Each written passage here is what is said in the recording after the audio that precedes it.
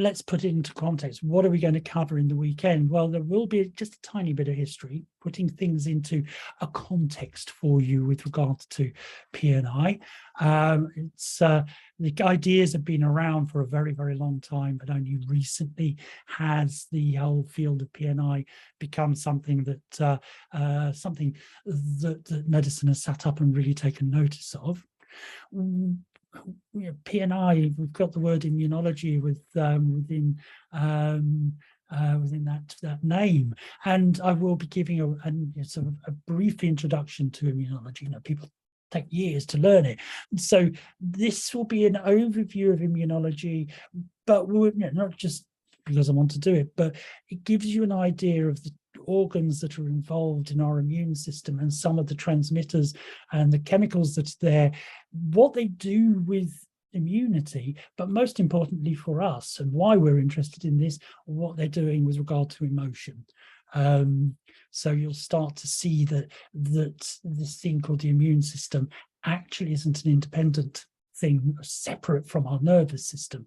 The two are very much interlinked. And very much we're going to explore the link between mood and disease, negative moods, positive moods. We'll look at disease states, look at why certain disease states trigger certain things like depression.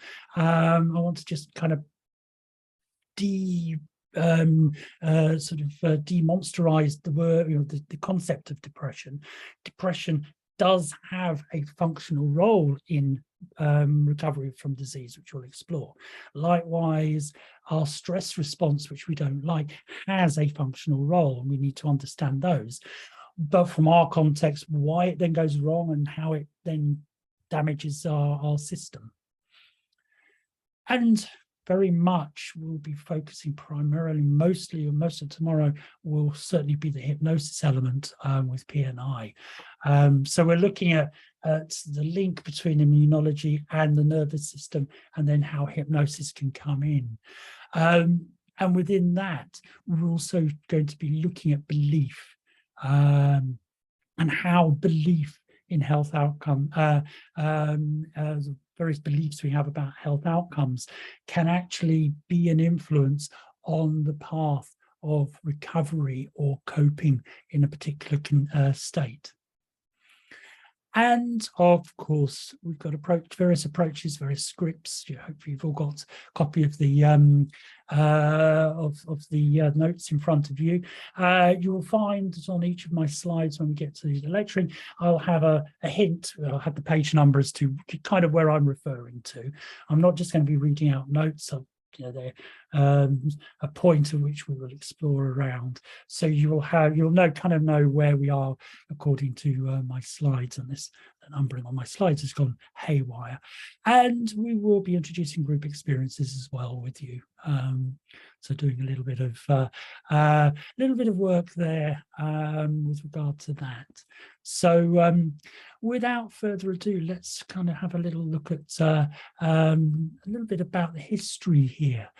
And when we're thinking about PNI and the mind-body connection, quite often people are thinking, oh, this is a 21st century thing, a 20th century thing. It's only recently been picked up. Well, that's patently wrong. There are recorded texts coming from Rome, coming from Assyria, coming from every culture around this wonderful globe of ours that have been observing or noting a link between emotion and disease. They're very much in Rome. Heraclitus noted the link between cancer and depression, and also noted the link between stress and heart disease. So so that note, that observation was in action way back in Rome. When you look at Eastern traditions, we'll talk a little bit about traditional Chinese medicine, only a very little, as it relates to what we're talking about. There has always been that link between mind and body with regard to medicine and healing. And in the 19th century, William Osler noted the link again between stress and heart disease. As I said, you know, yeah, he kind of brought it in, but it had been known way back in ancient Rome as well. That was also something that was noted. And unfortunately, when we came up to the mid-20th century, there was this whole Cartesian dualist mindset with regards to the mind and the body. Medicine had, for whatever reason, and I kind of understand, you know, I'm trying to be nice here. Sometimes when we talk about medicine, blinkers can come on, and people within the medical field, and I'll hold my hand up to being one of them becoming a hypnotherapist. You know, you kind of like, oh no, it's all rubbish, all that mind stuff. The weird and wonderful things like past life regression, stupid stuff. Or do you know what? They've actually started to recognize that perhaps one of the theories now they're building in with past life stuff is this whole idea of the quantum level. You know, they're discovering quantum realities. So is past life regression a link into quantum reality? Who knows? But the world of science and medicine is changing. Back in the day, when I first came into science, that link was not there. It really was the mind governed the mind, the body governed the body. Ne'er the twain did meet. And it was a very strong view that was carried out at that point. You know, if you think about it, healing was always about the mind before we really came on to the modern day pharmacological approaches. Yes, we had traditional healers with the herbal remedies and herbalism and all of that, which, you know, it's basically pharmacology. But medical world, for whatever reason, certainly the drug companies didn't really want people to go down that route, even though they spent billions in researching all of that, because where do all our drugs come from, our prescription drugs come from today? They were originally found, by far the majority of them, in the real world. You know, my old area of working with the benzodiazepines, you know, diazepam, Valium and Libriums of this world, we used to think, you know, hey, we used to create them, but guess what? In the brain, there were specific receptors for these, what we thought Roche products had created, these drugs. And then they discovered that things like potatoes have natural diazepam in them, which is why we've got receptors binding to it. So we're not talking anything new. We're just talking about a very blinkered view here. Eventually, those blinkers had to come off, and you know, researchers started to prove this link between the immune system, the endocrine system, which is about hormones, and also the nervous system. Even though the Cartesian dualist mindset was going on, there were brave researchers who were shoved away in back cupboard somewhere, just as the old hypnotherapists were, and they were beavering away doing their thing and proving time and time again this link. And the medical profession really then started to look up, and by the end of the 20th century, we have the field of psychoneuroimmunology, or PNI. It was born, and now within medicine, a lot of the PNI research has informed the way that we treat patients within the medical field. Still a long way to go, but as we'll kind of look at with some of the language patterns that is used in medicine, that we have to help unpick with regard to things like prognosis and diagnosis, but we'll come to that later. But PNI is out there, and PNI basically, or psychoneuroimmunology, psycho referring to psychological processes, neuro referring to the brain and the nervous system, and immunology referring to the immune system itself. So that's what psychoneuroimmunology, or PNI, refers to. And I mentioned genetics. There is a relatively new field of exploration called epigenetics that's evolving now. And really what that is it's looking at how environmental factors alter what's known as gene expression, or how emotional factors alter gene expression. And both of these are relevant to us because environmental factors also impact on emotional factors, and emotional factors can have an impact, especially with depression, on environmental factors as well. Now, what do we mean by gene expression? Well, gene expression is a term that very basically means how a gene is working. We've got all of our chromosomes and genes in our cells. It's how they work.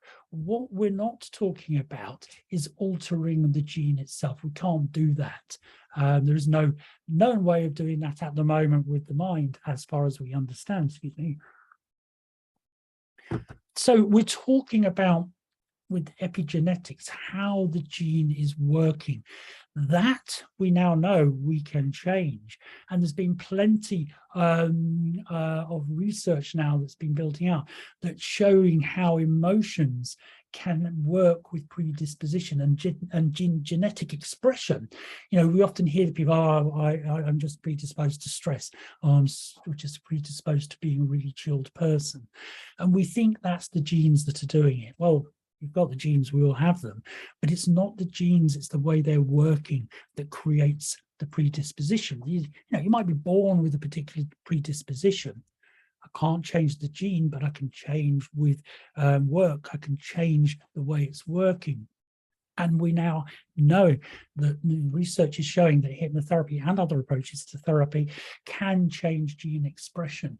Some really interesting work coming from America with Herbert Benson's laboratories, where he's been showing, or his researchers have been showing, that people who are basically predisposed to being highly stressed people, if they go through a sequence of regular relaxation or self-hypnosis or meditation, or if they're religious, deep prayer, which ultimately it's all the same mindset, it alters the way their genes express themselves. They go from being predisposed to being stressed to becoming predisposed to being more calm in situations. And it's not just something that they observe behaviorally, they also can see it. I mean, I'm no geneticist, so whenever you see the way the genes are working, they've got these pictures with little black lines on them, and the little black lines change. So they know it is a real effect within gene expression, which, as I say, it's a really exciting element of what we're talking about here. It's a really exciting element, which is people are really researching into. We as therapists have a huge opportunity to work with that. So when we're talking today and tomorrow, just have that in mind. Yeah, I'm focusing on the immune system, but in doing so, we are also helping at that genetic level. And who knows what's going on with neurogenesis as well at the moment.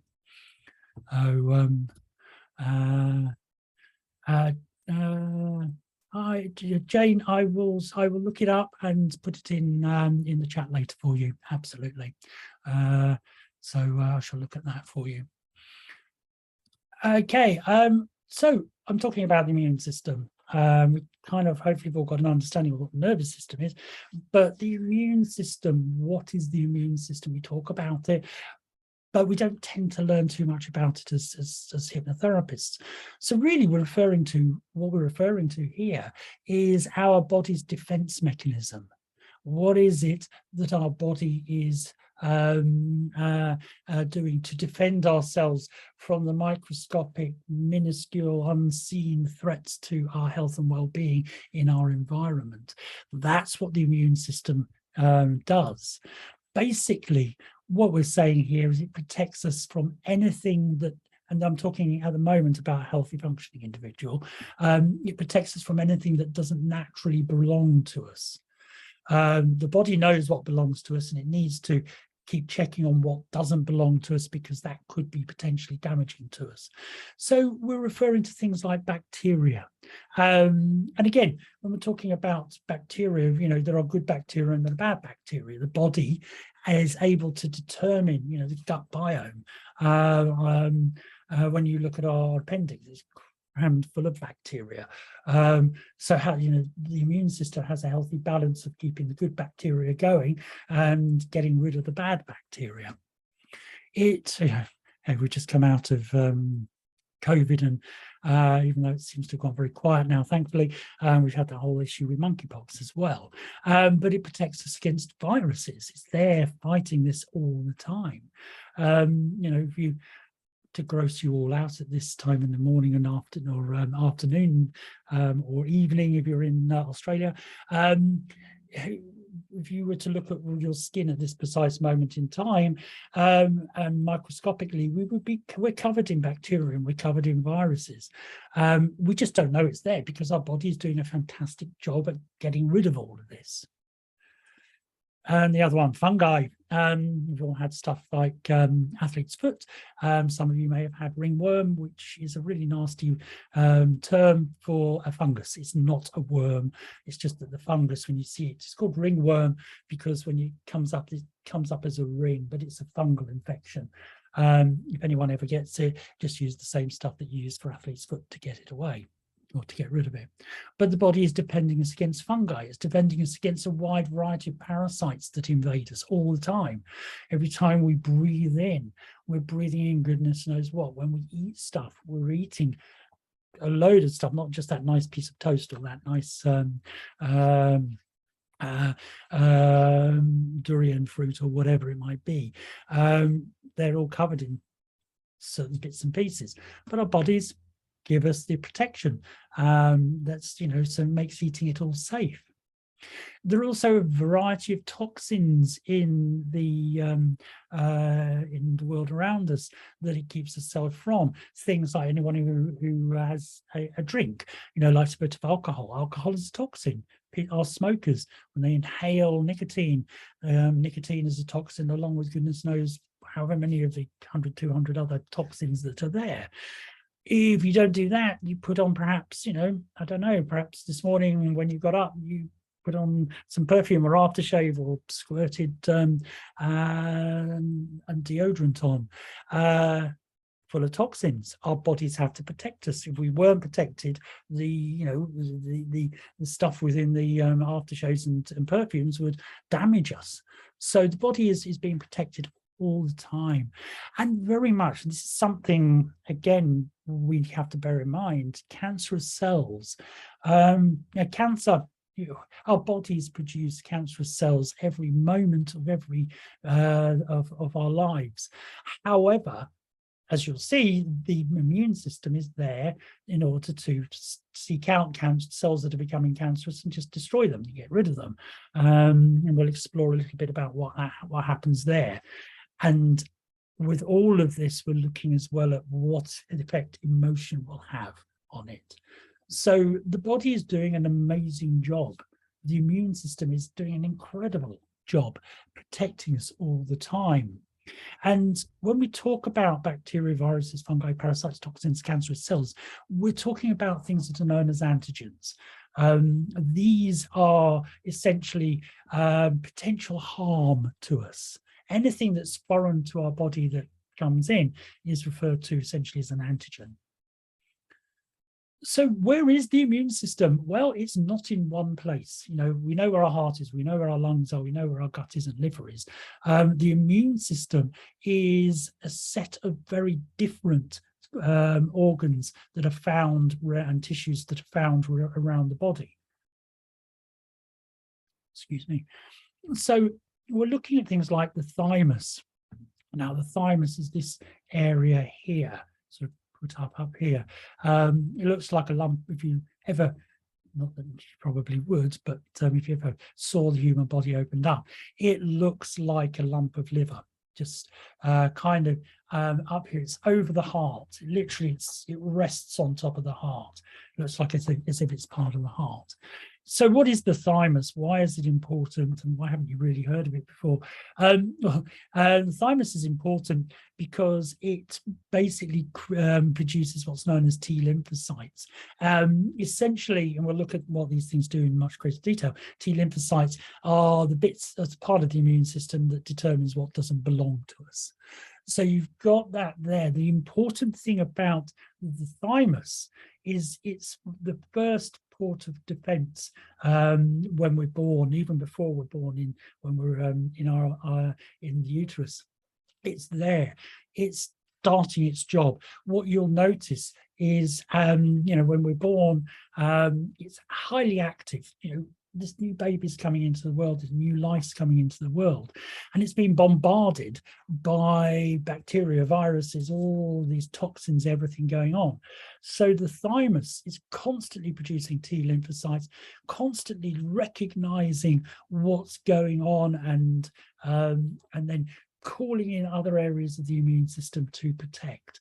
When we get to puberty and just beyond puberty, what they've noticed is the thymus starts to reduce its activity, and you will also see it will start to shrink within the body. It doesn't wither away, it's constantly doing its thing, but its importance and its activity is downgraded an awful lot because we have developed immunity because of the work that it's been doing.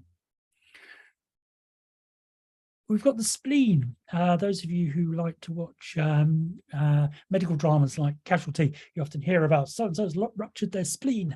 Well, it's kind of an organ that's found here. There's the stomach, there's the liver, and down there is the spleen.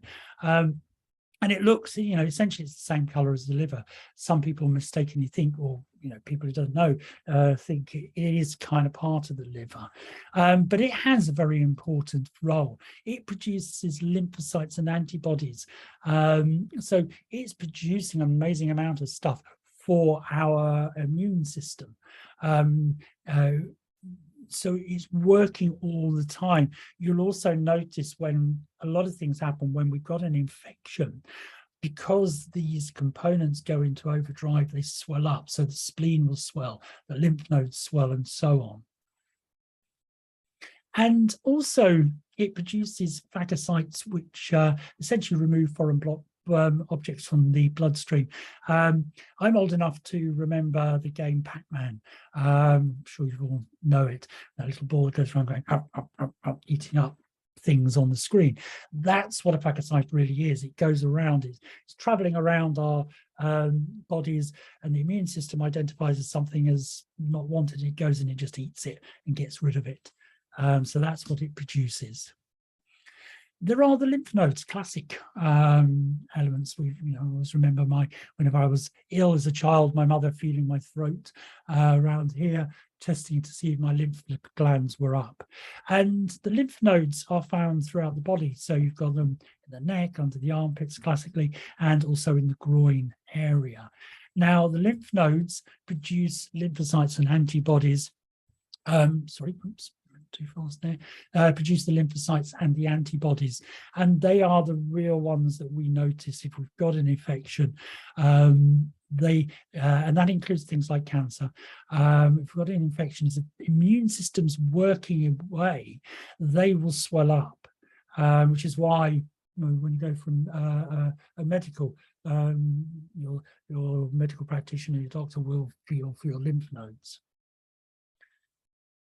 Tonsils, those dangly things at the back of our throats, which quite frequently are removed, but they have a very important role. They produce lymphocytes and they produce antibodies as well. So you will see the tonsils and the adenoids as well, a little area further up inside. When we are ill, they will swell up as well. And there's the bone marrow. People think, if you think the bone itself is a solid thing, it's not. It's a very porous thing. There's blood vessels that go through, nerves go through the bone marrow, which is why it hurts when you break a leg or break a bone. But the bone marrow itself is our main producer of what's known as leukocytes, or white blood cells, of which there are many different types, a vital part of our immunity that is there. And there are things called Peyer's patches, which basically are found in the mucous membranes on the small intestine. So you find little areas within the small intestine called Peyer's patches. And these are there to produce lymphocytes and antibodies. The idea is that they're keeping the gut biome healthy as well as the rest of our system. So you've got an amazing connection of different things within there. And perhaps the most famous one, when we think about hospital appointments, is the appendix. Now, the appendix, you know, we would refer to it as a vestigial organ within the human body. It still has a function. It's a little dingly dangly bit, this little thing that dangles down there. And it's full of the bacteria that help us to digest cellulose. So when we eat vegetables and we eat vegetation, the bacteria in the appendix is there to help produce, break down that material. If you were to look in the gut of a herbivorous animal, one that only eats vegetation, if you looked at that, you would think that what you're looking at when you just see the contents of the stomach or the tummy area in situ, you think you're looking at the gut. You're not. You're looking at what we would refer to as the appendix. As the animal will eat the vegetation, and it has to go through, pass through the body where the appendix is, or their huge appendix, which then breaks down the cellulose, and then they survive. Point of gross interest for you, if you look at bunny rabbits. Bunny rabbits have two types of poo, one that they just leave behind and one that they poo out and then they eat again, because what happens is the food goes in, goes through this appendix area, comes out the other end in a form that is digestible, so the rabbit eats it again and then it comes out again as normal poo. So apologies for grossing you out, but it gives you an idea as to what its function is. And it does have an important role within that. And you're also picking up that even though they are essentials, these things can be removed with very little impact on what's happening. You know, I had my tonsils removed in my mid-30s because they just kept getting infected. And the problem was with some of these areas, if they do get infected, they can then stop being beneficial to the immune system and promote disease. So it is better that they are removed. So we can remove the tonsils, the spleen can go, the appendix can go, we can take out lymph nodes. But we've also got to bear in mind, take out too much and it does have an effect. But tonsils removed, immune system working really well, other areas take over. So they are to a level replaceable. So we're talking about these various things here, leukocytes and T cells and all sorts of stuff. So leukocytes, the white blood cells, you know, essentially got two types of blood cells, red blood cells and white blood cells. For this, we're not really interested in the red blood cells. We're interested, pardon me, in the white blood cells. The white blood cells, essentially what they're doing is they are a vital part of our immune system. When we've got an infection, the white blood cell count will go up. When we are immunocompromised, white blood cell count might go down. Okay, we're talking first and foremost about the T lymphocytes I mentioned earlier. You'll see them referred to as T cells as well. And their function, essentially, as I said earlier, is to determine what actually belongs to the body and what doesn't belong to the body. So something enters the body, and the immune system goes, all right, who are you? And goes up and has a little sniff around it. That's what the T lymphocytes do, or T cells do. They're the ones that identify viruses and all sorts of other things. They'll note cellular change that happens that may indicate cancer. So they're working 24/7. There are two types of T lymphocytes to make things easy, complex. There are what's known as cytotoxic T cells, which these are phagocytes. These are the little Pac-Man of the body that go around eating things up.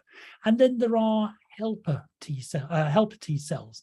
Now these carry the phagocytes to the infection. So, you know, the lymphocytes work out, oh, there is the T cells rather will say there is a problem here, there's something here that needs to be cleaned up.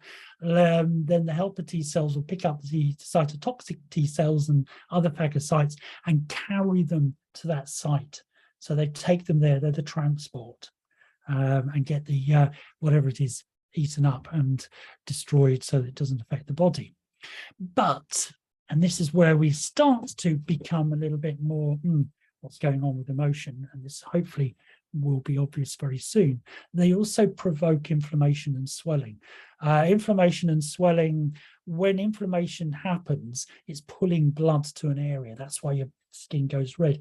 It's pulling the blood to an area so that the white blood cells can get in there and get on and do what they're doing. There's also swelling occurs because blood's running there, but histamine might be released, which floods certain cells. And the idea there is it's potential, one of the many things histamine does, watering down toxins. So when you've got red, the red itchy area that's swollen up, that's these T lymphocytes doing their thing. The helper T cells are in there provoking inflammation, saying to the rest of the immune system, hey, come on, let's bring everybody in here, and then leaking out histamine to dilute toxins. And also they are very, very busy little elements, little cells. They coordinate the immune system response, so they are vital to what we're doing. It's something needs dealing with. It's kind of like this, an alarm goes out, and it's the helper T cells that are coordinating what's going on.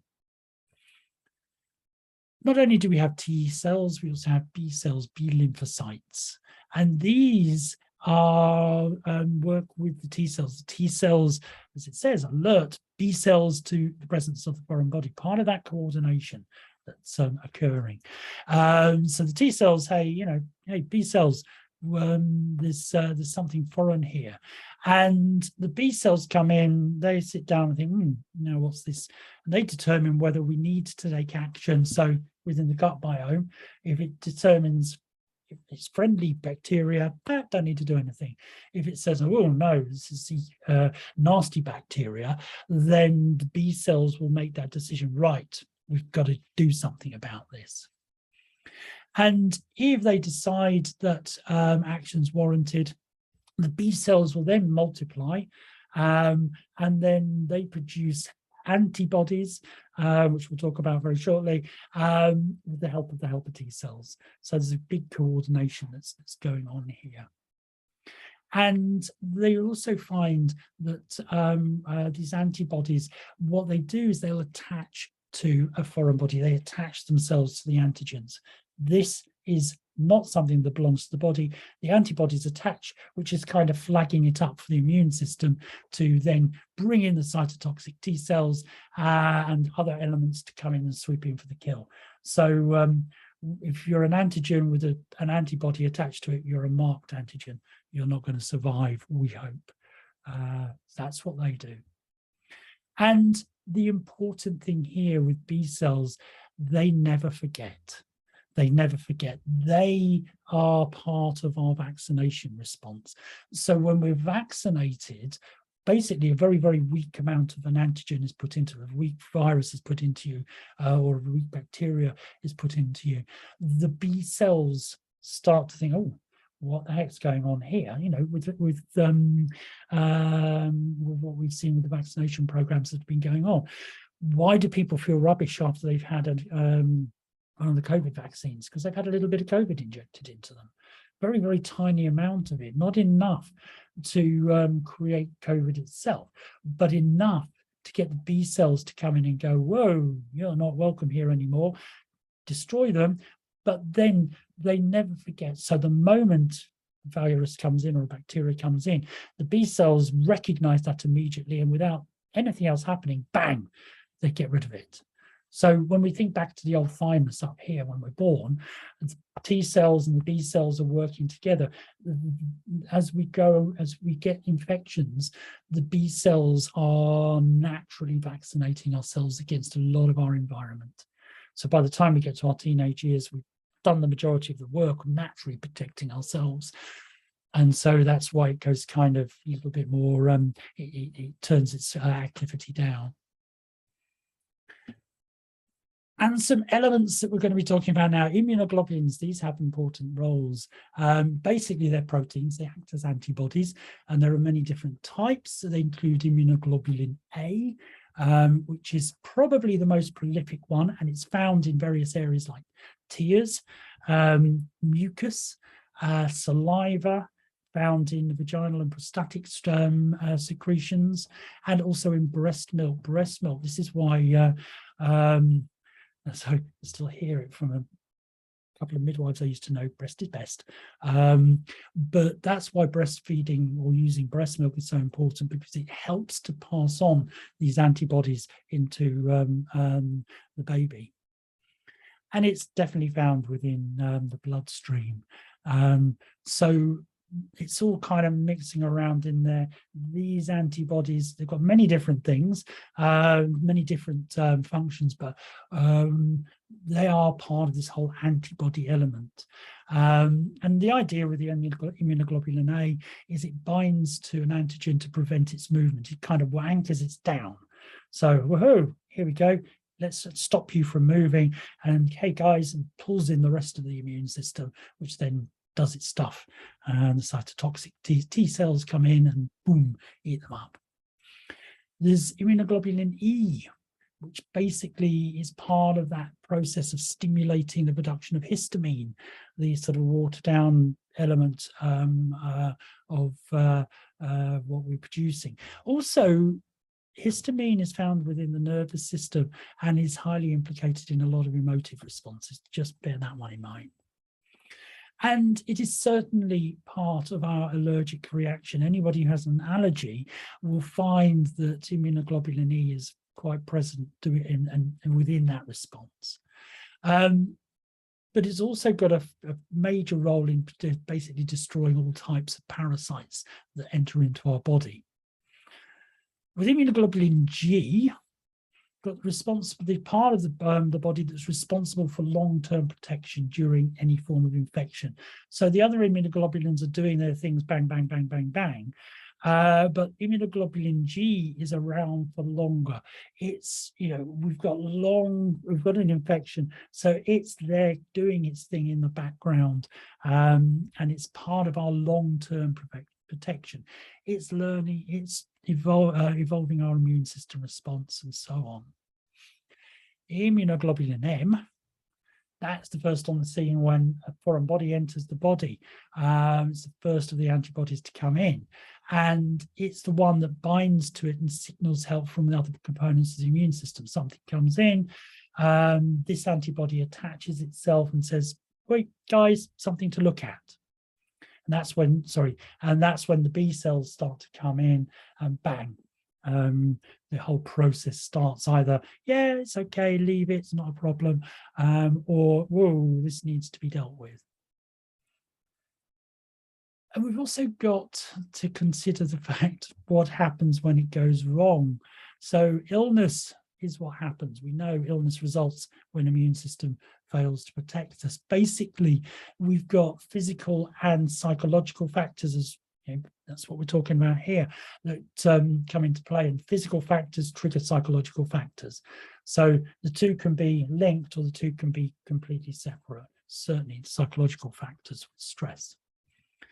And also it happens, like we've seen with COVID and other issues. If it comes into the body and the amount, or it's for whatever reason, the virus, the bacteria is allowed to kind of proliferate, it becomes overwhelming when cancer cells start to grow too rapidly for the immune system to cope with. That's when we fall into ill health. That's when we become sick. But the nice thing is, as we all know, the immune system does bounce back. You know, we see it with colds, we see it with flu. We're now seeing it obviously with Omicron and other viruses that are out there. You know, chicken pox and all of that. You know, I remember chicken pox and measles parties when I was a kid.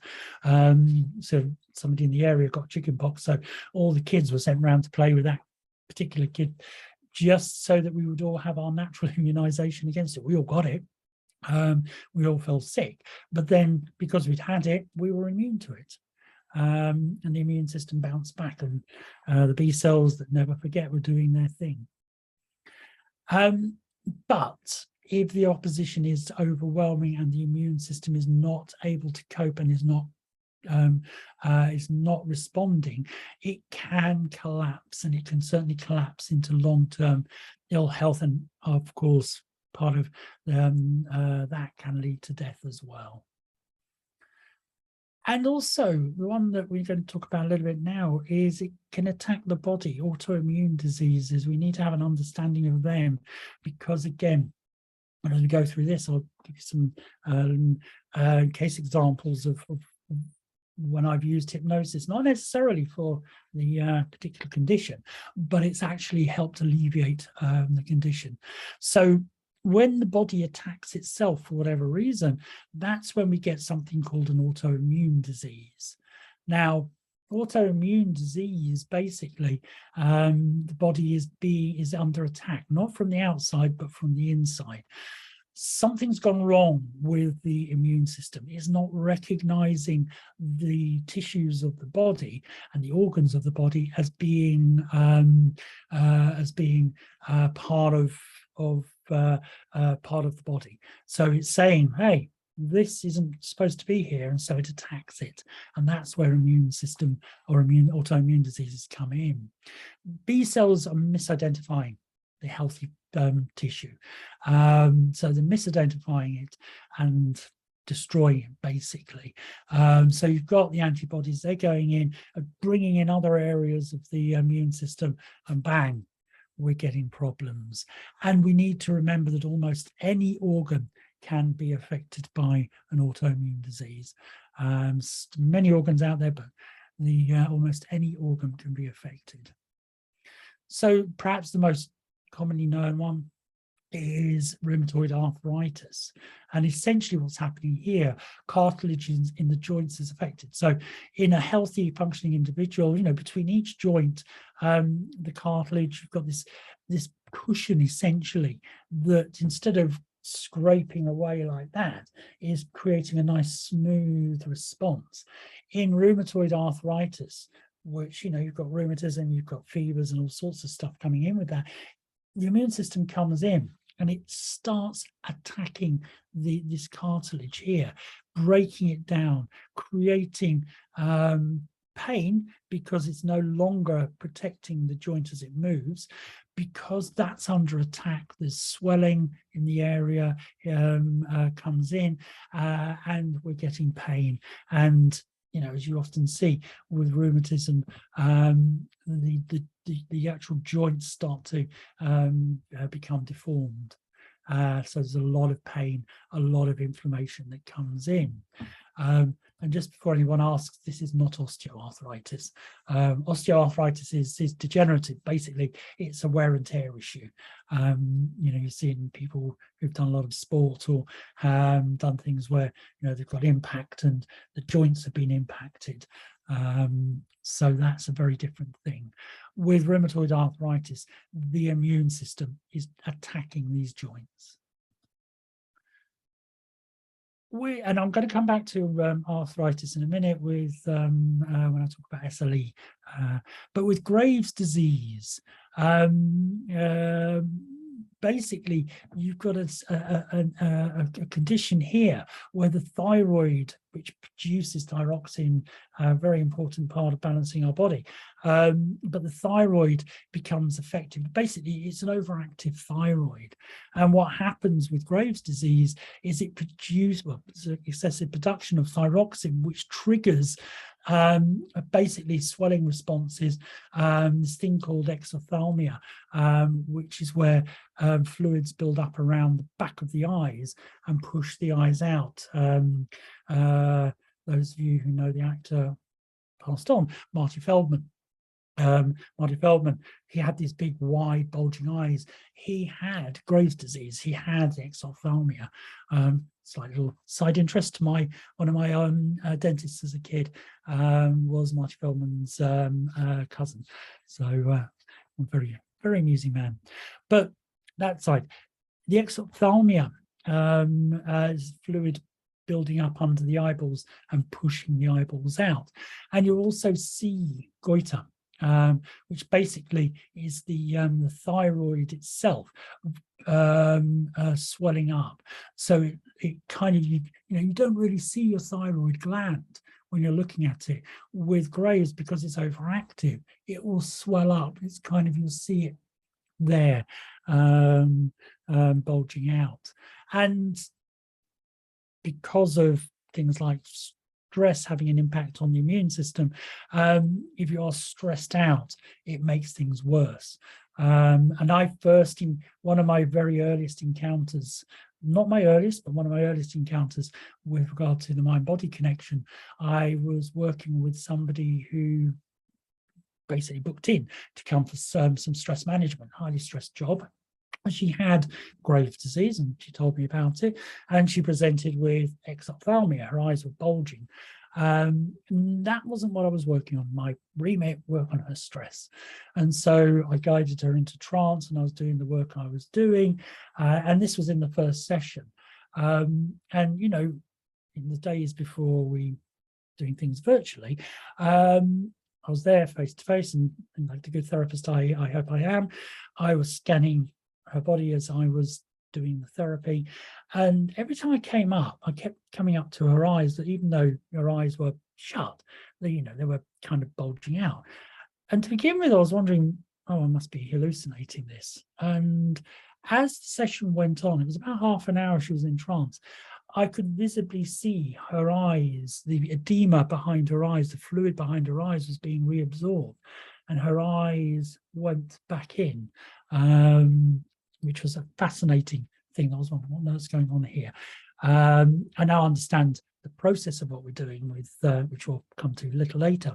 But through managing her stress, I was helping her body to rebalance elements of her nervous system that was stressed out, that should have been dealing with, or shouldn't be switched on for so long.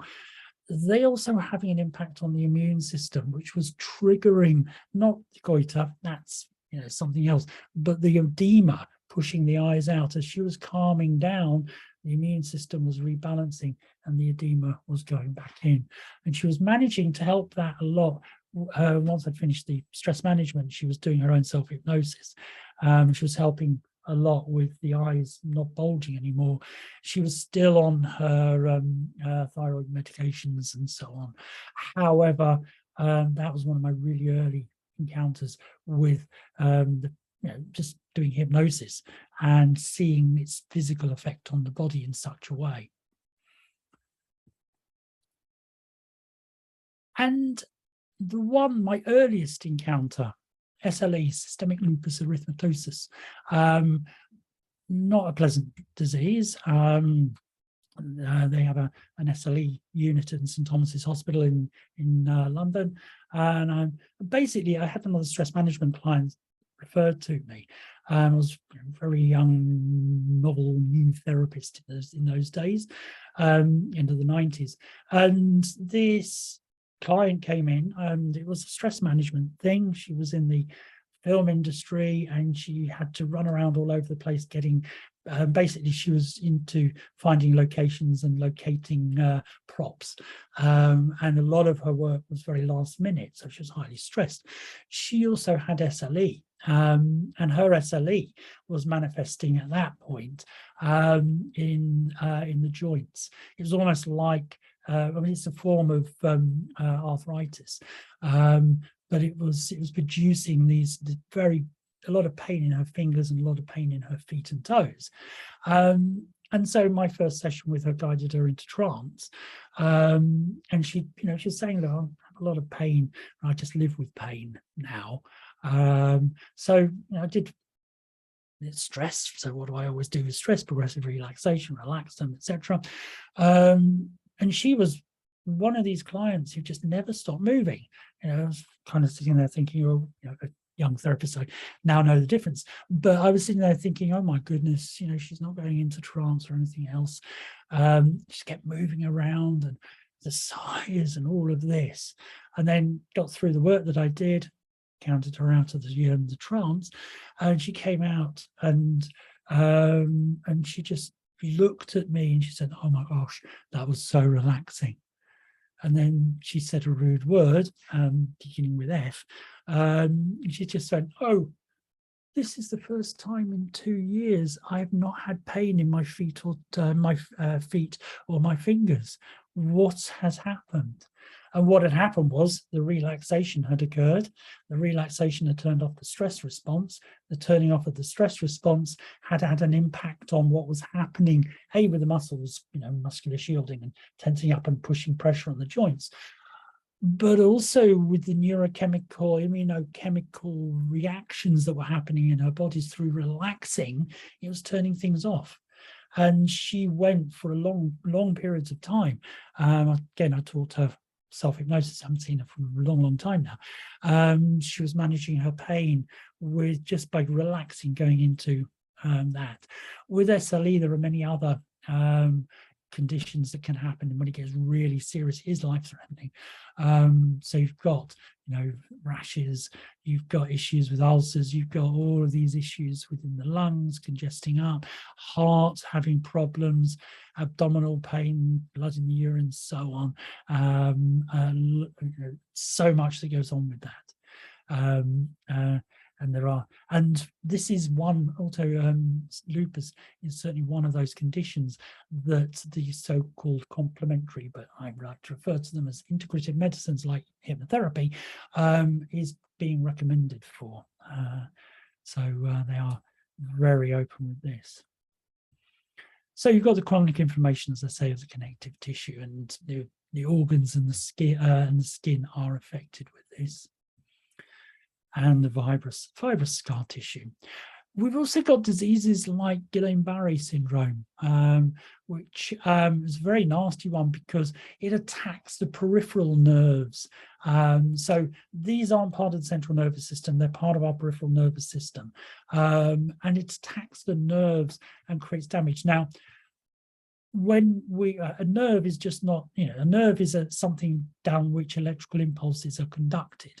And in order to conduct effectively, the nerve is wrapped in this thing called a myelin sheath. It's kind of like, if your house was wired up without insulation around the wires, as I once found out when I had a parrot that used to be out a lot and hadn't realized it. He was picking away the some of the insulation around the telephone line that we had in the house, and the internet was slowing down all the time. I was getting really frustrated because the electrical impulses going up and down weren't able to run effectively because there was no insulation. It's the same with our nerves. We need this insulation in order for the nerve to work effectively. In Guillain-Barré syndrome, you'll find that the immune system attacks the myelin sheath, damages it, and it exposes the nerve underneath. So the nerve can no longer transmit as effectively as a healthy functioning individual. And this is where with Guillain-Barré, you find people have tingling, you find numbness, weakness in limbs, and so on, because the nerves aren't working properly. And in severe cases, you can get temporary paralysis because it kind of, nope, it's not going to get through. That impulse is just not getting through. You also have similar thing, but this is not in the peripheral, this is in the central nervous system, multiple sclerosis. So the myelin sheath is attacked within the central nervous system. So again, you've got the same idea here. You've got a neuron, and it's wrapped around with the Schwann cells, the myelin sheath, so on. And it's the immune system goes in and attacks that and opens up and exposes the nerve itself. So the impulse is no longer able to travel down it properly. And that's what multiple sclerosis is. And this is where, because it's so in the central nervous system, that's where you get the ataxia, you get the shaking, involuntary eye movements, speech issues, weakness, and so on that comes in. And then other areas that we have that are coming in, and it's got some interesting stuff to talk about insulin shortly, but diabetes mellitus, a common form of diabetes that we all know about. With diabetes mellitus, what we find is that the islets of Langerhans in the pancreas are attacked. So the pancreas is this kind of organ here that's hidden behind the liver, behind the stomach, behind the intestine. It has many different functions, one of which it's the it holds these things called the islets of Langerhans, which sounds like a wonderful, lovely tropical island somewhere. But the islets of Langerhans basically are responsible for releasing insulin and responding to glucagon. So you've got the balance of blood sugars that essentially are managed by this tiny little organ. With diabetes mellitus, with diabetes mellitus, the immune system attacks the islets of Langerhans, and so they get attacked, and what happens there is that they're no longer able to function properly, and they start to not be able to produce the insulin, and with all of the effects that diabetes has. Similar thing happens, not so much so with the immune system going for the pancreas, but in obese people, we know that there are issues with obesity-induced diabetes, type 2 diabetes. When it comes in, it's the fat in the area that inhibits the functioning here of the islets, and that's where the diabetes comes in. Lose weight and your blood sugar levels start to come back properly. And also we're moving into realms now where we do see for hypnotherapy, Crohn's and ulcerative colitis are not IBS, it's something very different. That's thought to be more of a psychological condition. With Crohn's and ulcerative colitis, these are definitely autoimmune diseases, because the immune system attacks basically the large intestine, and that results in pain, urgent and very bloody diarrhea. A lot of fatigue comes in, but remembering ulcerative colitis is in the large intestine only. So what it's doing, a healthy intestine should be covered in these lumps, haustra, they refer to. In Crohn's, you'll see the immune system attacks the lining, the mucosal lining in there, attacking it, creating these pseudo polyps, creating damage and blood and everything else that's going through there. But also, interestingly, it gets rid of this haustra. The haustra there goes because of the inflammation is pushing it out, pushing the gut out. When we see it happening, it generally starts down here in the rectum, begins to move up, but it is restricted to the large intestine only. Crohn's disease, on the other hand, isn't. Crohn's is in any part of the digestive tract. You've got to remember, with Crohn's and ulcerative colitis, they can be life-threatening.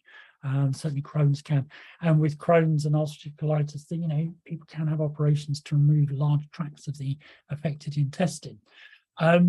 But what you find with Crohn's, again, is you've got pain, you've got fatigue, you've got blood in the stools, but also you've got mouth sores, diarrhea is coming in, because it can be up there in the mouth, it can go down into the esophagus, which makes swallowing painful with ulcers there, stomach ulcers going through to small and large intestine, doing all sorts of horrible things, layering in fat, goodness knows what. So very unpleasant condition. And through this as well, because of what the immune system's doing and what's happening here, you get inflammation of the eyes, you get inflammation of the skin, joints, liver, the bile ducts, and so on. And if the bile ducts are being, bile is important in digestion, so the bile ducts are being blocked, you've got issues that are coming in there and all sorts of other things. And in young people, you've got delayed growth and delayed sexual development as well. So it's a pretty devastating condition. And with autoimmune disease, we don't know why it occurs. We really have no idea. The idea is that there's probably been a previous infection of some description. And the infection's been dealt with, but something went wrong. And the affected cells, something got left on them from the immune system response. So the immune system is no longer able to recognize that as friendly, good, belonging to the person's cells, and starts to attack the system. And that's where it all starts to go wrong. There also may well be genetic factors that come into play with this. So we do see that it's passed down from generation to generation to generation. So is it a gene expression that's happening? So we can manage the emotions, which often mean that the autoimmune disease gets worse. Can we alter the gene expression? Jury's out, but seeing some good stuff that's happening. The thing as well of relevance to us, the autoimmune diseases are treated by drugs that suppress the immune system. So in order to treat it, we've got to knock the immune system out, which then opens up the body to further infection. So a very important balancing act has to occur there. And with cancer, as we said, I said earlier, normal cells arise in the body all of the time. So, you've got a normal layer of cells, and then an area starts to go wrong. And the immune system generally will say, hey, guys, something going wrong here. Hey, come in, and it just gets rid of it without us even knowing it, gets rid of these cells, and normal healthy cells are replaced in the meantime. It's when the immune system doesn't recognize these cells that it all goes haywire. That's where the problem comes. I'm coming back to HIV, to cancer later, and just to mention HIV as well. We need to remember here that the virus itself, you don't die from the virus. The virus, in the days when you used to, you live with HIV, you don't die from it now. Well, not HIV, AIDS. AIDS is the syndrome that HIV can cause. The virus comes into the body, and basically it's attacking the immune system. So the T cells are attacked. It reduces the client's ability to fight infection. And because that's happening, opportunistic infections come in. And you often see with untreated HIV, when we get these infections coming in, you're seeing really rare cancers appearing and so on, Kaposi sarcoma and stuff like that we don't normally see in people with healthy immune systems. And it's these opportunistic infections that kill. It's not the virus itself. Luckily, because of advances in treatment, people now, we can get to the point where they're HIV positive, but the virus is non-detectable. There's not enough to do anything in the body that's of harm. And HIV positive people who've been designated that has also have just as long healthy lifestyles, life expectancies as other people, as the non-HIV infected people. Also, there is some evidence of going around that seems to show, and it's it's anecdotal, but there are people who had HIV infection and without any treatment, when they were tested again, it had gone. And you keep hearing this where people's immune systems seem to have effectively dealt with the HIV virus. So that's an interesting element that's coming in there. And allergies. Well, basically, allergies, the immune system becomes hypersensitive to an allergen. So eggs, gluten, all of those elements that we know an awful lot about. And what happens is the immune system reacts to the allergen as it should do, but it's a little bit too over-enthusiastic in doing so. And so when it's attacking the allergen, it's also having collateral damage, the cell damage that occurs. And with cell damage, there becomes this release of histamine. Also, if you're going in there and the body is releasing histamine anyway in order to dilute poisons down, which, you know, get allergic reactions to poisons, there can be a massive release of histamine that occurs that also results in inflammation. So it's kind of an overreaction to an allergen. This is what we're referring to here. And there's a variety of localized effects, as we know. We see swelling in specific areas. We'll see itching in specific areas. We'll find people sneeze, typical signs of, you know, hay fever, and dermatological problems. I discovered early on that I could turn my allergic reaction on and off if I wanted to. I found it, discovered it by accident, but I just remember when my stepkids were younger, and we used to play rough and tumble. If I really didn't want to do it and it was rough and tumble on the grass, the moment I touched grass, my hay fever, my skin would start react. I'd have an allergic reaction. But if I wanted to do it, it didn't react. So, you know, we know that we can create allergic reactions in hypnosis. So I was way back in my early teaching days. I was teaching, we were teaching a class, and we'll often start off a class with more advanced students. The students will then, one of the students will do a morning induction, will guide the class into trance, and they have a relaxing time and then guide them out ready for learning. And there's somebody doing this with the class, and I was there and I was thinking, all right, you know, I was the lecturer. My student was doing this induction out in the countryside, and it was a really nice imagination scenario was taking them through. And in the real world outside, it had started to rain, and you could hear a bit of rain on the window.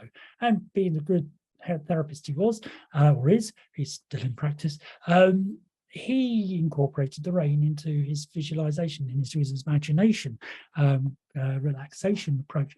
He was saying, and you notice there's a bit of rain in the air, and you go and find, you see in the distance a barn, and you go over to the barn, and you go through into the barn.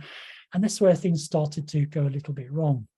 And you're protected, you know, you're sheltering from some of the rain, but there's sunshine, and you can see the sunshine coming through the slats in the barn roof. And then, and you can see the hay dust in the light, and you smell the hay. And it was as he was describing this, I heard the first, and then the next one happened, and the next one. And the majority of people in that room who had hay fever, they were runny noses, swelling, itching eyes. It had triggered a hay fever reaction. The first time, you know, it was really rammed home the power of the mind to create an allergic reaction. And guess what? You can use the power of the mind. We've got to be realistic about this, but, you know, power of the mind to remove an allergic reaction. Hence, you know, my belief, if I touched it and didn't want to do the rough and tumble, I touched grass and I got an allergic response. If I did want the rough and tumble, I didn't get it. And so I've done work with people who have allergic reactions, being aware of anaphylaxis, of course, which we'll talk about in a moment, where it's helped them overcome certain levels of allergic response. And I'm saying that advisedly, say it now, say it later. Even if you are working with an allergic response, they must still be taking any medication. And if they have anaphylaxis, they must be taking their EpiPens and everything else with them. And obviously respiratory problems come in as well. Swelling comes up in the lung tissue. When they start wheezing, swelling happens in the lung tissue, releases mucus, boom. And I mentioned anaphylaxis. Anaphylaxis is serious. Anaphylaxis can kill. It's an emergency situation. So when anaphylaxis kicks in, I've never seen it happen in hypnosis, I will tell you. I've seen it in other responses where someone's actually eaten something or been stung by a wasp or something like that. But basically, the body just goes into overdrive. It doesn't affect that area where the allergic response or the allergen's gone in. It's like the whole body has just gone, ugh. There's massive release of histamine. Swelling happens throughout the body. You'll find the swelling happening in the tongues, the throat, the respiratory area, the lungs congest, all those things. And you just see a potential risk to life with that. So if you are working on allergies and you do have somebody who is prone to anaphylaxis, don't do anything until you ensure, if they're wanting to work and you're happy to work, that's across an EpiPen or whatever it is they're going to be using. And I'm going to stop there for now, as I've probably whacked you all out with a lot of information. I've got some more information to come. We're now going to be looking at mood, and I'm wanting to link in what we've just been talking about with mood itself, because then that's the next layer of information. We know the immune system. How is it working with mood? Why is it working with mood? Once we've got the mood element coming in, then we can talk about the beliefs and the hypnosis, which then pulls it all together. So any questions? No. Hi, Safi. Hi, Peter. Okay, Hi. I've got one question here. On rheumatoid arthritis, when you were starting, you didn't touch much on it. So will you be touching on it later, or because it's just that you mentioned that the cartilage and joints are affected, and that was it. But the rest, you've given us the whole list. I've got well, basically, you've got cartilage and joints affected. You've got the fever that can come in, rheumatoid, rheumatic fevers that come in. I'm coming back to it as we go through, because again, just basically, the main thing we see with it is the inflammation and the pain. That's probably what most people will expect or experience when because this is a very common occurrence out there, and I mean, half the population is aging, and a lot of us would have rheumatic pain or some sort of arthritic pain or something like that. So, yes. So it'd be good to really know it well. We will be talking more. Okay, thank you. Because we'll also be talking about how we can work with it. So absolutely. Thank you. And again, with SLE and rheumatoid arthritis, similar approaches that we will be using with them, because you've got those joint pains, but you've got more generalized effects throughout the body as well. Anyone else like to ask anything? Nathaniel asks, did my patient with SLE stop steroid medication? No, the steroid medication was still required, but she was able to manage her pain and the swelling a lot better, and the progress of severity, I would like to say the progress of the severity slowed down after she started using hypnosis, but her steroid medication she was still using it. She was kind of following. I think she reduced the amount that she was taking, but the important thing from my perspective was pain was managed, and she had a lot of pain, and the progress slowed down quite a lot. I'm just curious on if we are going there in the trance and they got a allergies reaction.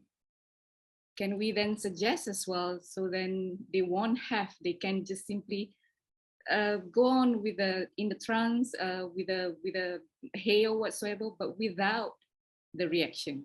Can that happen as well? Because what done will be undone. It's what's done can certainly be undone.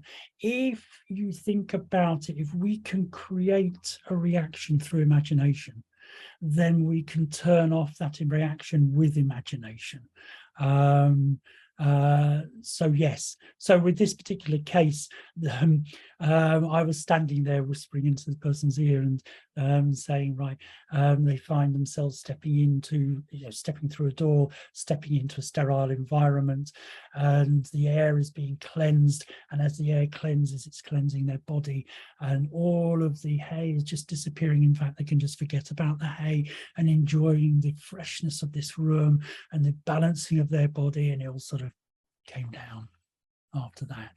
Remember, this was purely through imagination.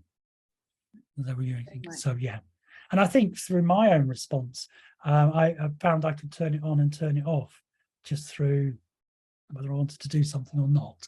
So quite interesting. So Hanif, yes, this is what we're going to be moving into, and certainly the majority of tomorrow's all about is hypnotherapy, working with it. Emma says, when we take supplements or do things like exercise to boost the immune system, I'm assuming this doesn't make the immune system more active. No, it won't make the immune system more active.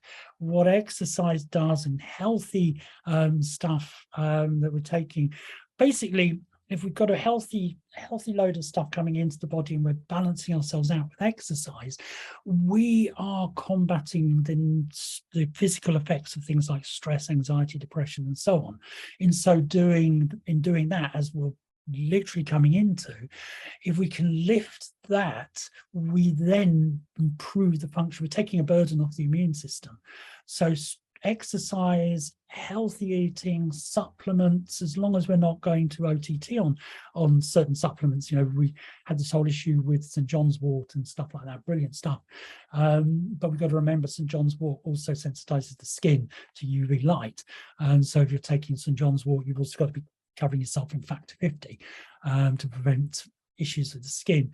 And also things like kava, anyone taking kava and on the contraceptive pill, kava's taken to reduce anxiety, but it also has a rather nasty, well, not a nasty effect, a rather unfortunate effect with the contraceptive pill, as it weakens its efficacy. So you've got to have just a little balance there. Also, St. John's wort, and if you're taking antidepressants and take St. John's wort, they just cancel each other out, literally, and you may as well not take anything. So I'm kind of pro-natural approaches. I am pro-natural approaches to treatment, because after all, medicine is simply refined natural approaches that come in there. So I know what was Emma also saying. If you have an overactive immune system that attacks the body rather than do immune system boosting activities, rebalance the immune system. I think exercise is also really important. You know, we're talking about rheumatoid arthritis. It's with things like that, it's important the joints are flexed, are used. Otherwise, if you stop using the joints, they seize up, and the body is then still going to continue to attack them. So appropriate exercise is important. Appropriate exercise is important for autoimmune conditions, because again, it's partly about lifting pressure off the immune system, changing your sense of self, which then stops catastrophizing. So even though the immune system is still attacking, you're removing triggers all the time. Eating healthily. You know, if I go out and shove a load of McDonald's down my throat and then eat sweets, and the McDonald's and the sweets, you know, they've got all sorts of stuff in there. So by eating that, my immune system is going, oh, Peter, for goodness sake, I've got to deal with the rubbish in there. And so I'm eating rubbish. My immune system has to say, well, I've got to focus on whatever it's doing, has to go and deal with the rubbish. Meanwhile, disease states, autoimmune diseases, goodness knows what, are still doing then the nasty thing. Don't get me wrong, I'm not a purist. I won't touch McDonald's with the barge pole, can't stand it. I'm eating cardboard. Other burgers do taste nice, but don't like McDonald's. But it's about having a happy balance. We live in a, you know, all you want to eat is healthy food, fantastic. brilliant. Most people don't and can't. But really looking at, when I work with people, I look at lifestyle, especially when I'm working PNI. I'm looking at lifestyle as well, because the external environmental factors play just as an important role. And it's sometimes environmental factors that are triggering some of the negative responses with emotional factors as well. Also, as Emma says, is it possible to reverse autoimmune disease, or is it the case that once the organ area is affected, if the area is able to regenerate, it is potentially possible, but we have to be realistic. I'm never going to say we can cure a disease through PNI. I'm going to only ever say that we can work with alleviating the pressure on the immune system is what we can do. I have seen some pretty damn interesting stuff. Had a cancer patient who basically liver cancer metastasized, presented to me with ulcers in his esophagus because of chemo, and wasn't eating. By the time I finished working with him, and I'll be referring to him again, he wasn't. We were in an environment where our therapy rooms were down in the basement. We had rooms on the ground floor, a room on the ground floor. He could only get to the ground floor. He wasn't strong enough to go down the stairs. By the end of working with him, he was able to go down the stairs, and he went from 6 months life expectancy, had a 2-year, ended up lasting 2 years. Now, I am not, and when he passed away, the doctors and his family told me it was a much more peaceful passing than they thought would happen with somebody, you know, with what he had. And I'm not going to say hypnosis miraculously gave him that extra length of life. I will say what we were doing and what he was practicing with self-hypnosis, that maximized the opportunity for his immune system in his body to react in a very healthy way and take, you know, and I think that that's what was kind of happening. His whole system, he was no longer fearful of cancer. He recognized he had it, he was empowered by it, and he was doing what he could to manage it, so he felt in control of it. So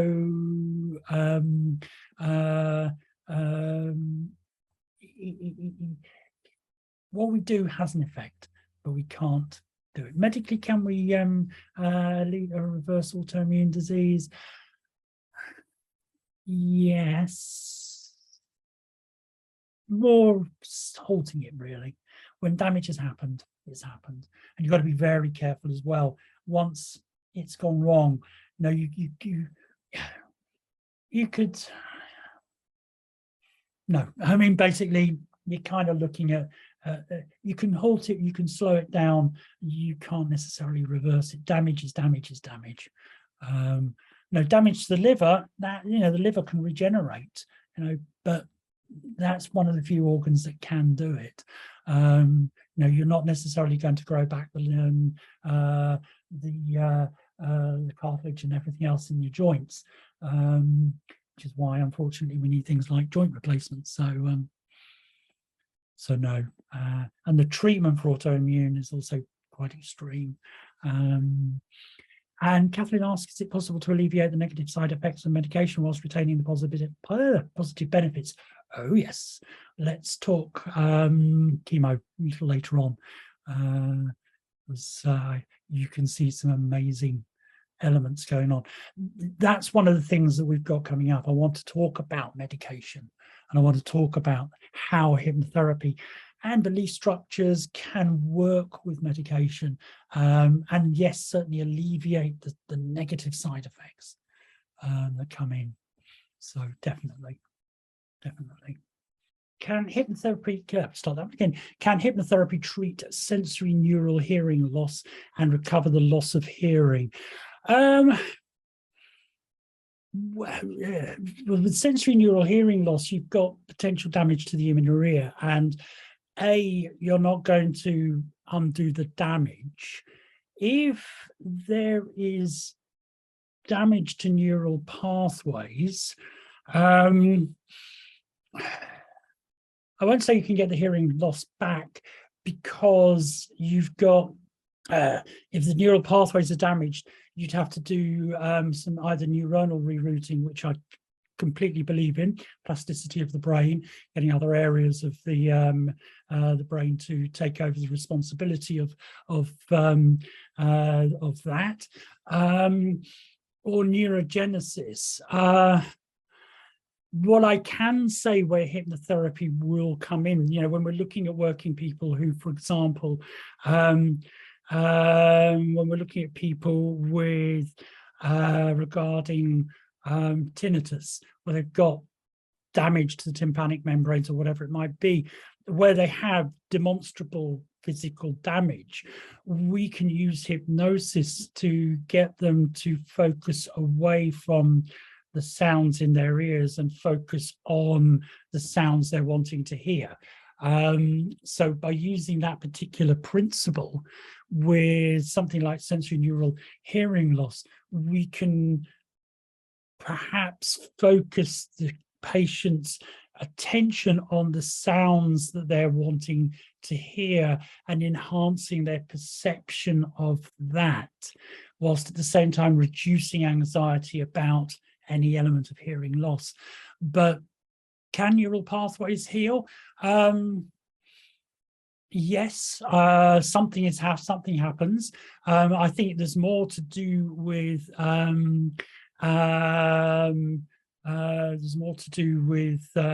plasticity of the brain. With people recovering from stroke, I'm 1000% believer in working with the brain.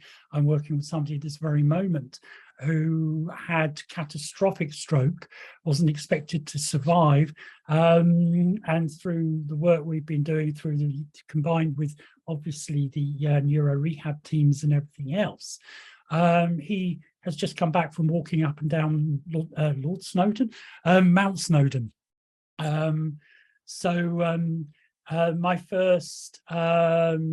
My first ever session with him, he had spasticity within his fingers, and just through the hypnotic induction, which he's never been able to do since his stroke, he has to have it eased out and massaged out.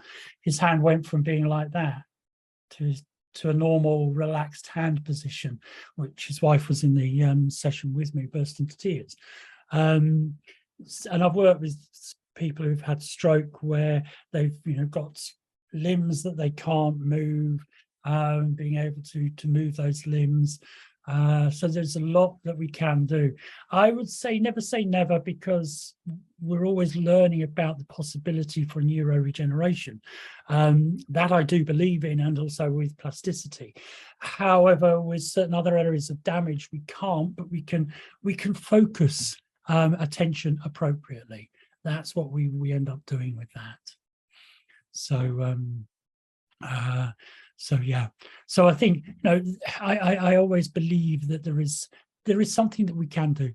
I've given 2 talks recently to neuro rehab units in London, one at St George's, one at King's, about the use of hypnosis, and everyone there was a strong believer in the potential for neurogenesis and for people to overcome or new healing pathways, and for the plasticity of a brain, for people to overcome certain elements of the damage that's been that has occurred. I think at this moment in time, there won't be miraculous healings, but this guy who I'm working with, he had, and I quote his wife, orangutan arm, which was just literally loose and it just dangled. That arm now he's able to lift up, he's able to start to grab things. When you used to watch him walk, he was dingle dangle, his arm was just flopping, no tone, no muscle tone in it. Now when you watch him walk, I have to look at him and think, which arm is it that's the affected arm? It's the right arm, but he's got tone in there. So things are really changing. He rode a bike recently as well, bearing in mind after his stroke, he was in a wheelchair. So amazing stuff, what the mind can do, and the belief and the support. And that's what we're here about. We're talking about the immune system, we're talking about illness and disease. And let's turn it the other way, of preventative medicine, because what we're talking about here is also we apply those strategies as a form of preventative medicine. I've got my own interesting thoughts about people who, with regards to COVID, and they're just thoughts. I've got no evidence, because one of the things with COVID, they found a lot of pro-inflammatory cytokines knocking around during COVID. And I'm not going to say too much now, but pro-inflammatory cytokines within the next half hour are going to become your friends. You're going to find out all about what they do with regard to emotion and everything else. And the mind and immunity. We do know that psychological factors impact on the immune system. The literature is riddled with positive research about this. And we also know now that the immune system, it goes the other way. Psychological, neurological factors impact the immune system, and the immune system, we now know, impacts mood. And there's some really interesting stuff coming out about depression, schizophrenia with regard to that. We also know that neurotransmitters, these things that communicate between nerves and a part of our, if I just lifted my hand and scratched my leg, my head, all of that was controlled in part by neurotransmitters communicating. And that's what for a long time people thought that was the only involvement they had. We now know neurotransmitters are very active in immunity as well. And the other side of that system, the immunotransmitters, the chemicals we've started to talk about, and there's areas of the body that we're talking about, they are now very much active, we now know, in producing moods. So, and this is where we're finding some interesting outcomes with regards to some of the treatment-resistant mood issues that are around at the moment. So we've got something like noradrenaline, a major neurostimulation neurotransmitter. You kind of get stressed out, you get excited. Noradrenaline is doing its stuff. It's out there, making your heart rate go up. It's tensing muscles. It's part of your excitement responses. It's part of your stress responses, and all of that. But we now know also that noradrenaline facilitates the production of antibodies. So it's there, it's in our system, but it's not just doing emotional or activity. It's literally helping to create the antibodies that are out there protecting our system. So maybe you're starting to see when emotions go wrong, this then has a knock-on effect to the production of antibodies directly, because noradrenaline is out of balance with the rest of the system. It's something we really need to start really paying attention to. And we've got these things called cytokines knocking around, which I was vaguely aware of before I really started looking into all of this, and I had no idea the role that these things played in emotion as well. Originally discovered in the immune system, they've now been discovered very active within the central nervous system as well. And we know that the cytokines are part and parcel with the immune system communication. So they're part of that protection mechanism, and hey, this needs attending to, and the cytokines are involved in that communication and all of that. But we also know that they now have been found to mediate between the immune system and the central nervous system. So it's not just a unidirectional communication with the immune system, it's bi-directional, the immune system, and then you've got the central nervous system that these immunotransmitters are working with. And of big importance is that they're involved in tumor prevention, which becomes a very important part of what we're talking about with PNI.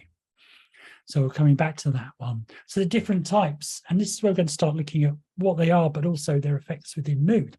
So we've got interleukin-1 beta. They like to do all these subcategories of things in science. But interleukin, it via this thing called prostaglandin E2. But basically, it's there for fever production and pain control. It's part of our pain control element. But we also know it produces slow wave sleep, and it's involved in appetite reduction. So interleukin-1 beta, when we are feeling a lack of appetite, usually through ill health, it's interleukin-1 beta that's involved in that.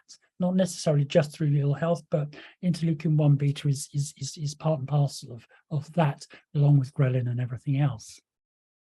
Interleukin-6, it's involved in B-cell communication, but we found it very high levels in stressed or depressed individuals. So it has a function in the mediation, we think, of stress and depression. So when you find that you're highly stressed or highly depressed, what's happening to this function? If this is taken over, this function is reduced, therefore B-cell communication is impaired, which means the immune system becomes impaired. And we've also found, very interestingly, that interleukins 1, 2, and 6 are very present in schizophrenia, highly present in schizophrenia. And what they were doing was they were looking post-mortem, comparing brains of schizophrenics with the brains of non-schizophrenics, and the schizophrenic patients had much higher levels of interleukins 1, 2, and 6 than non-schizophrenics. And one of these cytokines, tumor necrosis factor, TNF, or if you want to go down a little further, TNF alpha, the role of TNF, tumor necrosis factor, tumor cancer necrosis killing factor, is it does what it says on the package. It destroys cancer cells. It's got many other functions within the immune system and beyond, but essentially it's the part of the immune system that is out there really knocking the hell out of cancerous cells and getting rid of them. But we've also found that it's involved in inflammation and fever. So this, it has these kind of elements. However, it has a strong implication in stress, in memory, and in attention. So it does have this other function. This one being quite an interesting one, because we've also found, stress, it also has a role within major depression. So it seems that TNF alpha is affecting or is mediating stress responses and depression responses, which, when you look at the other interleukins, with slow wave sleep and stuff like that, the depressive state and the stressed state and the sleep state, when we look at them from a functional context, they are functional. It's when things go wrong that they're all dysfunctional. We'll talk about this in a minute. Because one of the problems with TNF is, as it says in a paper I once read, it turns to the dark side and becomes cancer promoting under certain conditions. And those certain conditions are prolonged stress. So people who are experiencing prolonged periods of stress, who've got very high levels of cortisol because they're consistently stressed, are at a greater risk of TNF not doing its job and actually turning to the dark side and promoting it. And the same can be said with depression, long periods of depression. If you remember our good old Romans at the very start of this, it was picked up then that depression and cancer were linked, or can be linked. So we need to remember that cytokines, with all of this and all their function, the fever production is a functional healing response. Fever is basically the body recognizing that the fight that's going on between the immune system and the whatever it is, the disease state, is creating heat. Therefore, your body has to radiate that heat, otherwise you'll die. And so you have fever. The fever is the result of the fight and the body's attempt to radiate away the heat. We also know that depression is functional. I've said it. Depressed states, they're a functional healing response, because what they do, they reduce activity.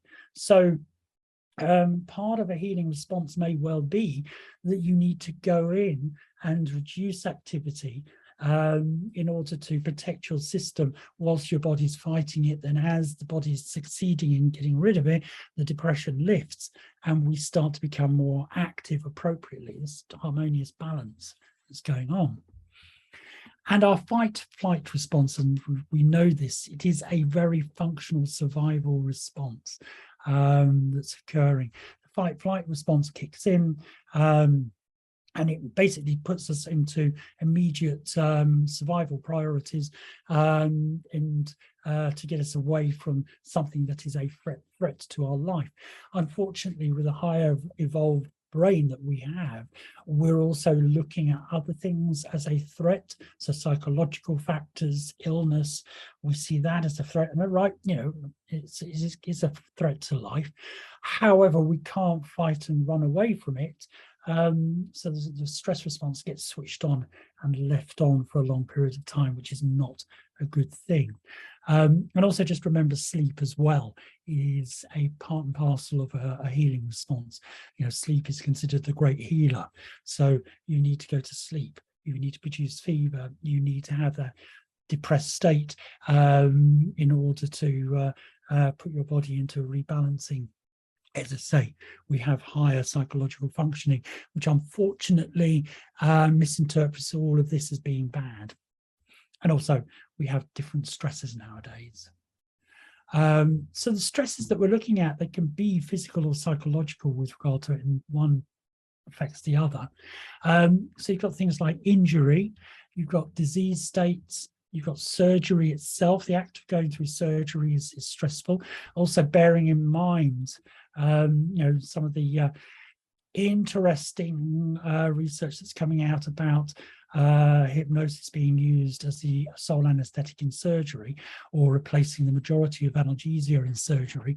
That's the use of anesthetics. An anesthetic is a poison. Basically, when you're anaesthetized, I don't want to freak anyone out, it's just about to go in for an operation. The reason you go under is because you've been poisoned. You know, you've got a poisonous substance going in. Its response to you, your body's response to the poison is to switch you off, so to speak. And then as the immune system does its job, it works through, destroys the toxins, the anesthetic, and you come round, which is all great. However, what we've got to remember when you're going through surgery and you're cut open, you've got an open wound, which is open to invasion by all sorts of stuff in a way that without being cut open you wouldn't be. And so what they've noticed is that you know, this is post-surgical healing rates, where you've got people who have undergone surgery through hypnosis, the post-surgical healing rate is more rapid and there's less post-operative infection that comes through. And it's hypothesized that that's the case because the immune system is not having to fight the chemicals, the toxins of anesthesia. The immune system is being left to do what it should be doing. Hey guys, we've just been opened up. Let's go and protect that area. And it's all in there protecting it. So very interesting. Malnourishment as well, going back to what we were talking earlier about with regard to supplements and so on. Being malnourished is a very much a threat to our immune system. And I know you guys in Malaysia and Southeast Asia live in hot climate. We've just gone through here in the UK some very hot weather. We've had the temperature extremes of up to 40+ degrees in our summer this year. So we're not used to it. And the body, when it reacts to that type of temperature, the stresses kick in, and therefore we have a reduction in our immune system's ability to cope. When you get used to the temperature, then the stress levels come down and you cope and your immune system is rebalanced. And obviously there's the psychological one, when psychological demand exceeds capacity. So when you've got the mindset coming in with stresses going on, what's happening is that you're pushing the immune system to its limit, because those important part of the immune system, the adrenalines, noradrenalines, and so on, are being pushed out, not doing the job they should be doing, which is helping to protect. So basically, when we're stressed psychologically, for whatever reason, our biological resources are certainly channeled to where they need to be. Immediate survival priority has to come in. Long-term survival priority is put to one side, because if you don't do immediate survival, you won't have a long-term survival. So everything gets shoved into one particular direction, and the immune system is compromised, but only briefly. And for a healthy response to stress, it won't be compromised to any degree that we would notice. It's where it becomes prolonged, and this is where this thing called the SAM, or the HPA sympathetic adrenal medullary axis, and the hypothalamus pituitary adrenal axis come in. So just a quick neurology 101 for this one. So, long-term stress response, this is what's having a negative impact on us. When we've gone from immediate short-term stress survival priorities, the long-term stress response kicks in, which comes from the brain within the nervous system. The hypothalamus is triggered, and it releases something called CRH, corticotrophin releasing hormone, which then triggers our pituitary gland here to release something called adrenal corticotrophic releasing hormone, ACTH, which triggers the adrenal cortex. The cortex is the outer layer of the adrenal gland. The adrenal gland's found here, sitting on top of the kidney. And when that is triggered through this long-term response, and it won't be triggered until long-term stress is detected, then cortisol is released, and that manages our long-term stress response. We are not supposed to, nor are we designed to have high levels of cortisol for long periods of time in our bodies where things go wrong. So in a normal individual, we have our immediate stress response. So the stressor comes in, the hypothalamus picks it up, and triggers the sympathetic nervous system to kick in. So it's a very automatic bang. It comes in. We don't have conscious control necessarily over it. The conscious element comes up here, where we perceive what will be stressful. And once we are stressed, how we perceive that stress can then trigger things. So sympathetic nervous system kicks in. The adrenal medulla, that's the central bit of the adrenal gland, the inner bit, that is triggered and releases the adrenalines, the noradrenalines, etc. If that's from the adrenal glands, if that's not managed properly, the idea is that happens maybe for a very brief period, this will kick in, but it should only kick in for a very short extended time. We're removed from the stressor, everything goes back to its appropriate balance, nothing is affected. But when this is triggered, or if this is triggered continuously, which then can trigger this to be a long-term effect, that's when it has a huge impact on our immunity. When that goes on too long, that's when the immune system becomes compromised. So what we know in prolonged exposure to stress, what we've been talking about, we know this measured, it blocks lymphocyte production. So the immune system is kind of running on empty. It's trying to deal with what it perceives as an immediate stressor over a long period of time.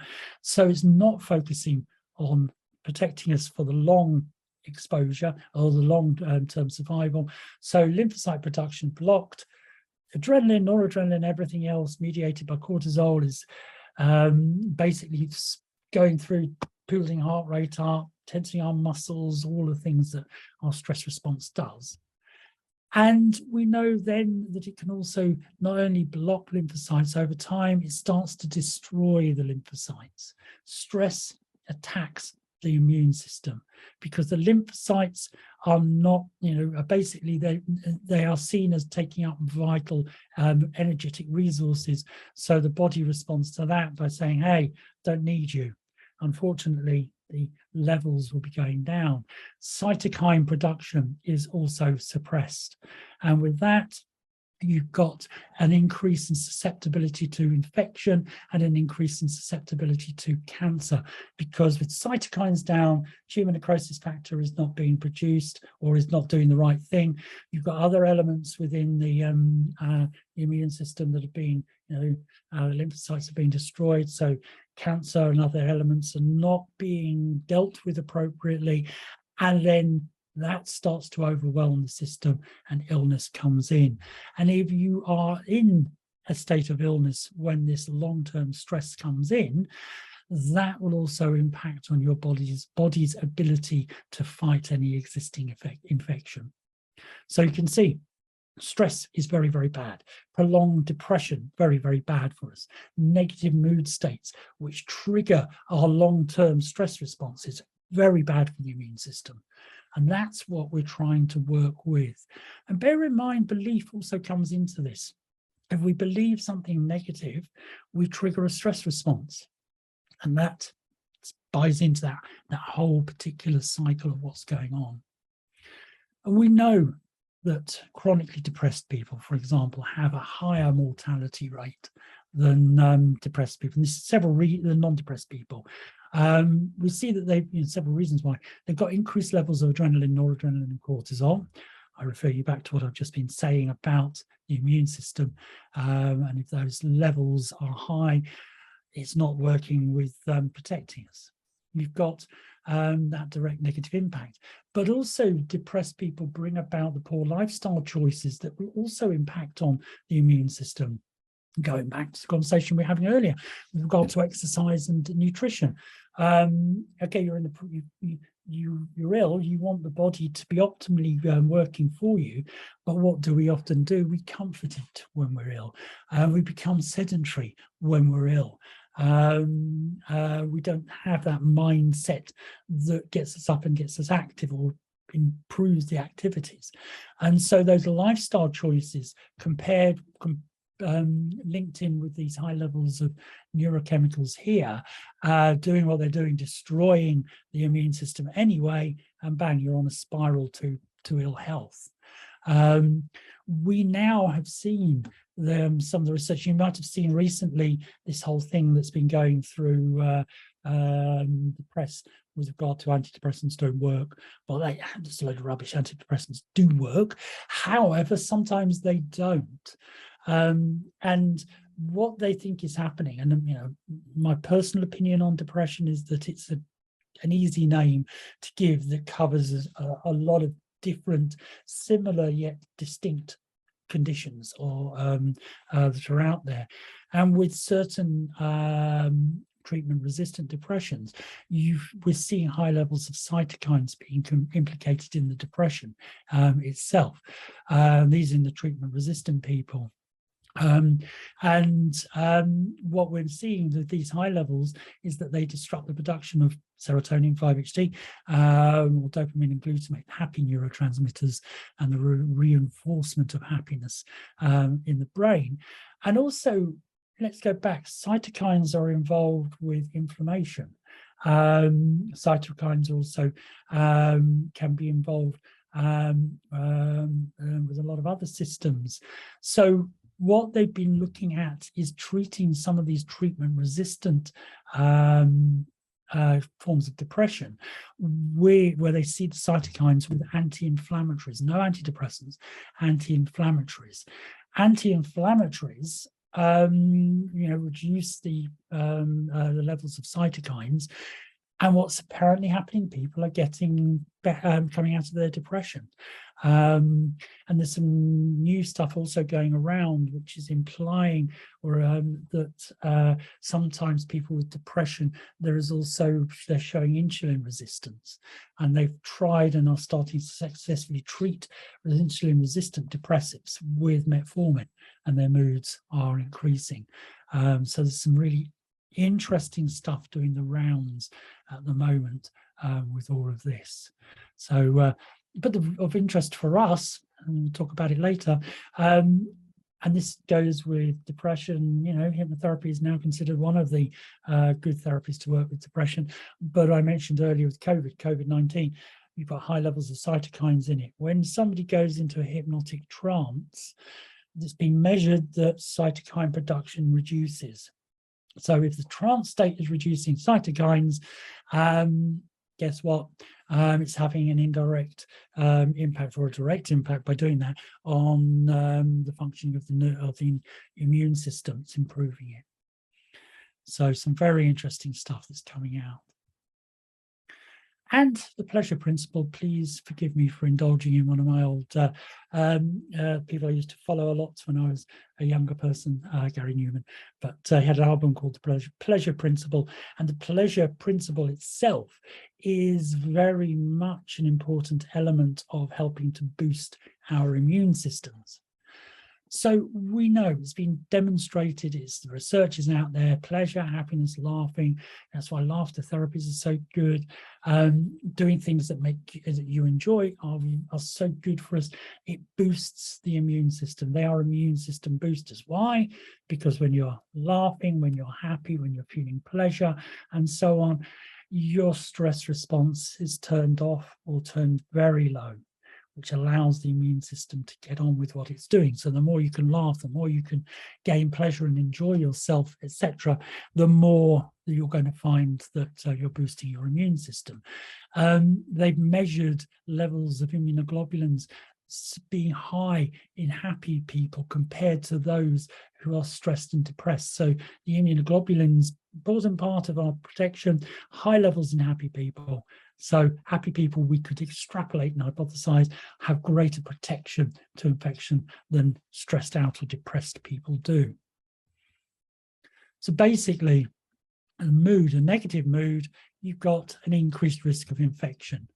With a good mood, you've got greater protection from disease. Conversely, when you're looking at disease, people who are ill, negative mood makes you harder to fight the disease.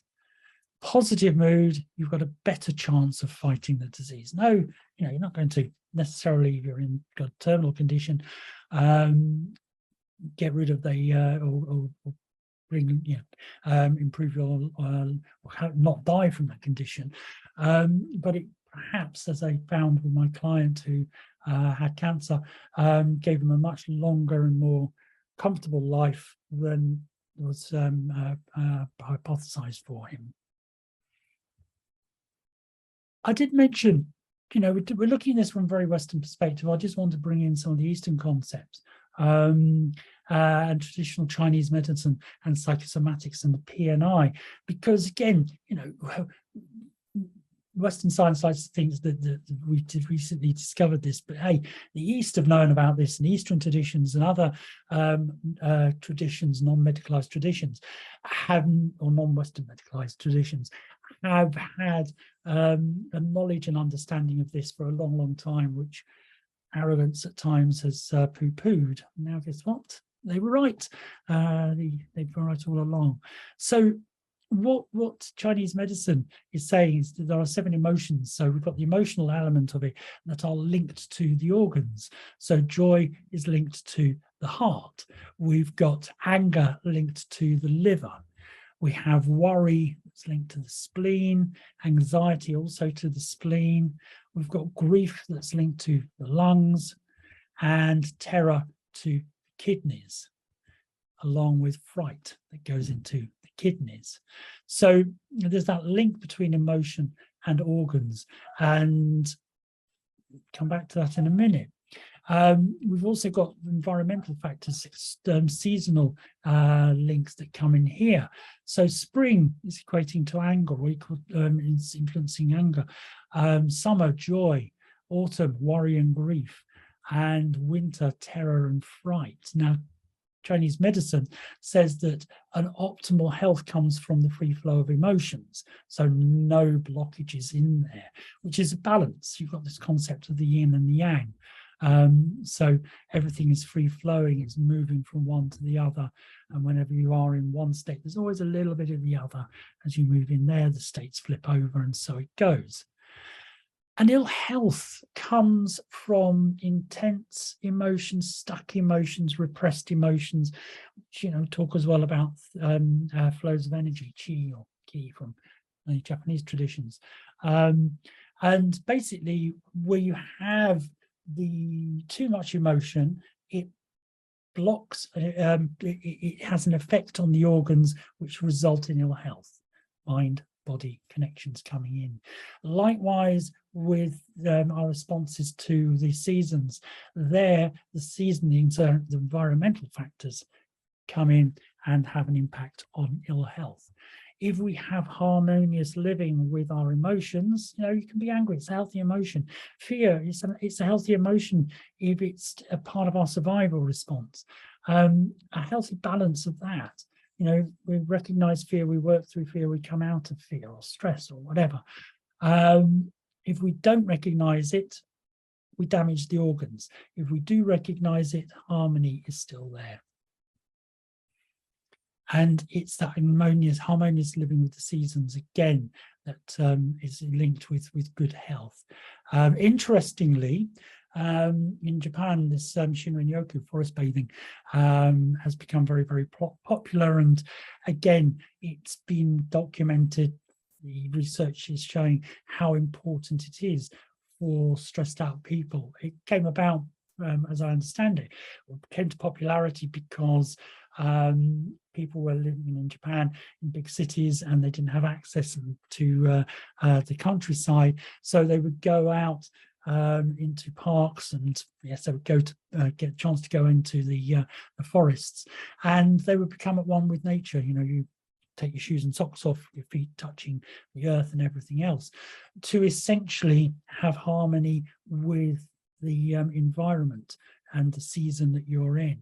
And they found that this forest bathing, as they call it, is having a direct and positive impact on reducing stress levels and boosting the immune system. So again, what the East has known for a long time, West is just suddenly saying, hey, guess what? It works. So there's also the fear factor. We've got to remember fear. Fear triggers the stress response. The stress response, then, if it's for a long period of time, has a negative impact on the immune system. So people in terror, people in fear, they're opening themselves up to infection.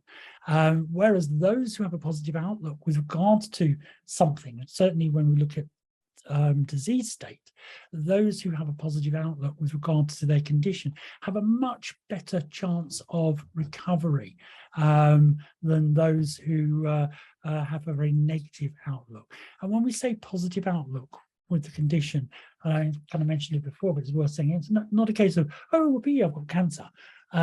It's okay, I've got cancer. It's pretty rubbish, really. I am a bit scared, but I'm going to talk about my fear. I'm also going to put myself into a mindset where I'm going to do whatever I can to bring in a sense of control, which then goes into some of the stuff we'll talk about with medication and hypnosis, but also with the healthy lifestyle.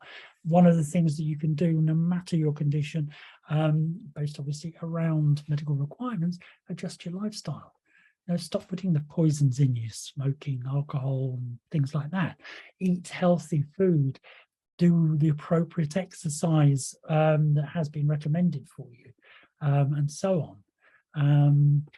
If it's recommended, things like massage, not necessarily recommended with cancer, but all of those types of things that come in.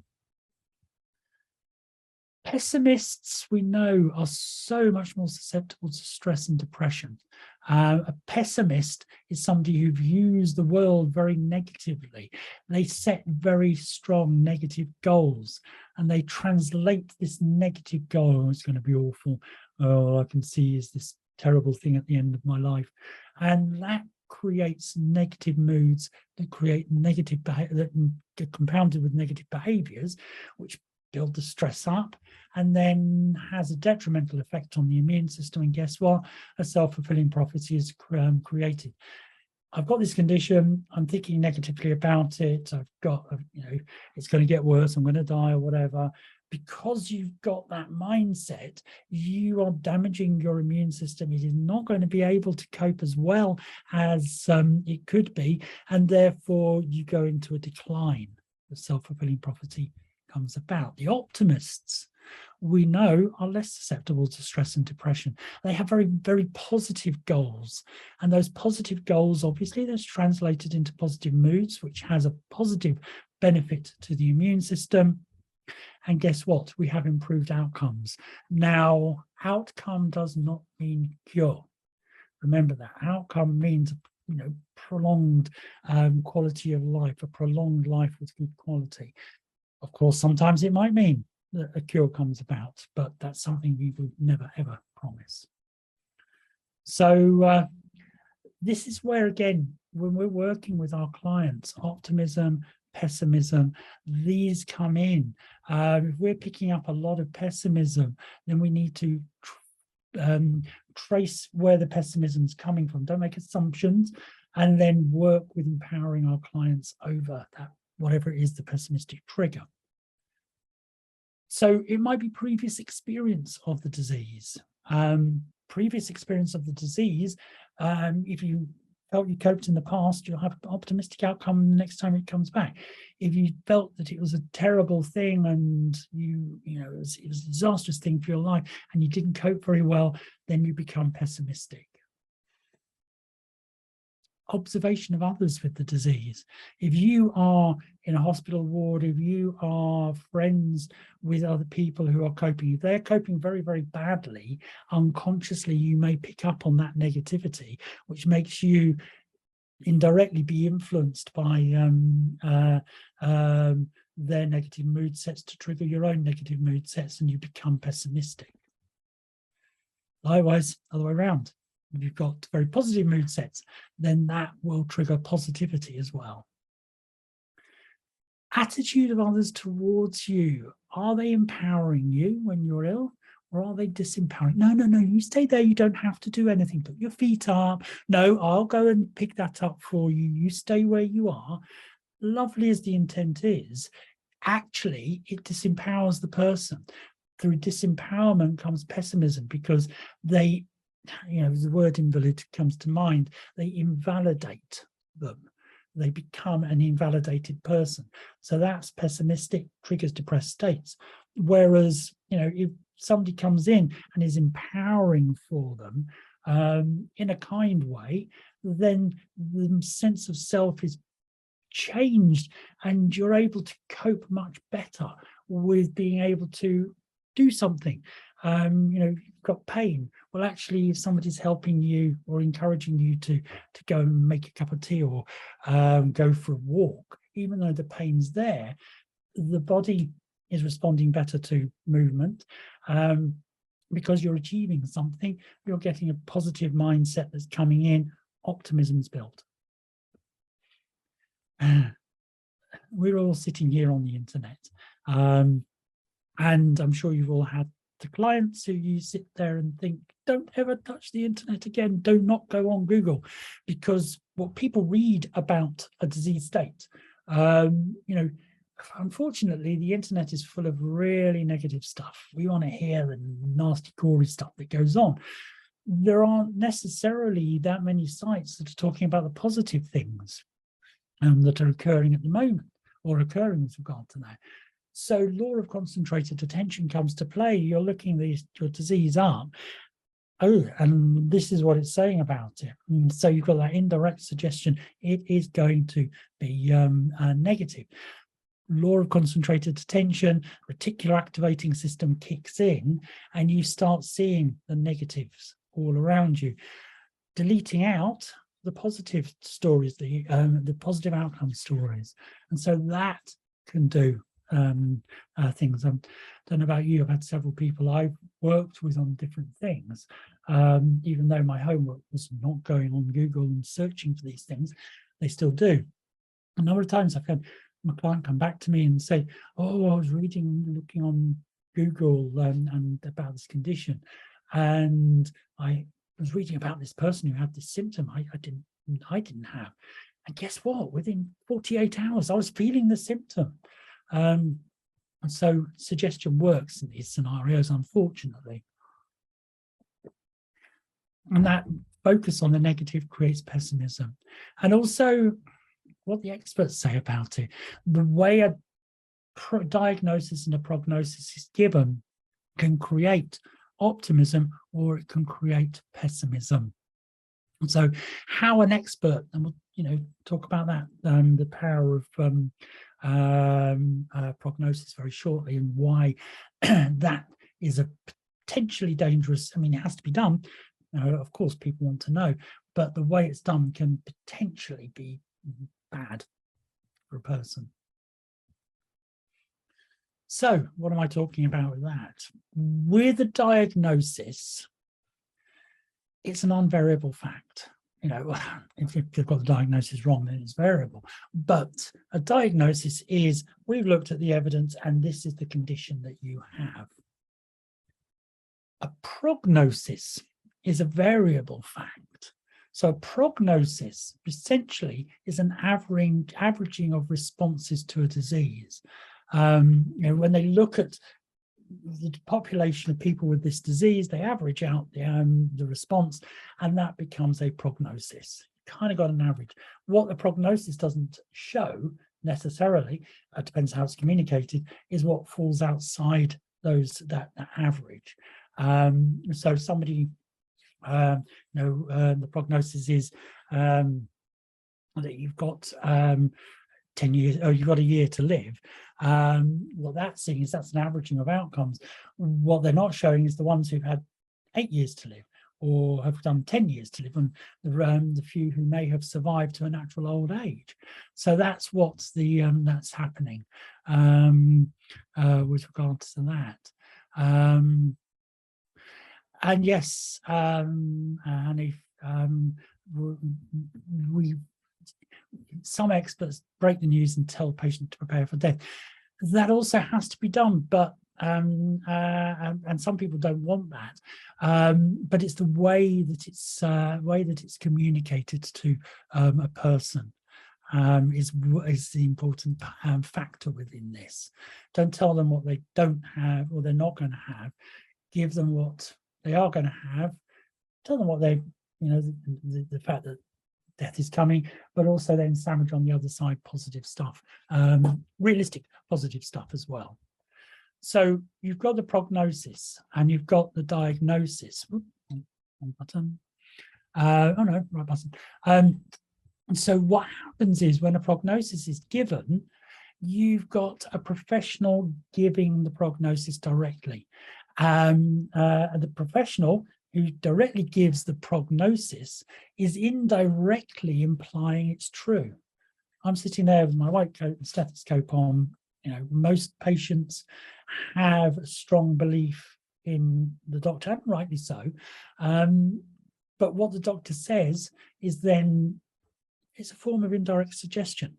You have 10 months. It's indirect in the fact that it's a statement which is suggesting something to the unconscious mind. It is a fact that is suggesting a reality. The unconscious mind can pick up on that reality and create a self-fulfilling prophecy out of it. The negativity comes in with it all and reality hits. So you've got the professional, you've got the belief in the professional, and that ends up giving that indirect suggestion. The prognosis certainly becomes a direct suggestion after a fact, because you've got that whole element that's kicking in. Belief in the professional, belief that what they're saying is true, the statement is given, it sinks in behind in the unconscious mind, and then again when it's there, it's boom, direct, and the mind opens up in an unfortunate way. And that triggers a fear response. And once the fear response is triggered, boom, negative impact on the immune system, especially where the fear response is allowed to continue. So the level of fear response that kicks in, I always remember working with somebody with hypertension when she went to see her doctor about it, and she had very high hypertension, very high, severe hypertension. And, his diagnosis was, you've got hypertension. And then his prognosis was, still gobsmacked by what he said. And she said, this is just what he said. Well, you're either going to die from a heart attack or a stroke. And so by the time she came to see me, her fear level was high. When fear kicks in, blood pressure goes up. So you've got a highly hypertensive client who is very fearful. it's pushing up with the belief that she's going to have a heart attack or a stroke because her blood pressure is going higher and higher. That allows pushes the body to its extreme, and she's likely to end up with a heart attack or stroke. Very interestingly, I started working with her when she was referred to me by guys. I started working with her, and she went from being severely hypertensive to having to have her blood pressure medication taken away from her, because through the work she was doing with relaxation, healthy eating, etc., she went hypotensive whilst she was on her medication. So they took it away, and she's now back to being normotensive, normal blood pressure. But what was of interest to me was the diagnosis: high blood pressure, prognosis, you're going to die of stress, stroke or a heart attack. So there's stuff that we can do. My role, get rid of the fear. That then had the room brought down her blood pressure, which protected her. And this is where belief is also coming in. So the role of belief. So belief comes in many different ways. We have cultural beliefs, religious beliefs, and these have always been a strong influence on health. Now I come from the Christian tradition, and we have the Christian and the healing and all of that. I'm Roman Catholic, so not quite the more faith healing end of it, but belief in religion, belief in the power of deity and the power of spirit to heal has always been a very strong thing. You know, I've been to Lourdes as part of a group of that took away, in those days it was called the Handicapped Children's Pilgrimage Trust, and we took away severely ill children to Lourdes. Now of course, the religious side of it is they're going there to heal. We were probably the most unreligious group there. We took them away to have a good time. But what I saw at Lourdes, my scientist self and my therapist self really found interesting, was I was watching belief in action. I was watching people on my first encounter with belief and stroke was somebody who was on the coach with us had a severe stroke and was being shipped out to Lourdes by his wife. They were Hindu, and the Catholic nurse had said, you know, there's a place called Lourdes, miracles happen. So on the way out, he was starting to show movement in a hand where he'd not shown movement before, just believing that he was going to get somewhere. His wife, for the week we were there, would every morning get him out, wheel him down to the grotto, plonk him in front of the grotto to sit and pray, and then she'd go off and have a great time shopping, and then she'd come back and wheel him back. By the end of the week, he could get out of his wheelchair. So if you want to call it divine, you can, but the divine element of this was the fact that his body, through belief, was connecting and rebalancing, and the neuronal rerouting is coming in through there. On the other side of it, where you have things like voodoo curses, and you know, in Malaysia, I've met a couple of BOMO, the Western people who don't know what a BOMO is. They're the so-called witch doctors, the traditional healers. I met one who was a good one, and one who scared the bejesus out of me, who was a dark one. It really was. It's like, I mean, when I think back on it, the way that he came in, and he had his assistant, and we, you know, the government had arranged for me to meet him as part of a cultural understanding, and it was just the setup. And my being told, oh, he's a very powerful dark BOMO, etc., etc., etc. And so I was like, don't say anything wrong. I met the good, so-called good one, and I recognized what he was doing was actually the same as what I was doing. He was creating ecstatic trances. I was creating hypnotic trances. He was then reciting spells from a book of spells, which when I thought, actually, that's just scripts, which is what I do. So we found we had a very common understanding, but belief was a big part of that. Can belief produce a cure? Belief can certainly bring in a change, yes. I'll go back to when you look at somebody who walks in I'll give you an example with belief, and to also pick up on Raji's comment there, reminds me of placebo effect. There was a guy who basically he had cancer, and it was quite an aggressive form of cancer, and his doctor was in a group of surgeries that were being asked to carry out a trial on this new medication for this particular cancer. And so this guy was included in the trial, and he was getting his cancer tablets or anti-cancer tablets, and he had an amazing recovery. Cancer went into remission, and all of that. And that was, it was great. Then he stopped taking the medication, or he was continuing to take the medication. He had absolutely no response, no cancer whatsoever that they could see. And then what then happened was the trial was pulled. I mean, they stopped the trial for whatever reason. And the GP the doctor had also been given a group of inactive placebo tablets. So he kept the placebo tablets and kept this person on the placebo tablets, because what he'd also recognized was that this particular person was on placebo. When they broke the code, this guy who'd gone into remission was on placebo, so he kept giving him these placebo tablets. Belief, potentially curing. What then happened, which then reinforces this, is that I think it was about a year or so after the trial had been pulled, and the guy didn't know it had been pulled. He read in the newspaper how this particular drug trial had been pulled because the drug really didn't work. Within a month, he died of cancer, the one that he'd had. He came back, very aggressive, it killed him. So that's what I will say about the role of placebo and belief. So what with belief, I think, works at the immune system level through stress. So if you believe strongly in something and have a positive, constructive belief in it, then the immune system is going to be boosted by it.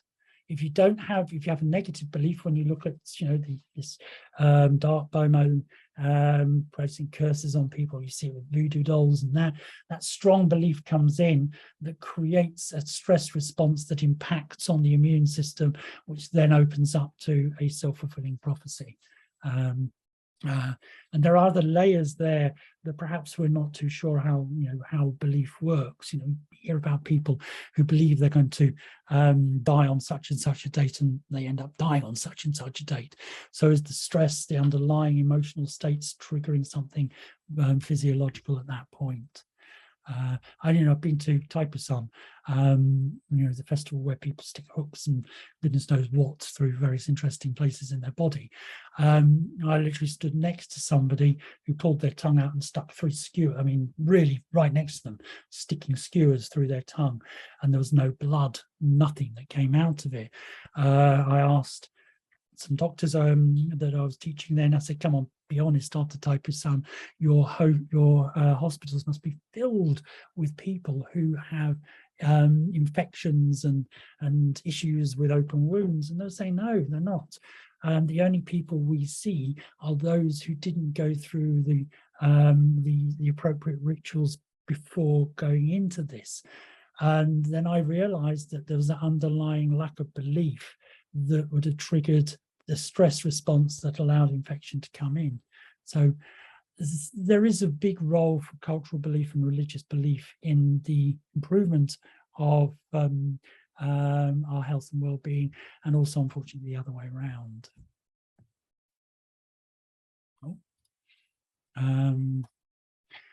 Can trance help a person work over fire? No, that is nothing to do with trance. That's all to do with physics.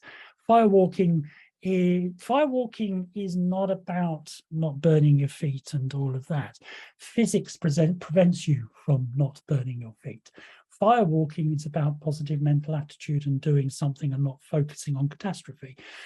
Because what you see with the hot coals, you'll never see them just amble over across the hot coals, slowly stand there. Hi, I'm standing on hot coals. You don't. What you notice when they start doing them before they go on, they get themselves going, psyched up, and basically their feet are going up and down, and then they go across, and they go across at quite a pace, and they're doing it like that, and the foot is going down and up, down and up. Underneath the foot, there are all sorts of oils. You've got thick skin and you've got oils on your feet that protect you. So the foot is never in contact with hot coals. They're never flaming coals. Always remember that. Hot coals is not in contact with the hot coals long enough for a burn to happen. So the hypnosis can help you have the belief to do this, but it doesn't prevent you from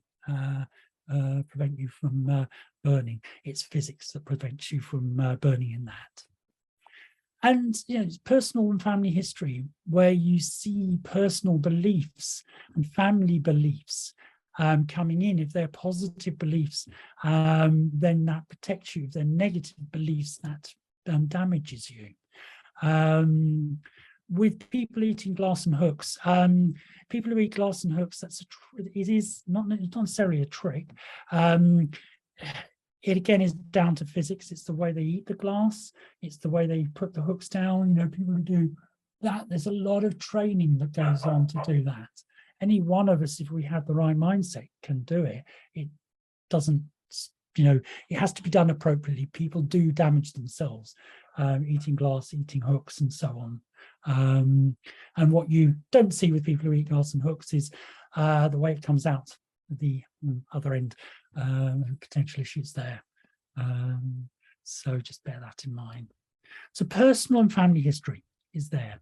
The beliefs that they have, the attitude of acceptance. What is your mindset when you have been diagnosed with a condition?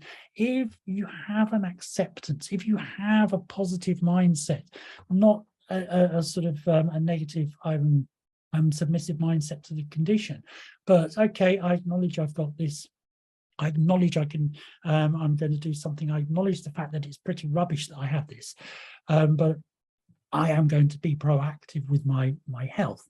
Then that's a very different way. That's an empowering way, which reduces stresses, to somebody who says, this is a catastrophe. So that mindset is very, very different. And the catastrophizing mindset, stress, impact on immune system. And as we said before, the attitude of those around you, that classic case as well of somebody who was had a very bad cancer, and she was in a private room, and she had her medical staff put a big sign up, and she said, this applies to you guys as well. And the sign says, do not come in to this room if you're going to be sad about me, if you're going to be telling me that you're sorry. I only want positive, happy people in this room. And so she surrounded herself with positive people, and she went from, will she, won't she survive, to definitely surviving. So she was surrounded by positivity. And this is what I'm seeing with people who are connecting with stroke rehabilitation. The attitude of the people around them is motivating them and giving them positive outcomes with regard to that. So Nathaniel is saying, laughter boosts the immune system and helps the body fight off disease, cancer cells, as well as viral, bacterial, and other infections. Being happy is the best cure of all diseases. Thank you, Patch Adams. Yep, totally. It's where positivity and well-being is so important. And personal belief that comes in. What is our personal belief about the condition that we have? Are we looking at it as a punishment from some higher being, or a punishment because of something that we did before? That really negative attitude comes in, and you create a self-fulfilling prophecy. Your immune system is blown to shreds because of all the negativity, the depression levels, and the stress levels that come in. And also denial. Denial is not a good thing. Denial, when you compartmentalize it in your brain. So that part of your brain is saying, hey, God, I've got this condition. And that part of your brain is going, la, la, la, la, not listening. And you push it away. That emotional energy is in there, and unconsciously you're producing stressors that are impacting negatively on your immune system. That's why, you know, it's good to talk. That's why we have a job as therapists. People come in and they talk to us. I've had people, and I'm sure every one of you have experienced this as well. They kind of come in, they sit down, they talk to you, and you're the first person they've really felt comfortable talking to about it, and you're not being judgmental. And they're able to unlock what's in there, talk about it, externalize it, and things change. They feel better. Physical response. I've seen people with psoriasis, the redness, just because they're talking about their stressors and everything else, start to fade just through talk. So unlocking the denial, having an attitude of positive acceptance coming in, then balances your stress immune response so that the immune system is brought up and things can change. And if they are, you know, things like psoriasis, you've got the inflammatory response there as well. So yes, the cytokines are reduced just by relaxing as well. So bringing it out, talking about it, externalizes the stress and stops it from building up inside. And I think we're going to look at that more tomorrow. So, anyone got anything that they would like to ask me? Oh, Mai. Oh, Peter, thank you very much for the lecture. Very interesting. I just want to ask, right? Like nowadays, there's a lot of culture of toxic positivity. How do we make a clear line? Because actually, I'm a breast cancer survivor. So sometimes in the support group, I get a lot of this sense of toxic positivity, whereby a newly diagnosed patient would say that, oh, I'm experiencing this. Then the other would say that, oh, you know, be strong, stay positive. Not exactly acknowledging the... Ooh, immediately you're saying that, little warning bells are going off in my head. The idea within that would be the best thing to do is acknowledge, get them to talk about what they're experiencing, and through the conversation, through gentle reframe, you know, get them to be strong and be positive. But for me, you know, saying if I was saying to you, I've got this, and all I'm getting back is be strong, be positive, I'll be shouting at you, or my therapist, or my doctor. It's not. I am not strong and positive because I've got this and I don't understand it. Help me. So unpicking their feeling, talking to them. This is why talk therapies are so powerful, because if it's done properly, hello, my group of fellow colleagues here, we do it properly. If it's done properly through talk, through the externalization, remember, internalizing it, if it's just in there and it's not being allowed to come out and it's not being acknowledged, it gets stuck, it goes round and round, rumination kicks in, and through rumination, tension builds, stress builds, bye-bye immune system. By having somebody who gives you unconditional positive regard, that allows you to talk. It externalizes. It gets the stressor out. Instead of going round and round in here and seeing it from a very two-dimensional perspective, it's there in front of you.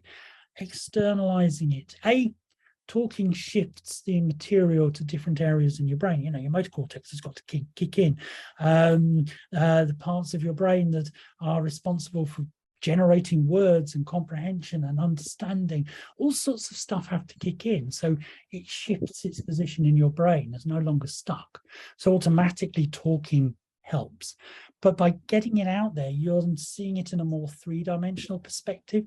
It's being put into a different perspective for you. You can see the reframes coming in, and that helps.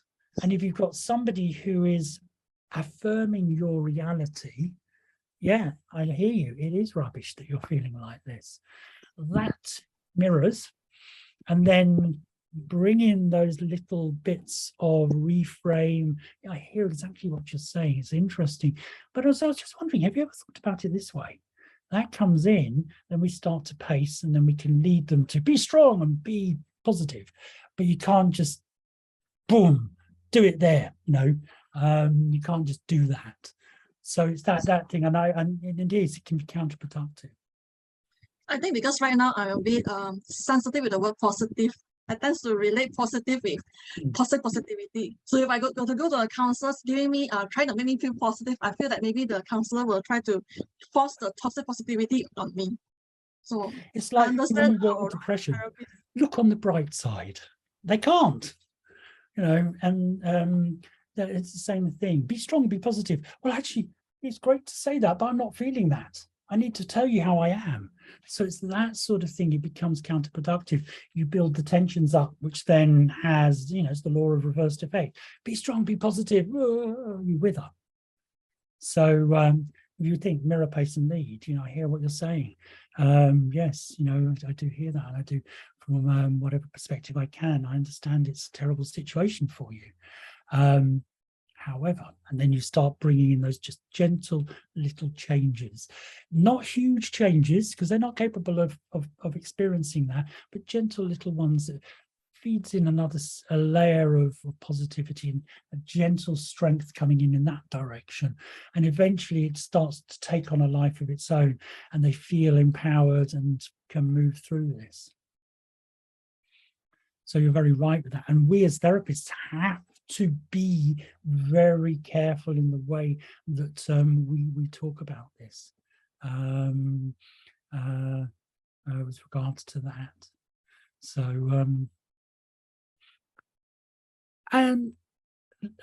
Linda says, within palliative care, there is a recognized concept of healthy denial, which occurs in a small 1% of people, and which is largely functional, not dysfunctional. Yes, I understand that, and enables people to do what they need to do without ever accepting their prognosis. What a healthy denial will do is, at some level, as I understand healthy denial, they have an acceptance somewhere in their unconscious mind. They don't need to focus on the terminal outcome. Their focus is away from that, and their focus is on living, on doing other things. So yeah, somewhere in the mind, they know they're going to they are facing the end of life. But they're connecting with the positive things that are going to assist them on keeping as healthy as they can. Whereas that negative denial is, you know, you've got a diagnosis of cancer, you're outside smoking, or you're going into the negative elements. It's almost like you're having a reaction to it, and it goes in the wrong direction. And Jane says they're toxic positivity. Yeah, that's what you were saying. Linda, and I'll come to yours in a moment, Emma. So I guess the question really for me is, it's not really a question, but it's a statement as much a question as it's who is the denial a problem for? And that's why in healthy denial, you're not trying to push through that. The denial is not a problem for the person, it's a problem for everybody else around about it. And I guess if denial is a defence mechanism, it's not about trying to burst through that, it's about trying to create the conditions where it's safe for somebody to let go of that. So agree. It should never, denial is in, whether you're talking about this, where you're talking about trauma or whatever it might be, the worst thing you can do is take a sledgehammer to that denial, bang. So again, it's a mirror and a pace and a lead with something like that. But ultimately, if it is a positive denial, if they are comfortable and they're not stressing out about everything and they're not focusing on the impending outcome, then why would I want to break through that? Why would I want to break through it? And I don't think you have to force somebody to acknowledge something. If they're not ready to acknowledge it, it's the way in which it goes back to a healthy acceptance of their condition. You know, look, for goodness sake, every one of us here is terminally ill. We're all going to die. Life is a terminal illness. I'm sorry to bring that depressing thoughts to you, but guess what? I mean, I'm 62 now, and no, not what I'm saying. I'm 62 this year. I'm 61. I'm aging myself, but I'm not thinking about, you know, whatever point at which I'm going to cease to exist on this plane. I don't. I just get on with my life. Yeah, I'm moving on in age, and I'm ensuring that I'm not, you know, I'm going to look after myself and my health and well-being. Not because I'm going to die whenever it will happen, but because I want to enjoy the here and the now. And I think that's also an important part. If they're having a positive experience in the here and the now with their denial or the healthy denial in place of what's going to happen, don't break that. There's no point, none whatsoever. It's where the denial comes in, and it's an unhealthy denial. It's pushing them into unhealthy lifestyles. Again, I'm not necessarily going to be saying, hey, guess what, you're dying. I will be talking to them about healthy lifestyle, healthy living, improving your health and well-being. That's where I will be focusing on in order to just counteract the reaction, the negative reaction that's coming in with regard to their condition. And it's likewise, well, it makes me feel happy. Getting drunk makes me feel happy. And I might do some stuff trying to negotiate with them how much happier they'll be when they're in control of it all. I've just worked with somebody, not for terminal stuff, but who was trauma related, who was using alcohol as a happiness inducer, which actually was creating all sorts of problems for her. And so eventually we discovered together that by being in control of her drinking brought a better happiness that allowed her to then, instead of hide her trauma away, to just gently let it out in her own time. So I don't think that facing or throwing "you have to believe you're dying" in front of somebody is at all productive. It's what response they are having with regard to that. Is that a negative response that's detrimental to their health and well-being?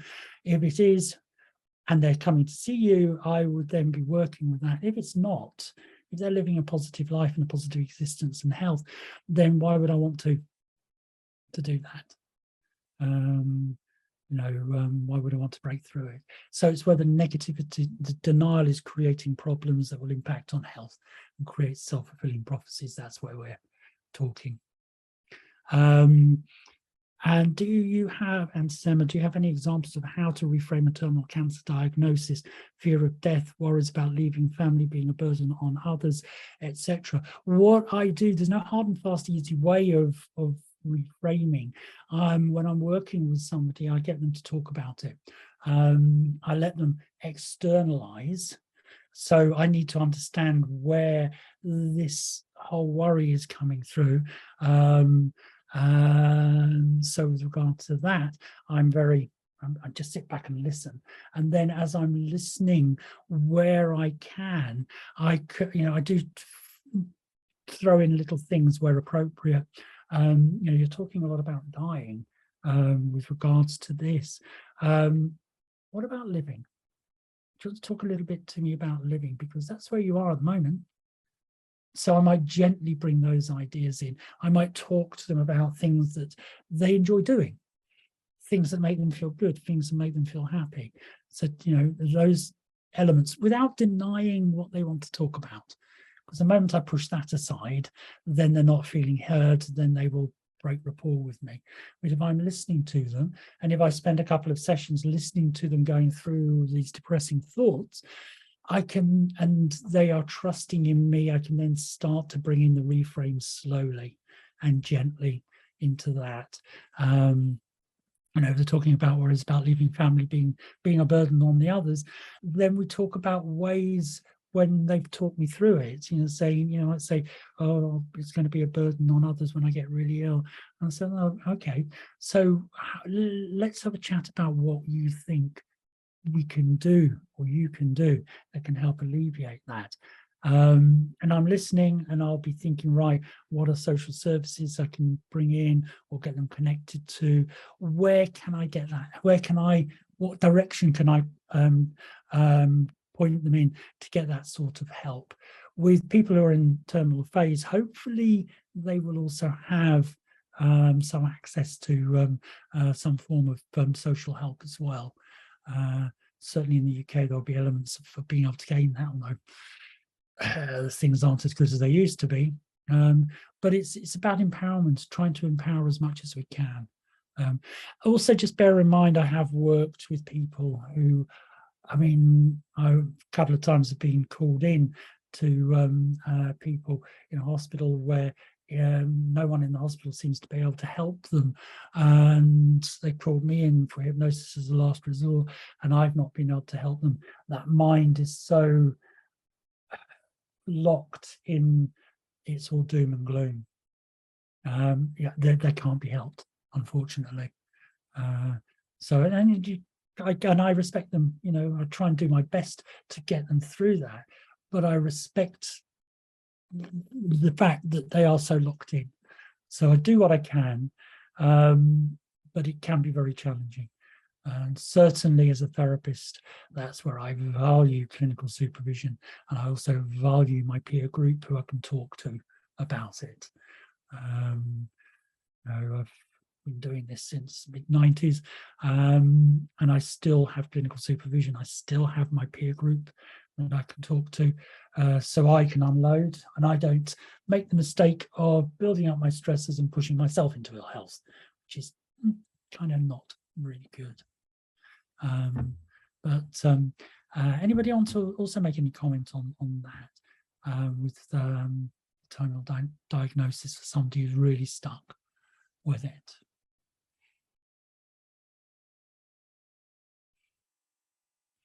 Also, I like, Nathaniel, what you just say, someone who figures that taking a step backwards after taking a step forward is not a disaster.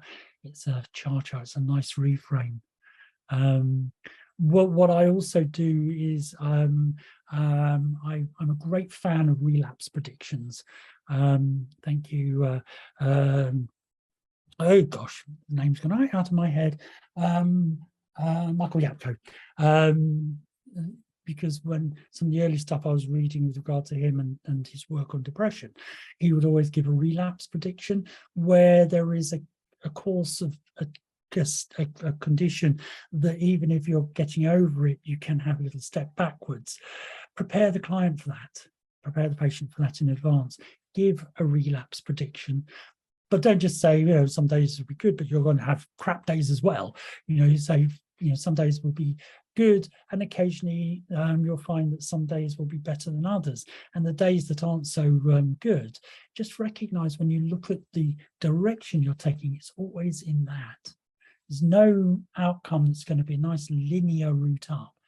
As it goes up, you can have the occasional dip, but it will go up and the occasional dip. All the while, your baseline is shifting up. And so you eventually come up to where you want to be.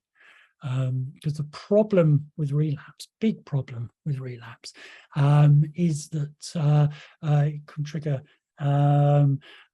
negative belief systems, it can trigger stress, it can trigger anxiety and depression, which, hey, it ends up being very negatively impactful on the immune system. Also, just bearing in mind as well, I mean, I did give an example. I worked with somebody who really was depressed over a period of time, and I helped, you know, I did the relapse prediction, but also one of the things that I also do a lot with people is that I will tell them that they are allowed to feel the way they're feeling. Don't have to push it away. Allowed to feel what they're feeling, because it goes back to the TCM concept. You know, if you've got an emotion coming in and you're boom pushing it like that, you create tension. Here it comes. Because you're fighting all the time. Having just booked up my first Tai Chi class, I used to do Tai Chi a lot and went out of it. Monday back to Tai Chi. I'm so excited. I'm like a child. But what I learned from Tai Chi, soft martial art, is energy comes in, and instead of doing that, The energy comes in, you take it, you go with it, and the energy is dissipated. And it's the same with emotions. We try and block an emotion, and it gets worse. So when it comes in, stay with it, see what you can learn, go with it, and it dissipates.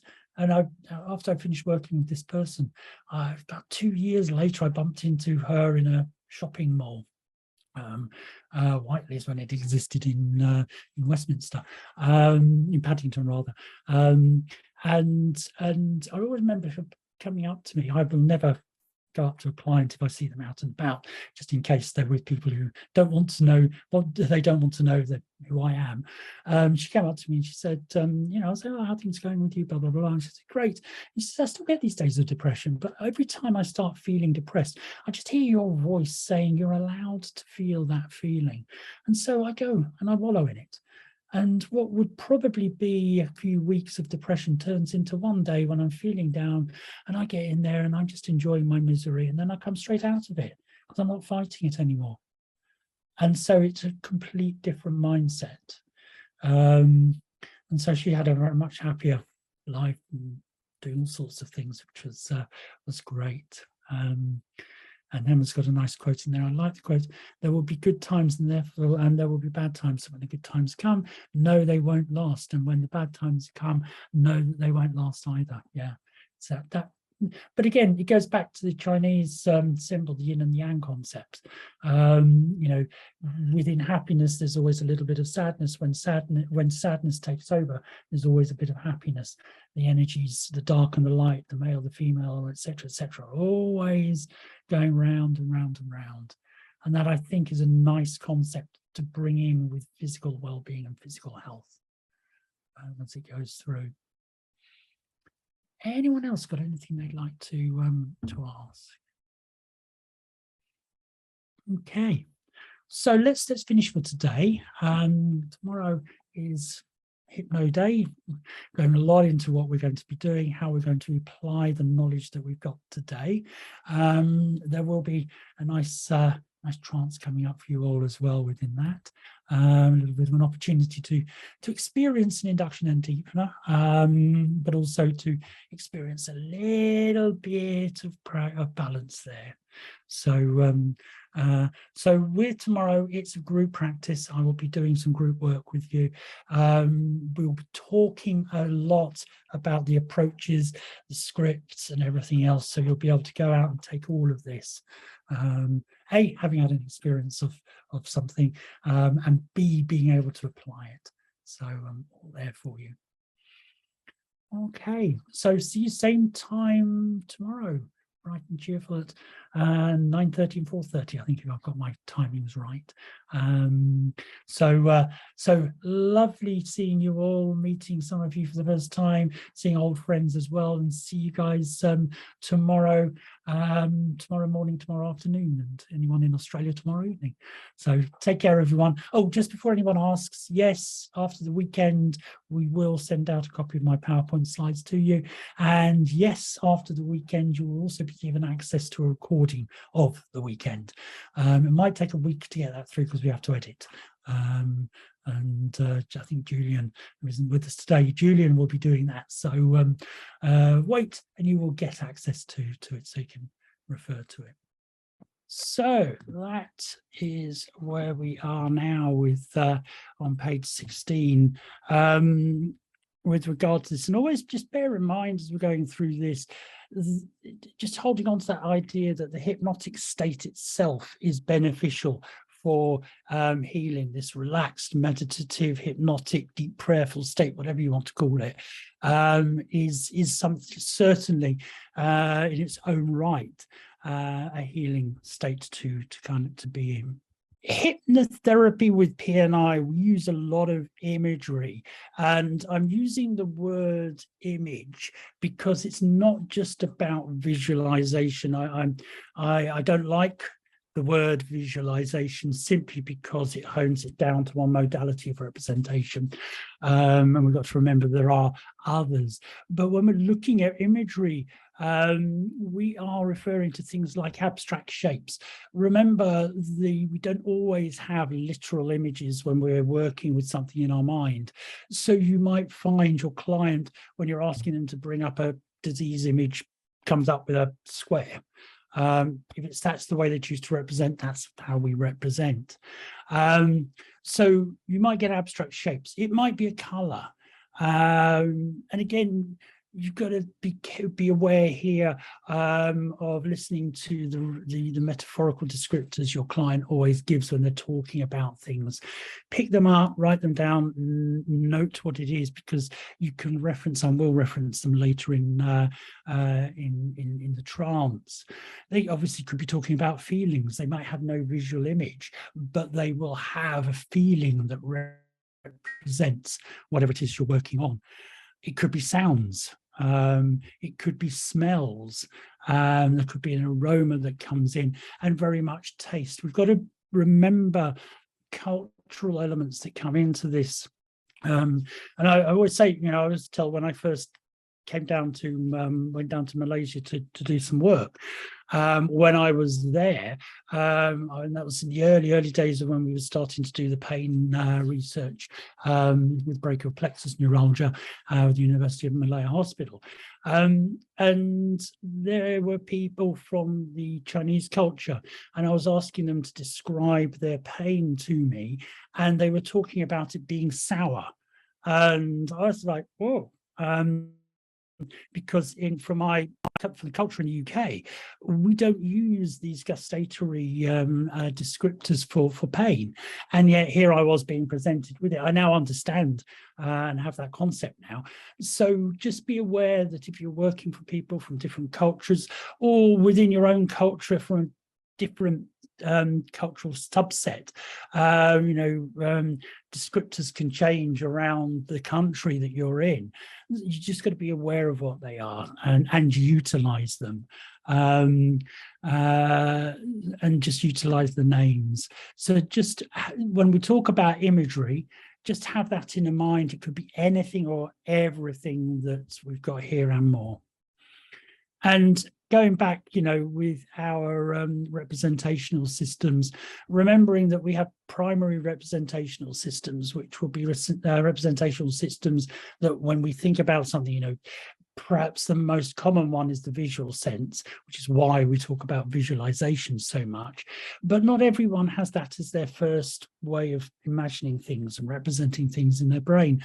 So you might find there's you've got visualization as a primary representation, the image work, but they might have an olfactory sensation, that they might smell, they might have feeling. You might be hearing things. So, and obviously we said before, taste.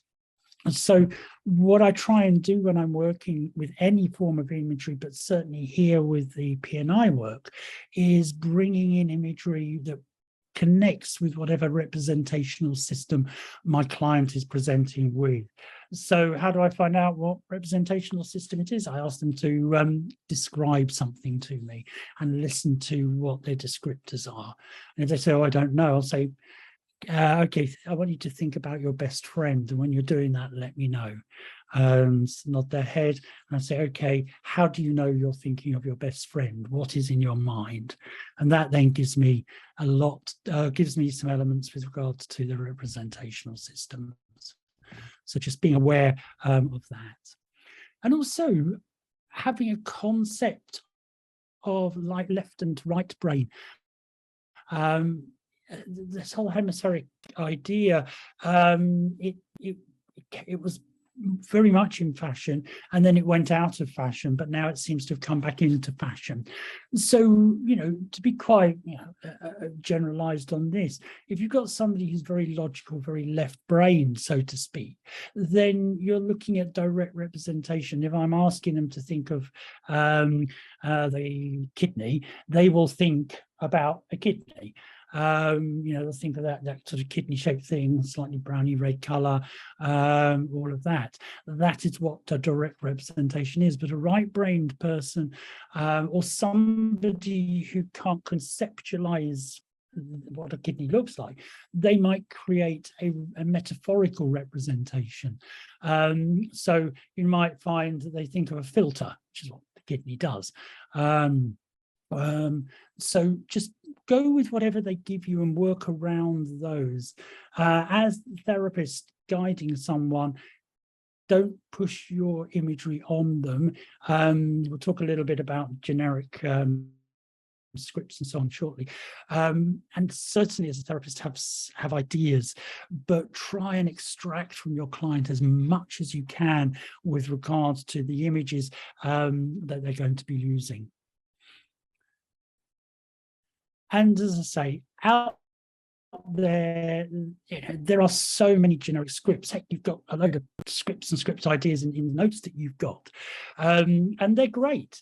I mean, they're really good, but always remember we are working with individuals, so it is best to personalize any and every script based around what your client has given you as descriptors, as ways they're referring to things. Listen to their language and use their language. So really trying to personalize. So if it becomes personal to your client, then the client is more likely to be able to identify with what you're doing with them. You know, they've given you the descriptors and you're feeding them back. They're going to identify, they'll be there, they'll be with it. And because you're doing that, they'll be able to emote something, bring in the positive emotions with regards to what they're looking at. I always find, you know, generic scripts are great idea generators. They give you the gist, they give you an idea of what to do, but ultimately take them and, you know, yes, I'm going to be doing my dolphins induction and deepener with you, but I'll put that into context as well, because that was written around an induction deepener, healing space and all of that, written for an individual. It does have a bit more of a nice generic element to it. But I will always adapt that if I'm going to use it. But as I say, you know, for example, you know, I kind of like my sci-fi. So any imagery I might give you, for example, I'm working on my own immune system. Okay, I'm very left brain, but I'm also very right brain creative. When I'm thinking of my immune system, if I've got a bug, I've had a bit of a bug earlier this week, which I've got rid of, or my body has got rid of. When I'm working on it, I think, you know, I love this program called Doctor Who. In Doctor Who, for those of you who don't know, there are these evil robot things called Daleks. I love the Daleks. I'm quite taken by them. So for me, my immune system is represented by Daleks, and they go around my body, shooting and destroying, or to use their term, exterminating the bugs that are coming into my system, so a flu bug or a cold bug or whatever it might be. So I'm really, really into that because I love the concept. I'm into it. It gives me positive emotions and feel empowered. I'm not going to say that that will work with anybody else. I was working with somebody a little while ago who was very into football, and the images they were wanting were the winning team, which was their immune system, and the opponent team, which was the problem that they were working on. It was the illness that they had. And so they were really into this idea of playing football. And believe you me, I know very, very little about football. I have little interest in it at all. I'm one of these odd British people who doesn't like football. And I had to get them to give me the terminology for me to be able to feed it back to them, so I could do it with confidence. But if you were doing that to me, because I have no interest, I would switch off to it. So that's why individualization to anything like this, it's empowering, is so, so, so important. So we're often asked, or I'm often asked, what induction, what deepener should I use? again, people who know me know that I actually don't care. An induction and a deepener is a means by which you take somebody from the alert state into the altered state, the trance state. And whichever one you like doing is going to be good, but make sure your client identifies with this as well. However, because the process that we're going to be going through with PNI uses images, then those inductions and deepeners that use imagery will be also very, very useful. So it starts that creative process within the client. Also, because of what we were talking about yesterday, the Herbert Benson stuff, the link between relaxation and boosting the immune system, I like to use relaxation approaches, because the client will come in, what I want to do, they'll be stressed out, they'll have been talking about their issue, but to give them a nice relaxation approach that helps them to basically start the process there and then. Whenever I'm working with clients for fertility, one of the things that I will always do is I advocate relaxation, because if you're working with fertility approaches, it's a masterclass in its own right, but with fertility approaches, in order to be the body to be at its most optimal state to become fertile, you need to be chilled and relaxed, because if you're not chilled and relaxed and you're stressed, the body, remember, goes into its immediate survival priorities. So it does not want anything taking away any of the important physical resources that the person has. And being pregnant, having a child, a baby growing inside you, which will be taking physical resources by the mere fact it's attached to the mother through the placenta, is a long-term survival priority. So if you're a highly stressed individual, your body will have a lower chance of A, conceiving, and B, maintaining that pregnancy. So relaxation is really, really nice. Ultimately, you, the therapist, have to feel comfortable delivering that induction deepener. If you're comfortable, your client is going to be comfortable, because they sense that you own that approach. But really, I don't mind. My experience, I use imagery, and I like to bring in relaxation. The other thing we've got to remember, what we're doing here is we are going through a process of healing and not curing, and there is a very important difference with regards to that. The word cure is essentially referring to a physical act. So I have this condition. If you cure it, I no longer have this condition. What we tend to refer to within therapy is we refer to the term heal in its purest form within psychotherapy. What we're looking at here with the word heal is a psychological act. We're looking at, as I say, using that term because healing brings positive acceptance. That's, to heal someone's mind, you're bringing in a positive acceptance. You're bringing in a sense of control into that. Your client with cancer is coming in, they're feeling out of control, they're really terrified of what's happening and so on. To heal brings in a sense of coping, brings in a sense of control, brings in a sense of appropriate positivity within their experience. And also coping, but also you might want to think as well along the lines of spiritual and religious approaches. We are, and obviously I'm not a religious minister, I know certain elements of religion, I am no expert in by any means. So if I really do have somebody who has religious issues that they want to address, yes, if they're coming from a Christian Catholic tradition. I understand that, but I have people I can refer my client to who have understanding, within Islam, within Judaism, within Sikh traditions, Zen traditions, and all different things. But also we've got to remember the spiritual aspect and what they consider spirituality. And so if you feel confident with dealing with that spiritual, I'm not referring here to the religious, the spiritual connection with the universe and with nature, etc., then certainly work with them on that. It's worth bearing in mind, as again, I don't remember what I said yesterday, we are entering now into what's known as the fourth wave of psychotherapies.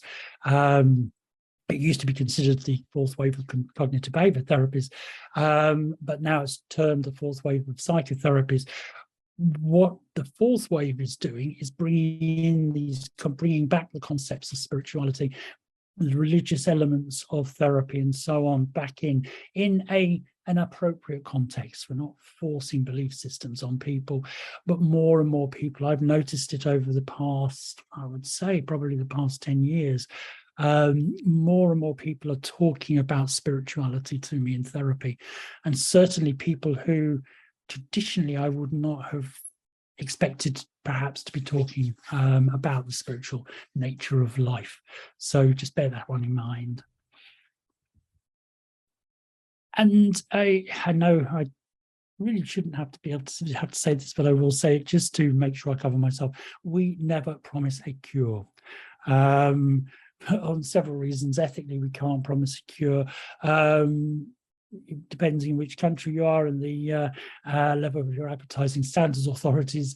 Here in the UK, if you promised a cure, they'd be down on you like a ton of bricks. You could end up in a bit of trouble. And also, we've got to set up an appropriate expectation for a client. I talk about being able to help with the emotional responses to their condition. And then I talk about the fact that stress is using up valuable immune system resources. So if we can help you to change the way you're feeling, then you're going to boost your immune system because we are taking pressure off it. And that's all I can offer them. It's all I can realistically offer somebody. So the dolphins, an induction and deepen. Let me just stop my share, change my share to the script.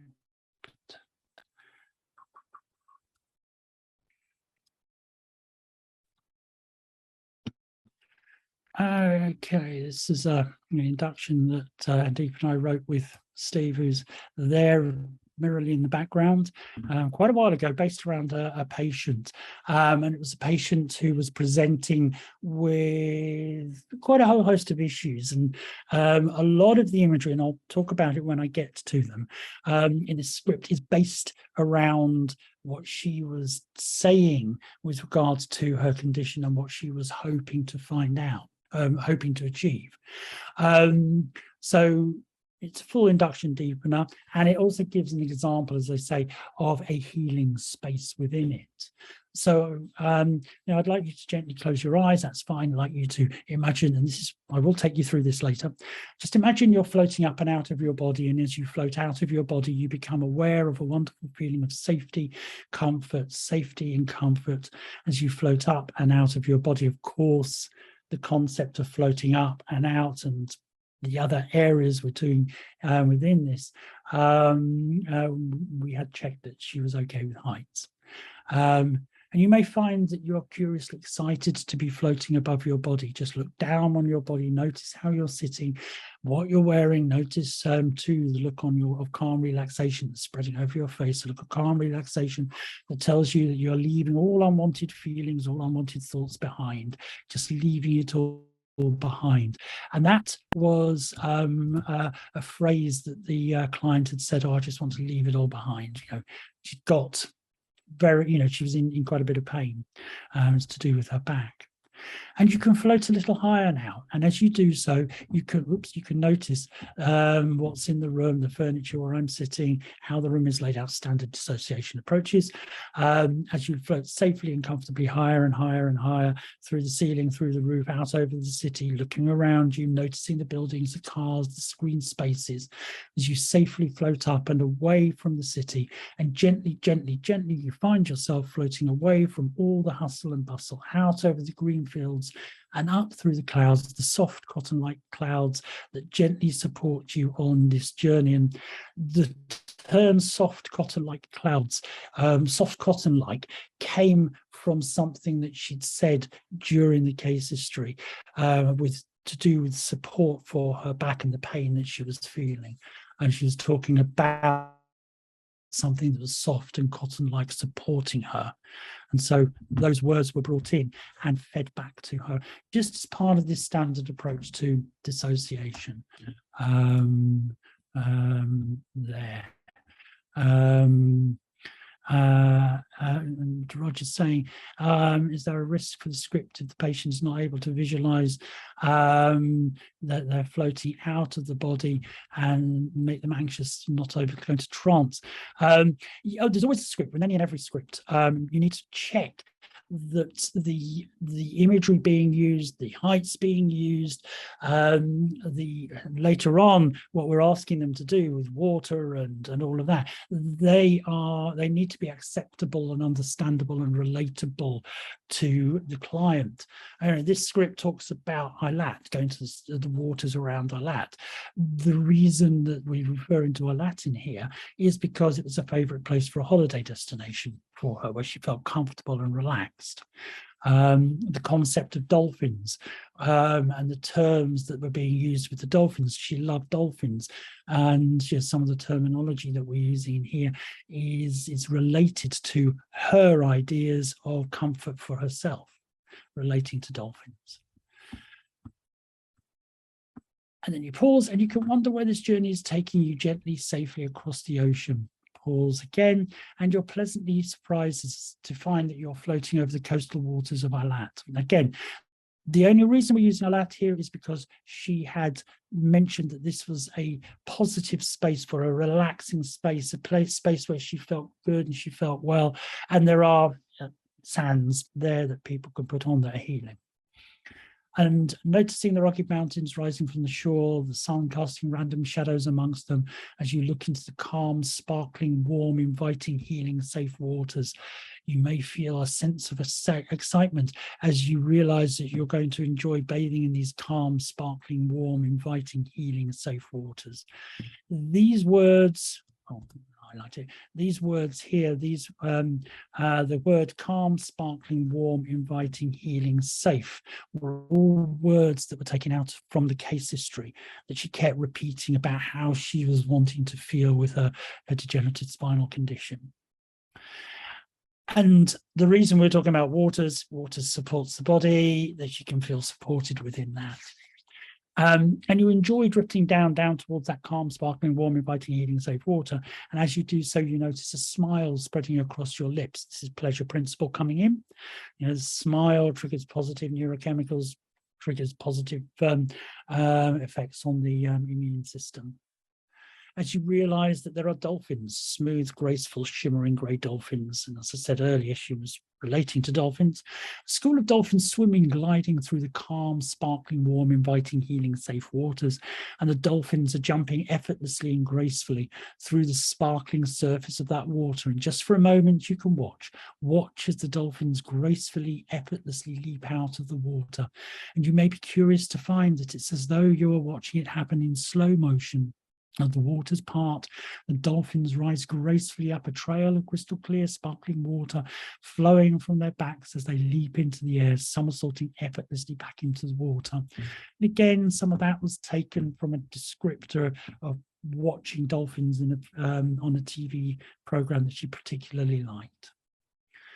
And you find that you float down into the water, feeling calm, relaxed, thrilled and warmed by the welcome of the dolphins. She'd swum with dolphins before, noticing the ease with which they glide through the water. And as you swim through the sparkling, shimmering, warm surface of that water, So you may become aware of the feelings of joy, of love, of peace and safety, radiating from the dolphins, hearing the soothing, curious sounds of their welcome. So all extremely positive stuff. So this is literally an induction and deepener. But the point here is it's also stimulating, the idea is to stimulate the immune system by bringing all of this positivity in. And you realize just how easily, how effortlessly, how freely you're swimming through these waters, these calm, sparkling, warm, inviting, healing, safe waters of the land. Noticing the shimmer of the mountains, the rugged ancient mountains, noticing too the warmth of the sun, relaxing your muscles through the cool, calm, silky smooth waters. And again, as I say, the phraseology, a lot of this came directly from her in her, when as created after a couple of sessions, but the descriptors she was given brought this in for her. And as you continue swimming easily and freely, you become aware that the dolphins are encouraging you to join them on a journey of discovery. They're beckoning you to swim alongside them to a nearby lagoon, a shimmering, sparkling, warm lagoon enclosed by the shores, the warm, sandy shores of the Red Sea. And as you continue to swim in the soothe, healing, safe waters of the lagoon, you notice the line of the shore around you, the tall palm trees scattered randomly on the shore, their fronds swaying gracefully in the summer breeze, the shadows cast over the lagoon by the rugged ancient mountains around you. Again, imagery that she gave. And as you swim, you can become aware of the healing qualities of these waters. Now, she talked about the qualities of the sand and the water, and that's what we were bringing here. You can become aware of the healing qualities of these waters, the healing qualities of these calming, soothing, beautiful, crystal clear waters. And as you swim with the dolphins, keeping you safe and secure, you can allow these healing waters to do their work. As I talk to you about a matter of importance to you. And then you've got you continue the therapy. Now, being in the water, swimming in a space that she loved, that is what we would refer to as a healing space for her. Also goes out onto the shore as well in a moment. So you continue with therapy. At the end of the therapy, whatever it is you're going to be doing with them, so you might be doing control of the mind or one of the other scripts we've got here, or something you've planned yourself, or even maybe doing some analysis with them. We'll talk about that very shortly. But then once that's done, and once again, you find yourself safe and secure with the dolphins as you swim in those healing, comforting waters of the lagoon. And just for now, you can leave the waters of the lagoon and find yourself sitting comfortably on its shore, watching the graceful dolphins at play. And as you become aware of the sun slowly setting in the distance. Now, this next bit, this bit here about the colors, were her descriptors of how her pain, she was describing her pain as it is most intense was yellow. When it was turning down, it became orange. And then when it was really low, it was red, which were her descriptors and how she related to them. So indirectly, we're working on pain management here, and you become aware of the sun slowly setting in the distance, noticing how its color changes from yellow to orange to red, and then begins to fade away, leaving behind a magical stillness. The waters of the lagoon as smooth as glass as the dolphins glide through it without a ripple. Just enjoy the feeling of tranquility, enjoy the feeling, that feeling of calmness. Then pause, and as you are enjoying that feeling of tranquility, enjoy the feeling of calmness, you can realize that these wonderful feelings can be with you whenever you want, no matter where you are, who you're with, what you're doing. All you need to do is to remember these shores, remember these waters, remember the dolphins, remember, and the tranquility will return. So she had a lot of turmoil in her thoughts. And so this is about continuing with pain management, and B, continuing with this sense of tranquility for her. And he says, how about a spring nearby the shore, the water of which may have some good healing qualities, and client drink some? Absolutely. If that's something of relevance to the client, totally. And yeah, you as a therapist, you can bring in a little bit of adaptation as well. with this, as long as they're happy with that. And just as the sun sets at the end of the day, so too can any unwanted feelings, any unwanted thoughts. Just as the sun fades away and slips below the horizon, so too can any unwanted feelings, any unwanted thoughts. They can just fade away, fade away, fade away. And each morning, just as the sun rises to greet the new day, so you can realize that each new day, positive thoughts, positive feelings can rise too. So this is about, one of the things she talked about with her the way she was feeling. There was an element of depression that when she was waking up, it was a reactive depression, but when she was waking up in the morning, she felt quite despondent. She had quite negative thoughts. They did change during the day, but so this is referring to that. So in each morning, just as the sun rises to greet the new day, so you can realize that each new day, positive thoughts, positive feelings can rise to brighten your day every day, a bright new day. Pause. Now it's time to return. You can say goodbye to the dolphins as you float upwards, sure in the knowledge that you can visit this healing place, these dolphins at any time you want. And then, as with all dissociations, the route you took them out, you take them back so as not to confuse them and to continue leaving them dissociated. So take them up up into the clouds, back over the city, back down to where they are, see themselves sitting or lying where they are, and then just stepping back into their body, becoming complete, and then awakening in the usual way. So you've got the example there with that, and as I say, later on we're going to try it, but you've got the example there with that of an induction and deepener that was written specifically for somebody based around information that they had given. So it was healing, it was empowering. A lot of those words that were being used, that were used in that script, were not just randomly chosen by us. They were picked out over a period of time from what the client was saying to us, the empowering words that could be brought into that. Eilat, I've never been there. So she was, the description of the shores of Eilat were hers. And the thing here is that she was then able to really get into it, and that was a huge changing point for her with regard to her pain. And that was really started for it to just disappear. So Jane, absolutely, be my guest, please take anything we've given here and adapt it and use it. It's all for you. So yeah, you've got to look out for this script. You've got to look out for the contraindications. Obviously animals, not everybody likes dolphins. Personally, I love them. Also heights, because you're going up and flying over, but she had a love of flying because she was flying away from a load of rubbish, as she was talking about. Water, I would never ever drop somebody into water in their mind without having checked that they're okay with that. But this is all based around stuff she loved. So she loved flying, she loved dolphins, she'd had experience of swimming with dolphins, she'd found that experience in the waters healing, she'd been out and found the experience on the beach healing. And so it's all based around what she had. But also the idea around this, the positive feelings to stimulate the immune system and so on. And then from then on, variations on that theme were used for her. So so there. Any other questions about that? Well, what I would say is with scripts, take them. We all do them, we all use them, but adapt them to you, but B, most importantly, to your client. Through adaptation, you will then psychologically own the script.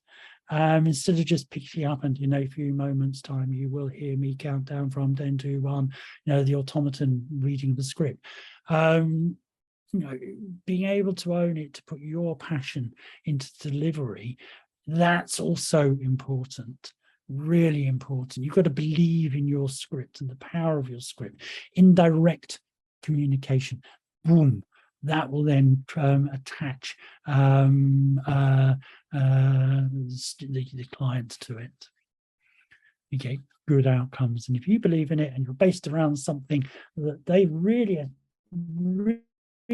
identify with, fantastic. Any other questions? As I say, I'm going to do towards the end of today, this morning, I'm going to, well, towards the end of our sessions, I'm going to have a nice, 20 plus minutes guiding you through something interesting. Okay. And the one thing to remember with some imagery like that, you can get them to practice in their own time in self-hypnosis. Self-hypnosis throughout this is really important. It's really important that they have that. We tell them that they can, Roger says, why we need to tell the client they can come back to the place anytime, as they can't go back by themselves. They can always go back by themselves. I want to encourage that. But I'm giving them a route there. With this script, if they think about the dolphins, if they think about the waters, if they think about our lat, they can then take themselves there in self-hypnosis, or they can take themselves there in just as they're walking down the street, which is something we'll talk about in a moment with the imagery we're using, because the imagery just is so empowering with this. Because of the nature of what we're working with, imagery becomes really, really important. Okay. Do I provide recordings for my clients to use at home? Those of you who knew me in the early days knew I was like, no, you don't do recordings. Get them to do their own thing. It's important that they empower themselves. Then I had to get real, and then I had to recognize that inherently some people are really into doing it for themselves. Others, they don't have time. So now, and in those days, to be fair, I was using, it was before MP3s came around, and it was tape recordings. So they were a little bit more challenging to do. With tape recordings, you couldn't do the editing on it. So now with the MP3s and everything else, absolutely. I do a lot of recordings for my clients. I record, and hopefully we'll be able to get Bill Frost to present a masterclass on the technology here. But I do a lot of recording. I chose to I've got a nice Blue Yeti microphone that I use. I chose to invest in that. You don't have to. I've got my iPhone, which will not probably be much there. With regard to what I'm trying to say is some of the phones have really good recording facilities on them. I know journalists, radio journalists, who use their iPhone to record interviews, so it's got good stuff there. So you can do a lot of this recording for free without having to buy stuff. Out there, there's Audacity, which is a free program you can download. If you've got a Mac, you've already got GarageBand. It comes with that, and that's free. Because I run my podcast, I've got this thing called Zencaster, which is an online service that records. I pay a monthly subscription for it, so it records, it can clean, it can do all sorts of weird and wonderful things. So depending on how deep you want to get into it, depends on thank you, Nathaniel. So depending how deep you want to go in, depends how technical you want to get. The one thing I will say, be careful of the music you use. Performing rights people are very hot on us. You go to I was going to say Constant Contact, no. What's it called? God, my brain's gone completely blank. Basically, there's a lot of music that you can get out there. Creative Commons. I could see it was CC, which, because I've been looking at this thing called Constant Contact, email service, so it went into my mind.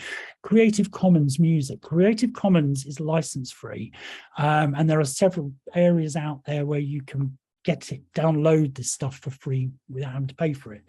Some of it you can pay for it, there's free stuff, as long as you're not selling it commercially, you can use. So I downloaded, I've got several nice, really just gentle background music that I use. I put in my recordings, put it in the background. It's, you know, I've got Lady Gaga or whatever going in the background. The reason I do that is because I used to do them without music, and a couple of my clients had said, because I use silence a lot, I use pauses a lot in what I do, and you know, every so often you'll hear me pause because I like to set the unconscious mind up for anticipation.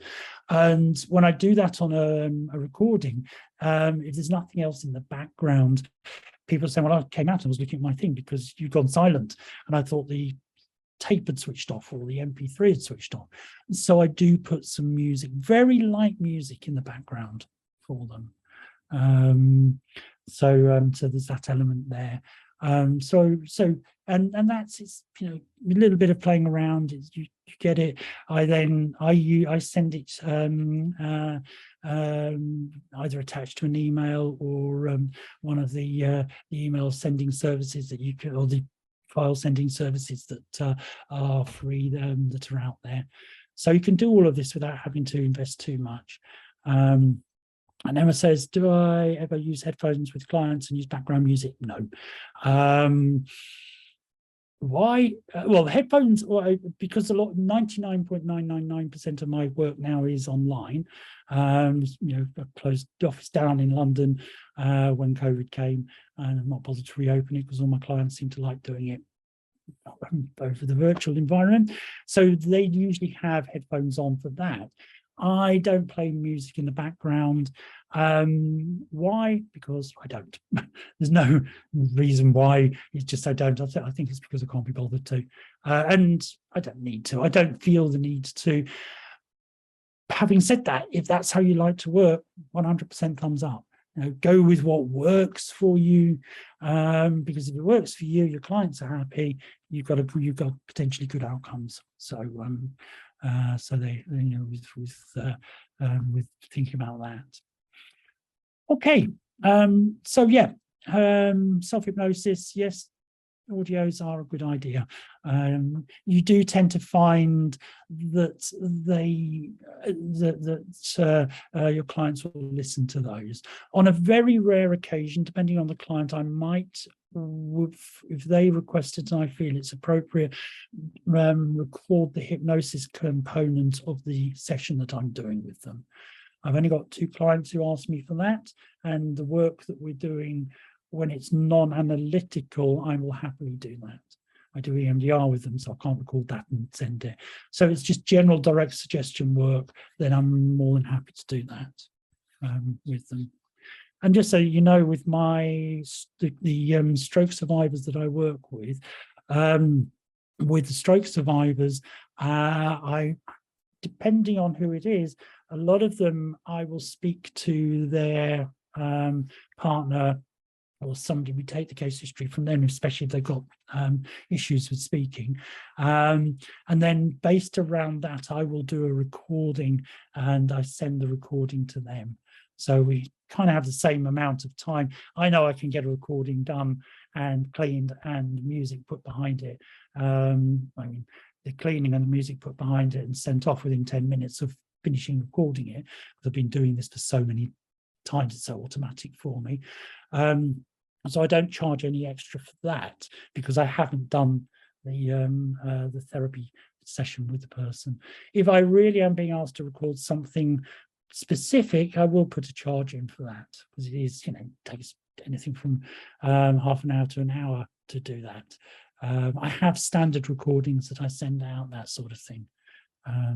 It's nice to have the standard ones.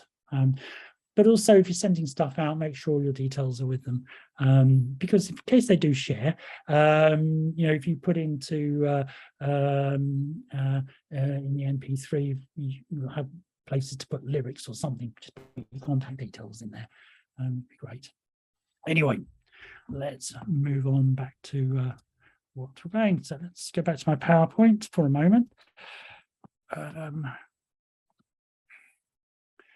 So the images that we're going to be looking at, we're looking at helping the clients to generate certain images. So we will have images that we're going to be using that will be empowering, or we want them to become empowered over.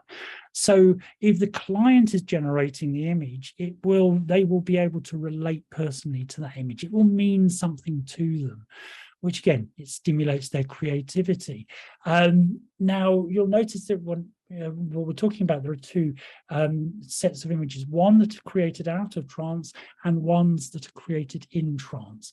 Never make an assumption that because a client out of trance has created an image, that will necessarily be exactly the same when they go into trance.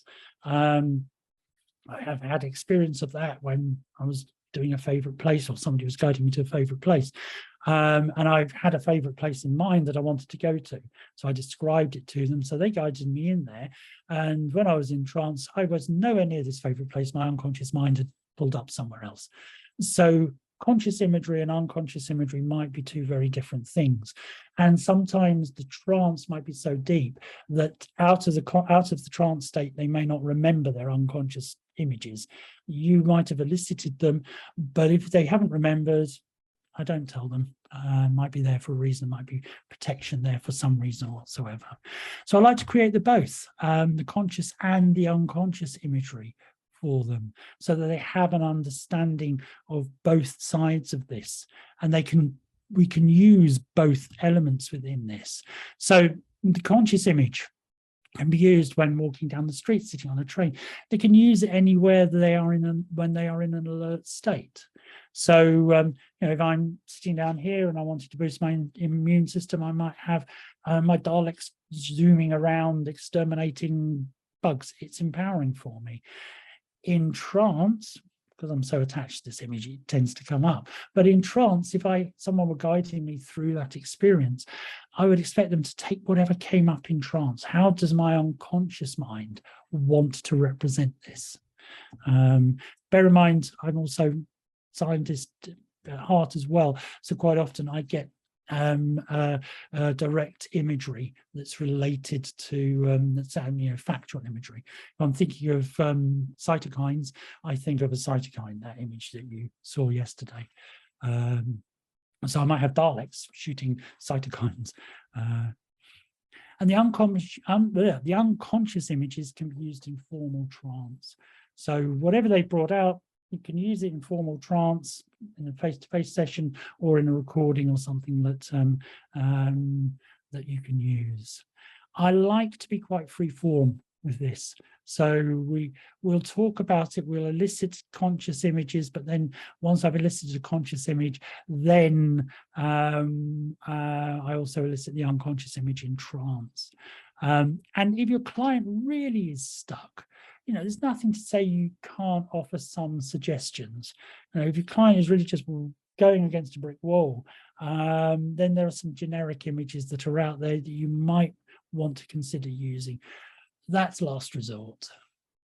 So the various categories of image that we're wanting to elicit. So we've got the immune system, an image that represents the immune system or elements of the immune system. There are a challenging image, the image of the disease, but it's important that we have something for them, because this is what we're wanting to empower them over. We want them to be connected to a healing space, just as you saw, based around the case history, finding out that the waters of Alat and the shores of Alat were a healing area. This became the healing space, somewhere that we take them to each and every time we're doing work with them. And then also inner advisors, which, is a metaphor for the higher self. It's a metaphor for the deeper part, perhaps, of the unconscious, or, the ego, the superego, might be the superego that's there. So we've got the conscious image and we've got the unconscious image. So what I'm going to do is just take you back to the notes here.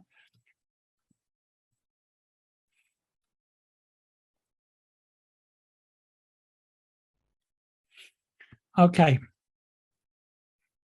So listing the conscious image. This bit you're just doing in chit chat. You know, you're chatting to your client. They're not in trance. This is part of the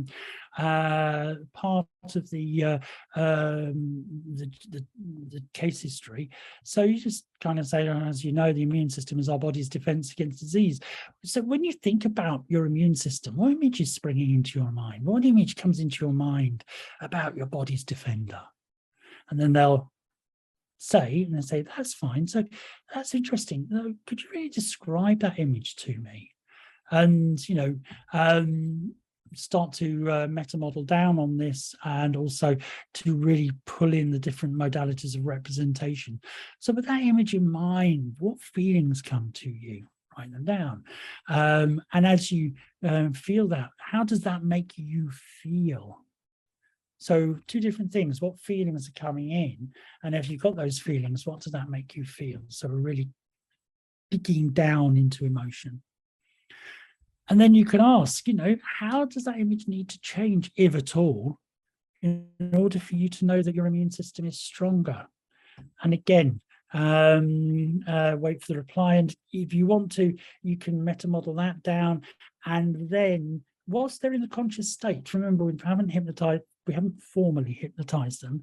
The moment they're starting to think in there, you've already got an indirect altered state coming on. But I'd like you to now just alter that image, allowing it to become stronger.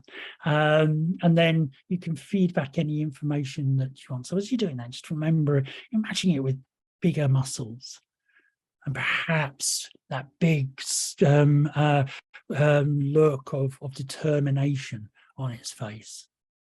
So when you've done that, just let me know. That's right. Okay, so we've talked about the immune system. Now let's talk about this issue that we're working on here. So when you think about your cancer, when you think about that damage to your knee, when you think about that infection, what image springs to your mind this time? Okay, that's fine. And I'd like you to really describe that image to me. Let them describe it. So what, with that image in mind, what feelings come to you? So you'll probably find negative feelings. And how does that really make you feel, digging down deeper? And how does that image need to change, if at all, in order for you to know that your cancer, that the infection is becoming weaker, is withering away, is whatever words you want to use there? And wait for the reply. And then I'd like you to now just alter that image. Just imagine that that image of that I don't know, wraith coming towards you, and noticing how, as you look at it, it's just withering away. It's becoming a little faded. It's losing its strength. And just really imagine that. And boom, you've got your two conscious images. If you're wanting to do, you apply a similar element in trance. And again, here, what we're looking at is getting the conscious, unconscious image, so induced and deepened trance. And now I want you to become aware of that part of you responsible for protecting your body and keeping it healthy. And I want you to become aware of your immune system, become aware of your immune system, and to create an image. And note this next thing, in whichever way is right for you. So what we're doing there is ensuring that we're not saying you've got to imagine it. So it's a wonderful little phrase for anything, and create an image in whichever way is right for you. Let's them get on with it. Your immune system, protecting your body, keeping it healthy. And when you're aware of this image, you can let me know by saying yes, and you have all the time you need. Wait for the response. Thank you. And I'd like you to make that image clearer, bring it more into focus, make it more pleasing. And when you've done so, you can let me know by saying yes. Thank you. And I'd like you to describe that image to me in your own way. Describe that image. Wait for the response. Thank you. And then that becomes your that becomes the immune system image. And then just adapting that script based around what you've heard before with a conscious image, to elicit the disease image from there as well. So, but we talked about generic imagery. So we've got kind of some of the generic imagery coming up here with regards to this. So things like soldiers, a very typical one that's often used, defending soldiers, defending army, whatever it might be. Very, very common. But also you'll see things like demolition experts. I've seen this come out time and time again with regards to things like cancer. So the immune system is demolition expert that goes in and demolishes the cancer. You might find sense of light, a very typical one. Now, again, culturally be aware of this. We don't just talk about a white light, because in certain cultures, white equates to death. Or tell the tale. Forgive me for repeating it. Some of you have heard this before. My first trip to Malaysia, team took me out for a meal one evening, and we were at a restaurant and sitting outside, and I saw this house opposite the restaurant festooned in white. And my naivety, I sat there thinking, oh, that's lovely. I said, oh, look, they're having a wedding over there, because over here, wedding is often represented by white. And they kind of looked at me, thought, right, we need to educate this person. And I said, actually, no, here in the Chinese community, white is the sign of mourning. That actually is a funeral house. And so I learned a really important lesson at that point. Never make assumption based on my own cultural expectation of color as to something that I can use. So with light, if I'm using light, I ask my client what color represents healing to them. So so you need to just bear that one in mind. With the disease states, some very generic images. It could be the invading army. So you've got the defending army, the invading army.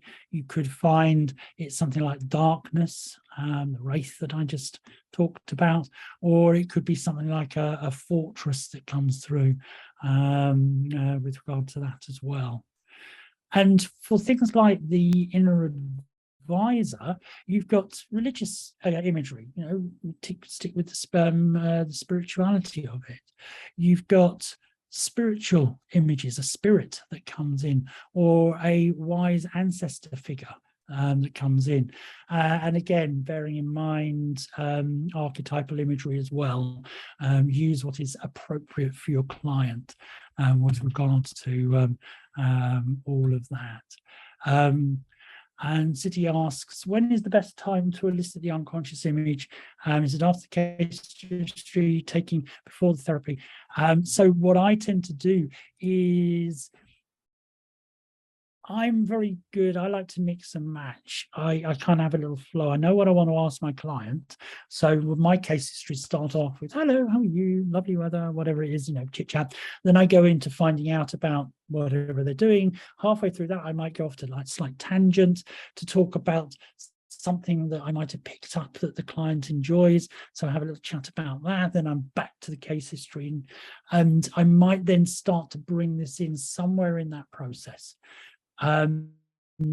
So whether you do it the way I do it, which is just I intersperse it all the way through, or whether you think, right, well, I'm going to take the case history, then we're going to do the imagery work, the conscious imagery work.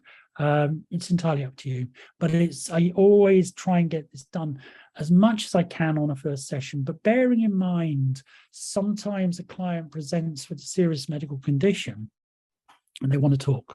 And if they want to talk, and you are the first person they've really felt that they can talk to without being judged, without hearing the platitudes of, oh, it's all good, it'll be fine, everything's going to be okay, look on the bright side. My opinion is let them talk. If they spend an entire session just talking to you, that's therapeutic in its own right. A number of people I've worked with where I've not done anything formal with hypnosis on that first or second session sometimes, just because they needed to unload. And that was fine. That, you know, at the end of those sessions, they will turn to you and say, I feel so much better. So, you know, if it in a standard therapeutic setting, yes, I would go in and this would be done on the first session with them. But yeah, put it in when you can.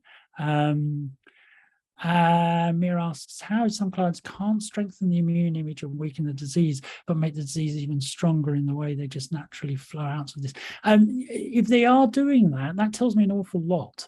That tells me that to begin with, I need to be perhaps not focusing so much on those imageries. I need to work a little bit more on self-belief, on belief within themselves. So gently strengthening themselves up.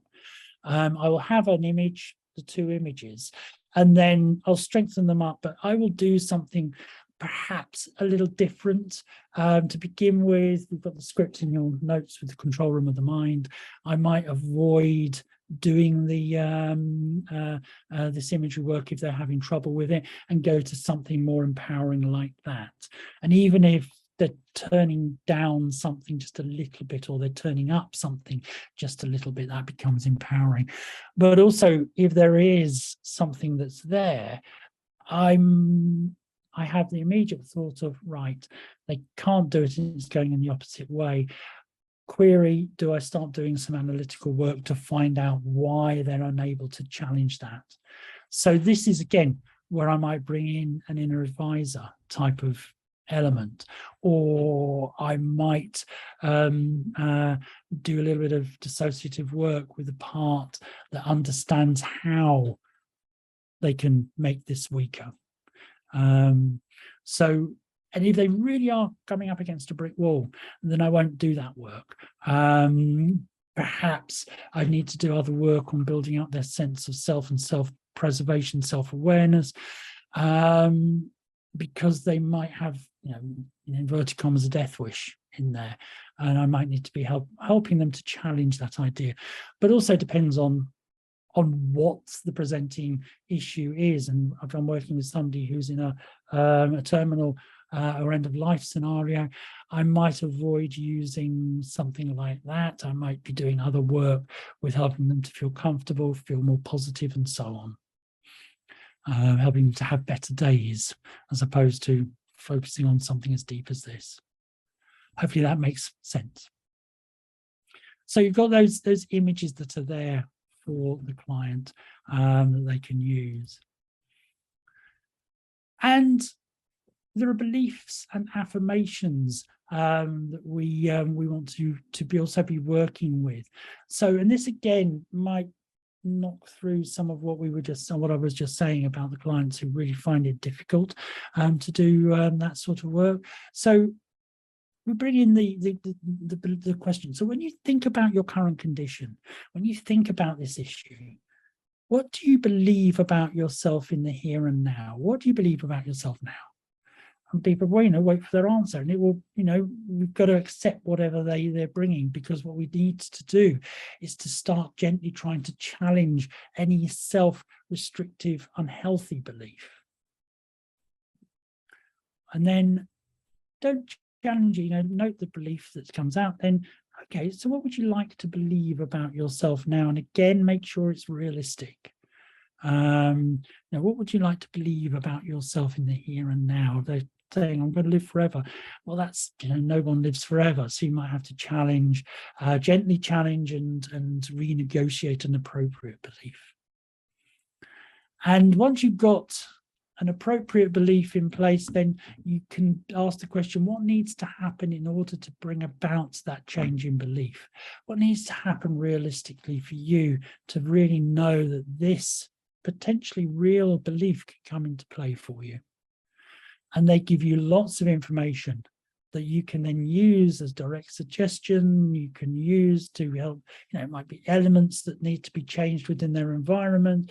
It just gives you a whole fertile pot of potential areas to work on with that. Roger asks, what if they believe is what they want to believe is not realistic? Really important that we challenge that gently and kindly, because if they are setting themselves up for something that is not going to happen, you will create a neurosis if you really start to put that in. You know, what I might say is, okay, that's a big, huge step that you're thinking about here. So let's chunk this down a little bit. Let's take it down to something more simple, more straightforward to begin with. So I distract them away from that and then get them to look at a smaller, more achievable belief for the interim to begin with, and we work on that. And then we come back, and hopefully as you start to empower them over the smaller, less unrealistic beliefs, you'll find that they will change their own concept of that unreal belief that's there as well. What if they say, Alison asks, what if they say, I don't know? The perennial question, I don't know, regarding what needs to happen. And that's where we can go back to the inner advisor, that type of work there. So you can bring in the inner advisor, you can bring in a part when you're in trance that maybe does know what to do. So somewhere in there will be an idea and an understanding. And if they're constantly saying, I don't know, I don't know, I don't know, then that's when I go all Ericksonian in hypnosis on them. You know, and your conscious awareness does not yet know nor understands how this, what needs to happen in order to bring about this change, in order for you to understand and accept this new, wonderful, positive belief. So I wonder how your unconscious mind is going to begin to consider this. I wonder what it will be thinking in order to bring up those small things that need to happen, that you would like to happen, to bring about a change in the way you're believing about this condition. So if they don't know at the conscious level, go in, and if you're constantly getting an I don't know, then go in and be Ericksonian. Just use some questions. You know, and or just use some gentle Ericksonian, very open-ended stuff, and that should stimulate, if nothing else, it will stimulate a sense of hope, and it will stimulate a sense of positivity, because we're not focusing on negatives. It won't happen, I can't find it. We're saying somewhere in there is a way to do it, and just you can be gentle and allow it to happen in its own time. So hopefully that kind of gives you an idea there. And once you've created these beliefs, you can write them down as affirmations. The affirmations are something that, A, you can deliver back to the client when they are in trance, or B, I get them to write them down. I get them to put these things in places around their home, if it's appropriate, where they can see them and they can just say them to themselves, or on their phones. I get them to occasionally have a little reminder come up, look at your affirmation, and it comes up.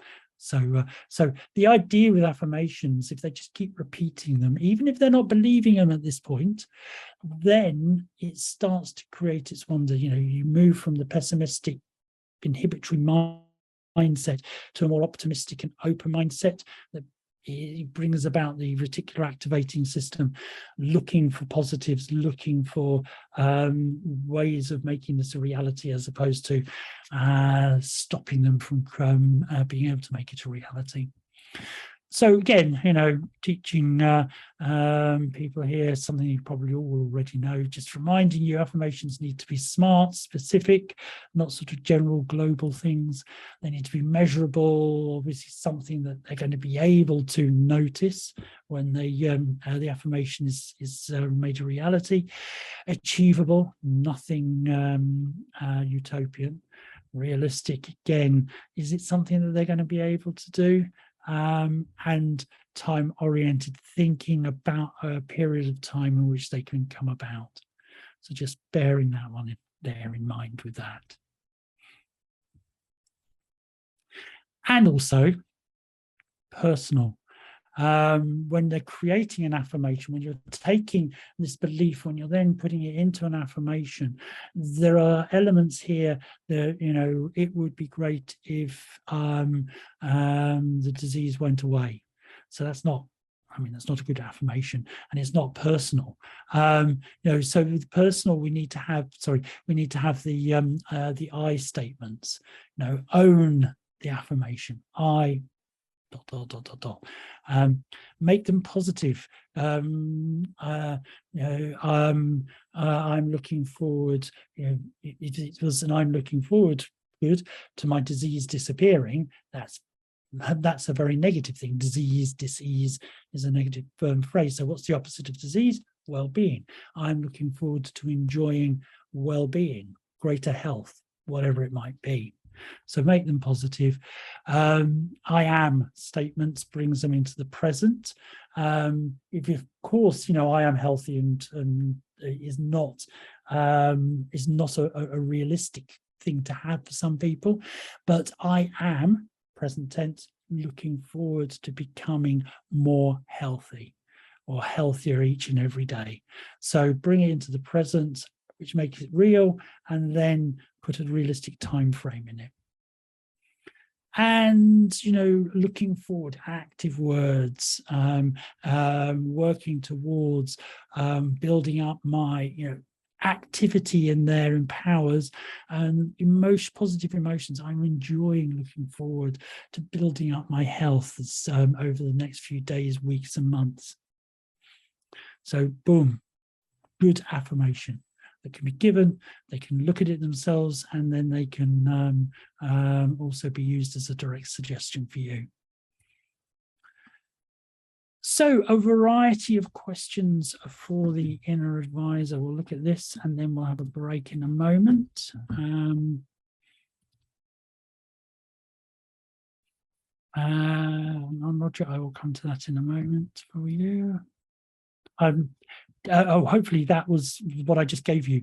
Was that? But I'll redo it in a moment. Let me just get this share up. Right. Okay.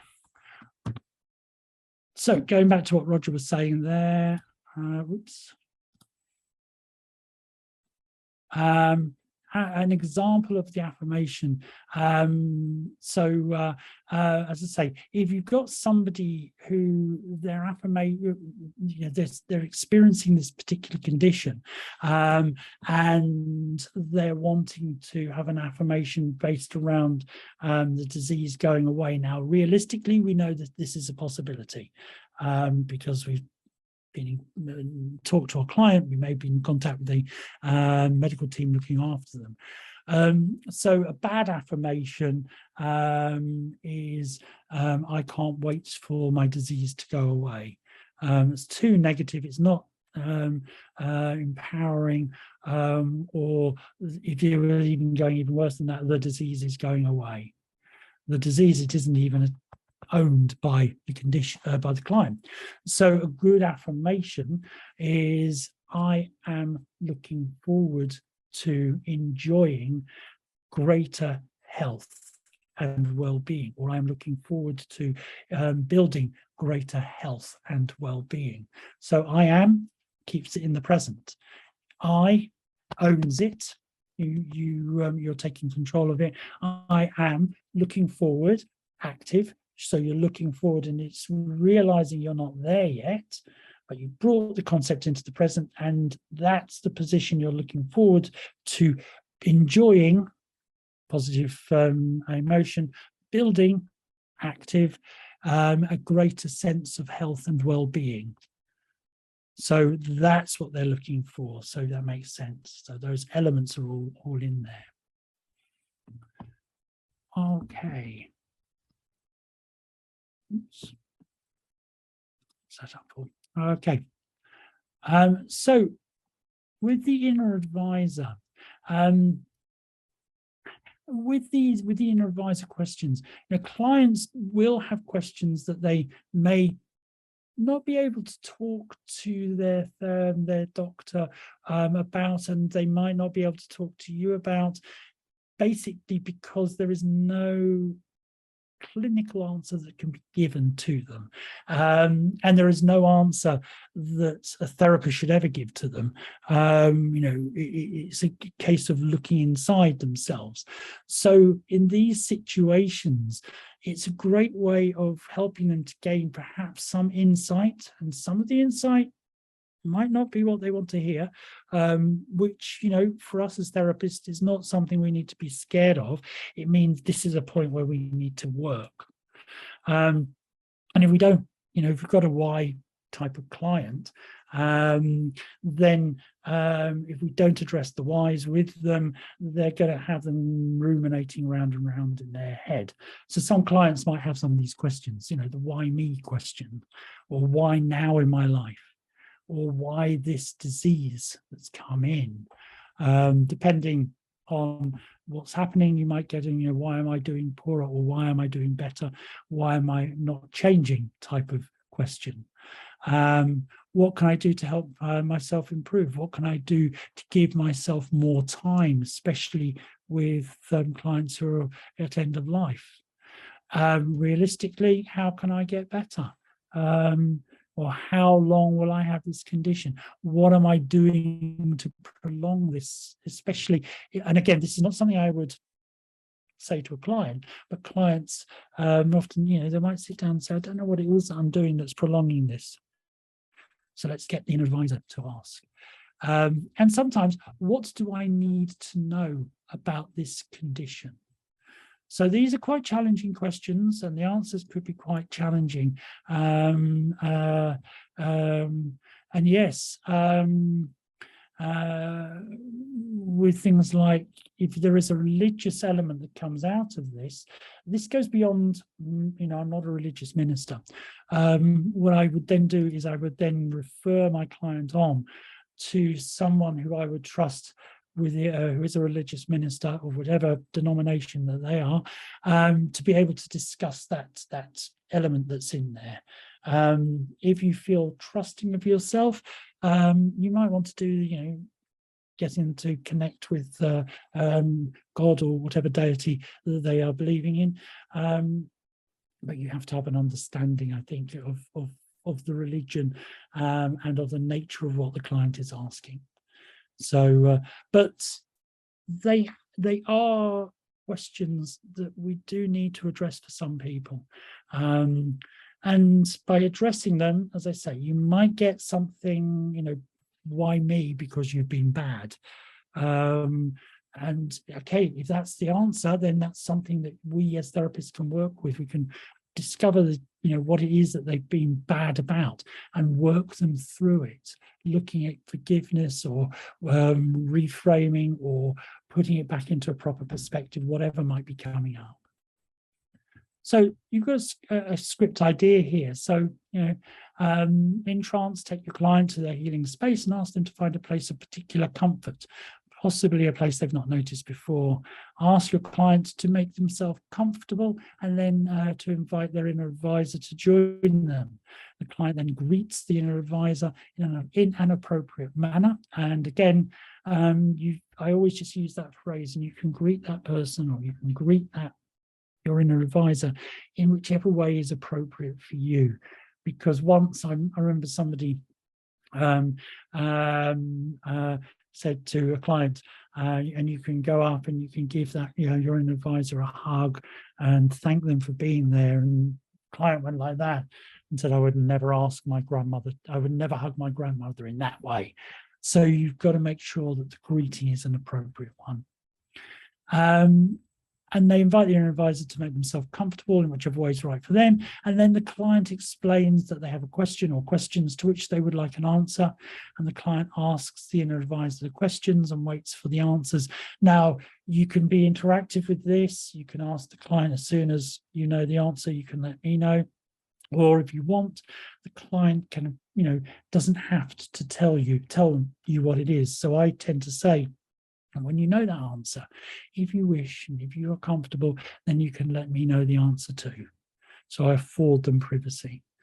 When the questions are completed, then they've bid farewell to the inner advisor in whichever way is appropriate, and then the inner advisor gives them a gift, resource, quality, or whatever to take away with them. And then out of trance, you have a discussion, and if there is stuff there that the client wants to work with, then that forms the basis of later sessions based around whatever the answer to their question is. So you've got that element that's coming in there. Okay. Any questions so far? Okay. May I ask, do we check with the clients on this on the set of questions they want to ask their inner advisor before asking them? Yes. I would certainly be. It would be if my client has asked me those questions. That is where I would say that's when we do the inner advisor work. So I know that there are questions to ask, and then we've got a doorway into all of this. And I would always say, you can ask whatever questions you want, and you can take your time and allow yourself to hear what your inner advisor has to say. And if you wish, you can then let me know when they answer. If they do answer, I also give them the opportunity, and now is also your opportunity to ask any other questions you wish. In trance, they may have other questions that bubble up. Out of trance, they might not. But give them time to ask questions. Give them time to then hear what the inner advisor, the higher self, has to say.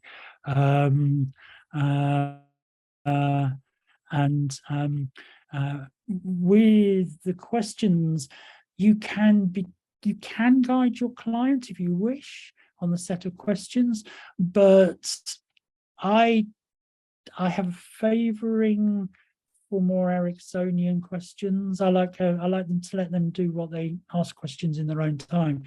So I might say when they're in there, and as you're sitting with your inner advisor, enjoying their company, now is your opportunity to ask any of those questions and all of those questions that we were discussing earlier. And you've got the chance now in your own time to ask whichever question or questions you want to ask. And then that's the way I tend to do that. That's the way I tend to do that. And if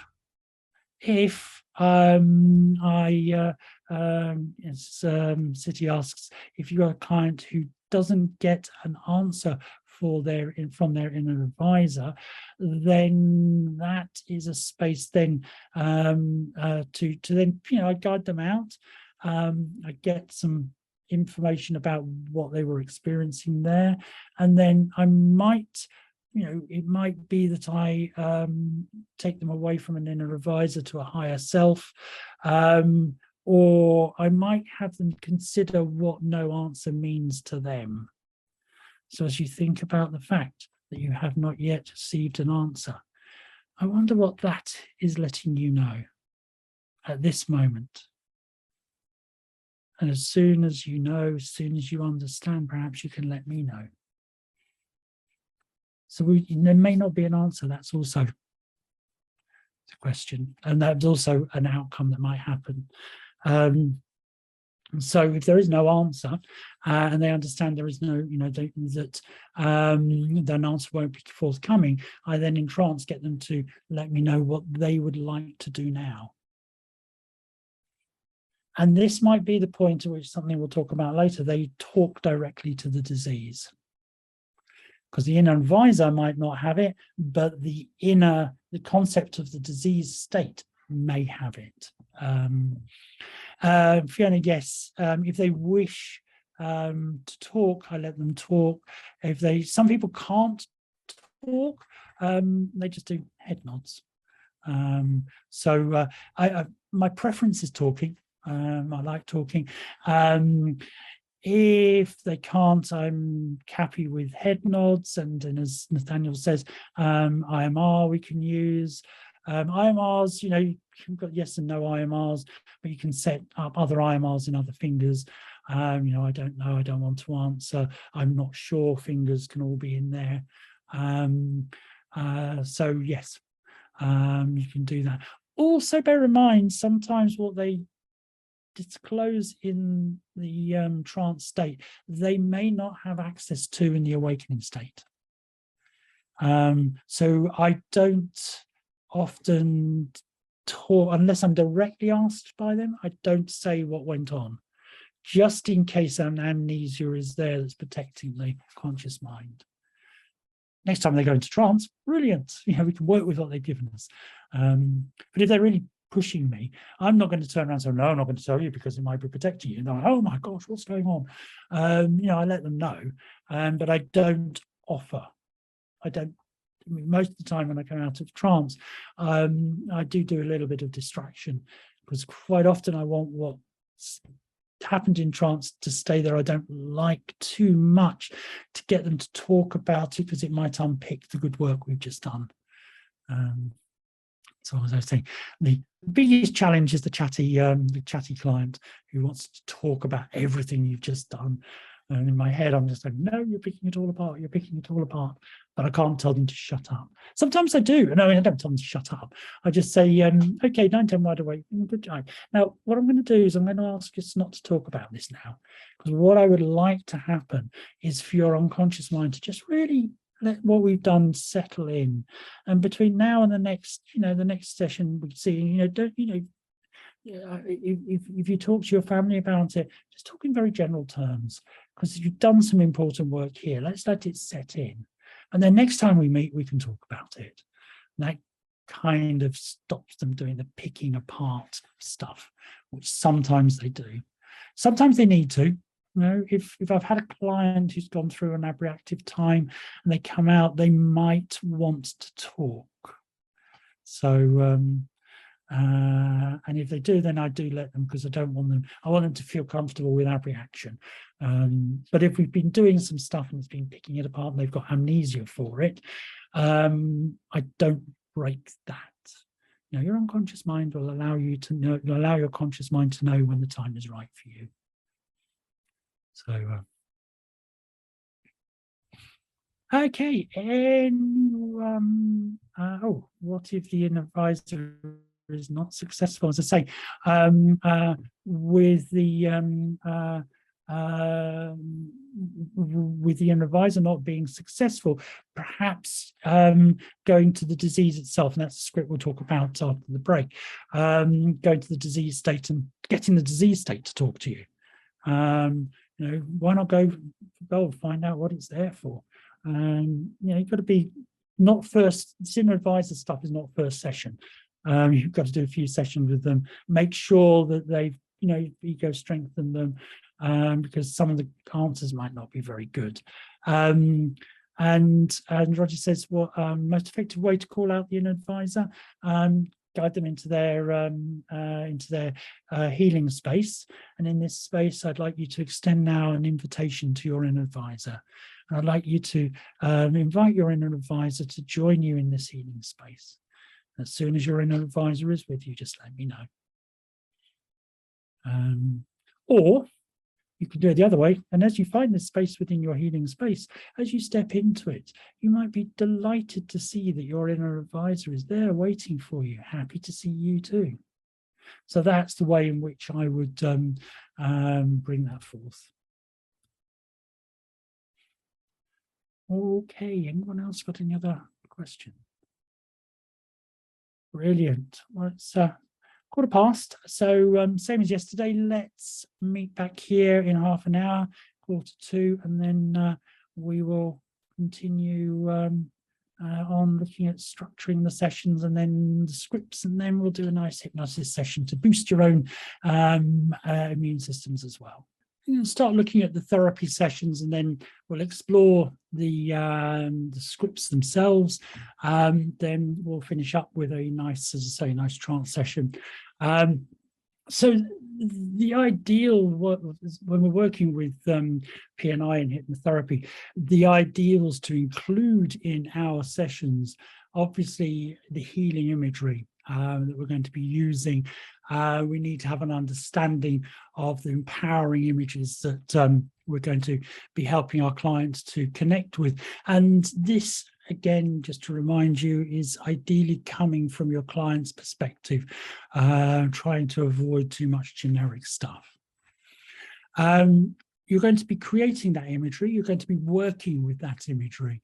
And a very nice sort of metaphorical approach is a very nice approach to work with metaphor and that type of imagery. It's a lot less threatening than doing some very direct imagery. You know, to think about a tumor as opposed to thinking about an invading army or a castle that shouldn't be there. It's easier to conceptualize and think about the castle that shouldn't be there. It's less terrifying. So it's just kind of dissociative in that you're that removed from it, but it's empowering because that image is something you can work with, your client can work with, and can manipulate. Obviously, we need to look at the concerns the client has about their condition and start dealing with them in a realistic way, whether or not we're referring them to talk to religious people or back to their doctor or the medical care team. Again, one of the things I sometimes pick up is that the client feels that they're not able to connect or are able to ask questions, or they feel that they're a bit scared to ask questions of the medical team. So there's an area you might want to work with there with some assertiveness work. We are helping to create a positive and mindset, as positive a mindset as we can, depending on what type of work we're looking at here. So creating a really positive mindset for the client to be able to take them forward. With a positive mind comes, you know, the positive neurochemicals and neurotransmitters, which then takes pressure off the immune system. So positivity. And where we can, helping them to create lifestyle change. So instead of, you know, dying from cancer, they're living with cancer. Instead of defining themselves, there it is, right in front of me, that's all you can see is my cancer, I am cancer, is taking that, and no matter what that, you know, how aggressive that cancer is, trying to get a perspective where they have the cancer as a part of them, but it does not define who they are. Because if it defines who they are, it's a very negative experience.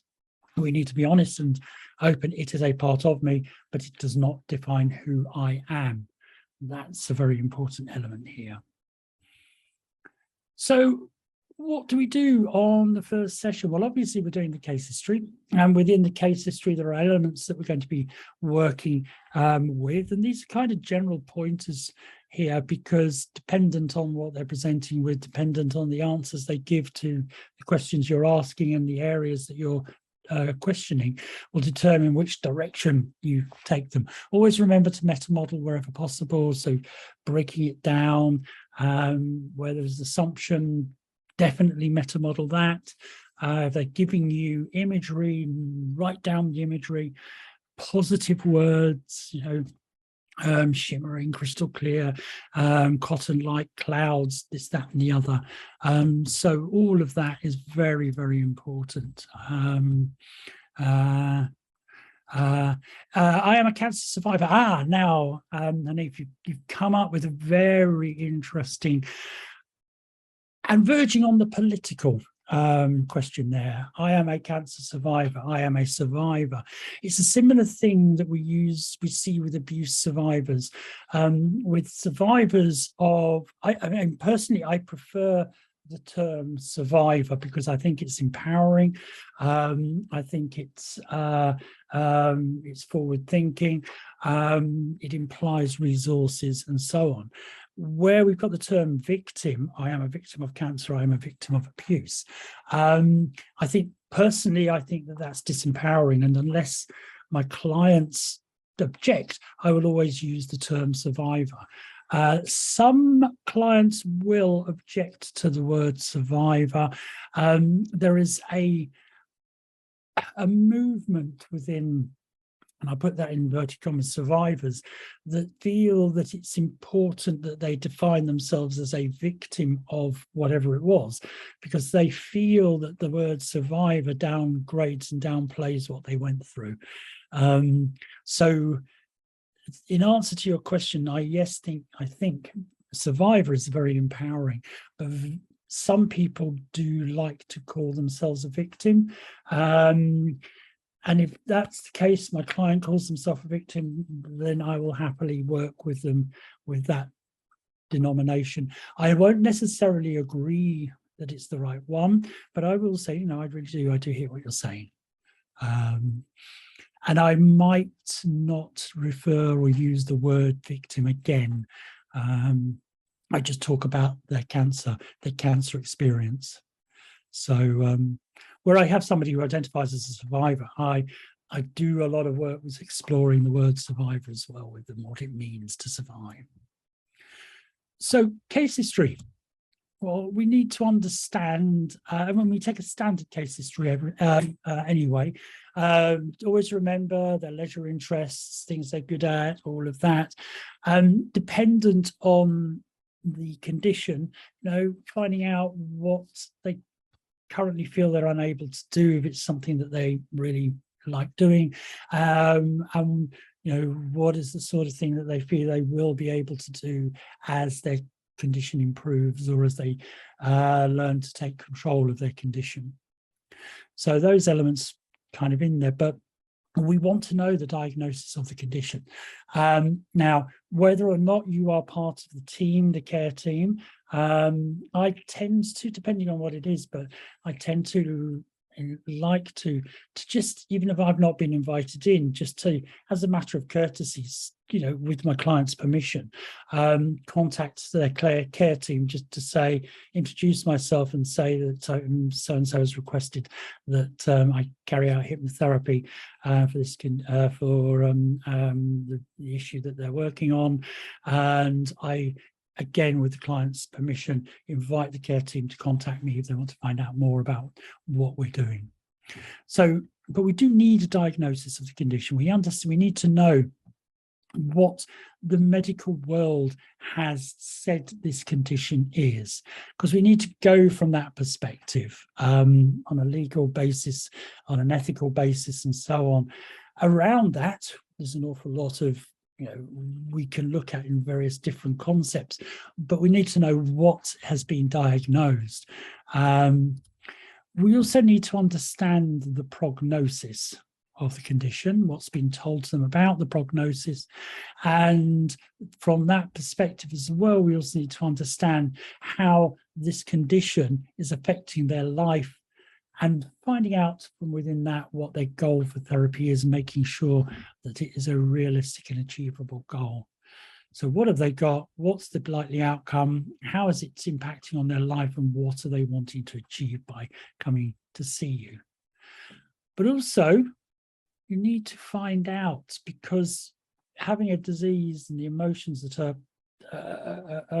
attached to that that diagnosis, it doesn't just affect the client.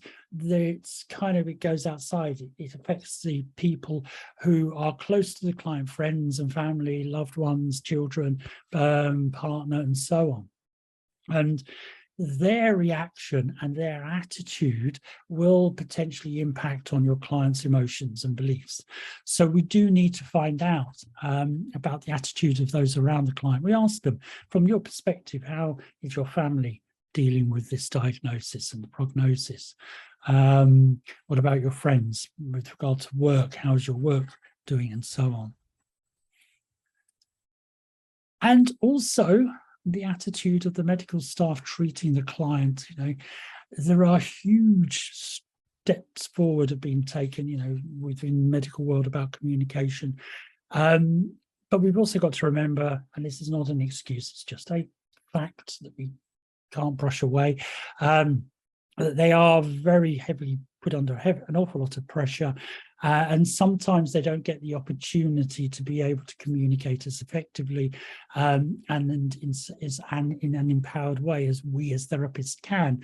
Also, there are certain things that have to be communicated to prevent lawsuits being aimed at the medic. So we need to, again, from our client's perspective, what's the attitude of the medical staff that are treating the client? how are they perceiving this? Because this is an area that we may need to work with. And especially if they've got an attitude, or if the attitude of the staff, you know, we're working on you. So they feel that then the client feels they're not part of the process, which sometimes happens, and, you know, it depends on the style or what's happening to them. I need to understand that, because I want to have and engender a sense of collaboration, at least within the client's mind. You know, I understand my medical team are doing what they can, but I am a collaborative partner within this. I'm not having it just done unto me. And so looking at the attitude and changing your client's way of viewing that experience. So things like, you know, if they are having stereotactic surgery or something like that, where they've, you know, alert and they've had to have their head clamped or something, so they're kind of immobile. Or, you know, when some of my IVF clients, when implantation of the embryo is being carried out, instead of just lying there passively or sitting there passively, depending on the procedure, I use work to empower them to, you know, be welcoming the implantation of the embryo. And I don't use medicalized terminology. You know, you can welcome your baby being gifted to you by the through this procedure and all of that. So the attitude, if they feel a part of it, fantastic. If they feel a part from it, then we need to help connect them with it. It's empowerment. It helps them to feel more positive. Is there a family history of the condition? You know, it might be an important element. Is there a genetic history? Are we thinking a little bit more about epigenetics, those sorts of things that could be coming in? But if there's a family history, what's the familial attitude and belief in outcome with regards to this condition that's there? And also, very importantly, we need to know any concerns they have about the condition, or about procedures, or about, you know, if they're undergoing something like chemotherapy, what are their concerns with regards to chemo and so on. When my sister had breast cancer and luckily survived it, one of her concerns was her hair falling out, which it did, and so I didn't do any formal hypnosis work with her, but I did some formal work with her. Informal work, and she was talking about, you know, I was saying to her, look, you've been telling me about wanting to try different hairstyles, so this is your opportunity. And she's kind of, her face lit up, and she said, you know, you're right. I'm not going to think about the fact that I haven't got any hair on my head or anywhere else on my body.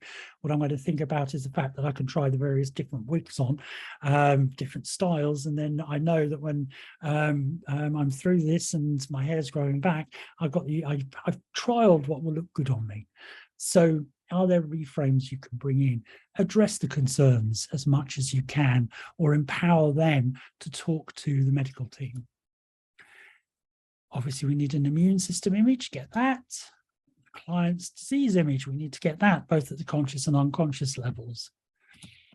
And just find out what their healing space is, where their healing space is, or if there are several spaces, to have those to hand.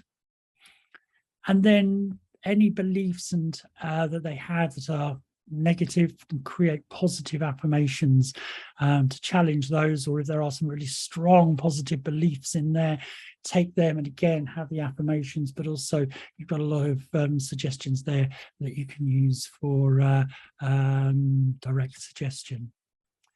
So healing space, it's that image, a place that they can, it's like the favorite place of relaxation. With the dolphins, the waters of Eilat were a healing space for my client, where they went and they felt it was a healing environment. So as we would take somebody into a favorite place of safety, maybe in standard anxiety work or trauma work, we would guide them to a similar space, but let them know this is a space of healing. This is a space where they can come, and the very atmosphere is allowing them to feel a sense of healing in this environment. And it's a place we take them into. I would take somebody into a favorite place to work from when we're doing other work, with P&I work, take them to the healing space. And that's where we work with them from, we work with them there. So the first session, sort of the hypnosis, an idea of what you will be doing with that. So take them to the healing space, create the healing space, work with them on that. Then start to do any appropriate therapeutic imagery that helps them to deal with immediate concerns, or if they have strong concerns, you might want to put the imagery to one side and just do some direct work on healing there. This is probably more going to be around the imagery that you're going to be using will be based around some of the scripts we've got here with this one. Again, depending on the amount of time you have with your client, your first session with the case history, creation of the healing space, you might only have time to do a little bit of ego strengthening, if that's the case there with regard to that. And Hanif said, should the healing space be personal to the client, or we can suggest someplace? I prefer it to be personal because they'll identify more with it. So it's something that they've created, they've talked about. I can be quite open-ended with it. Guide my client into trance, do 10 to 1 countdown, or I tend to do a 10 to 1 countdown, but I'm getting them to walk along a path, and as I count each number, they're traveling along that path. When I get to 1, they'll wonder where they are, and they've no idea, no need to know just yet. So 10, 9, 8, 7, 6, 5, 4, 3, 2, 1, and now I want you to step off into a space of healing. I don't know what that space is for you. But you can step into that space and enjoy the healing nature of this space, and look around you. You can let me know what you see. You can let me know how you're feeling. So it's that sort of imagery we would use. If they really aren't able to, then you can have some of the more generic spaces. It's usually a place in nature or a space in their own home. 1 or 2 people have had positive experiences in hospital, and that's where their healing space is. So whatever it might be. So the imagery, or do whatever is appropriate on that first session, to remembering the amount of time you have. With that, then if you've got some affirmations from the case history, then you can start installing the affirmations in there. Each and every time you begin to think of anything negative, instantly and immediately your mind will begin to say, and then you repeat the affirmation. And as you say whatever the affirmation is, you feel yourself calm, your body relaxing just a little bit. If time, teach self-hypnosis, but hey, you guys are realists as well. Sometimes teaching self-hypnosis won't do anything. They just want a tape or an audio. So if I know I've got a client who is just into audios, then I don't teach the self-hypnosis. I talk about what I want them to do with the audio outside of trance. And then awaken, bring your client back. So quite straightforward what you're doing there. The second session onwards, from details of the first session, you will have got a kind of plan of action for the second session. So what you will have is your plan. And then, of course, you need feedback from your client as to how they've been between the first session and this session. And so based on a combination of your plan and what their feedback is, what's worked, what hasn't worked, and so on, that will determine where you're going to go on this particular session. And again, take your clients to their healing space and connect with them therapeutically there. It can be the same space, it can be a different place within the same space. You might find that they have a different healing space, or between the sessions, they've thought of somewhere that they'd like to go and that you hadn't discussed in previous session. And try and include as often as you can. I'd like to say always do it, but if your client's not good at producing imagery, you can't. But try and include the therapeutic imagery, the empowerment stuff, based around the scripts we've got, based around what your client wants and their outcomes. And if you are going to teach self-hypnosis, if you didn't teach it on session 1, do it on session 2. And bring in reinforcement of affirmations. I usually do that at the very end.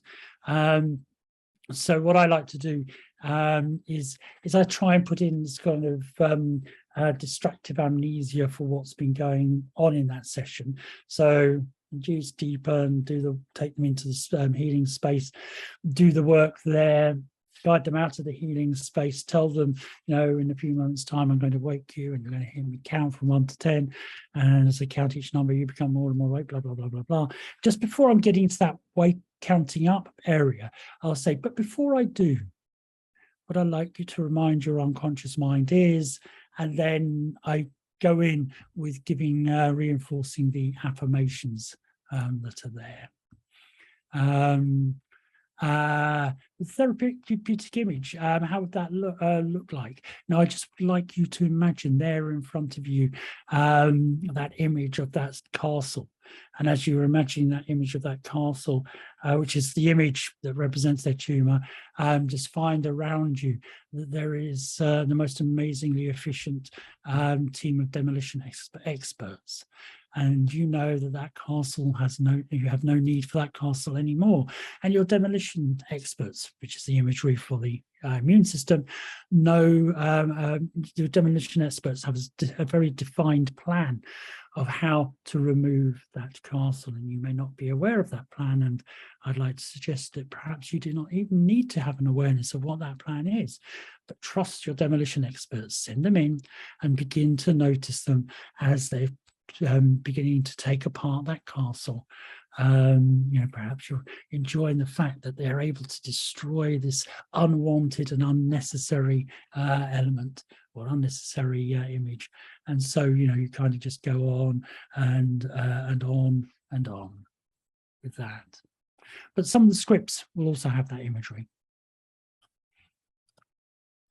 And I always like to, from the second session onwards, bring in pseudo-orientation in time on hallucinated stage progression, and towards the end as well, either before I've reinforced the affirmations or after I've reinforced the affirmations.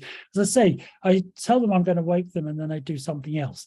And the reason I do that is because I'm going to wake you and they're getting ready to wake up. And then, but before I do, I distract them away, do the affirmations and or the pseudo orientation in time, and then I wake them up, and all they are coming out with most of the time is a memory of the affirmations and is a memory of the positive experience of looking into the future.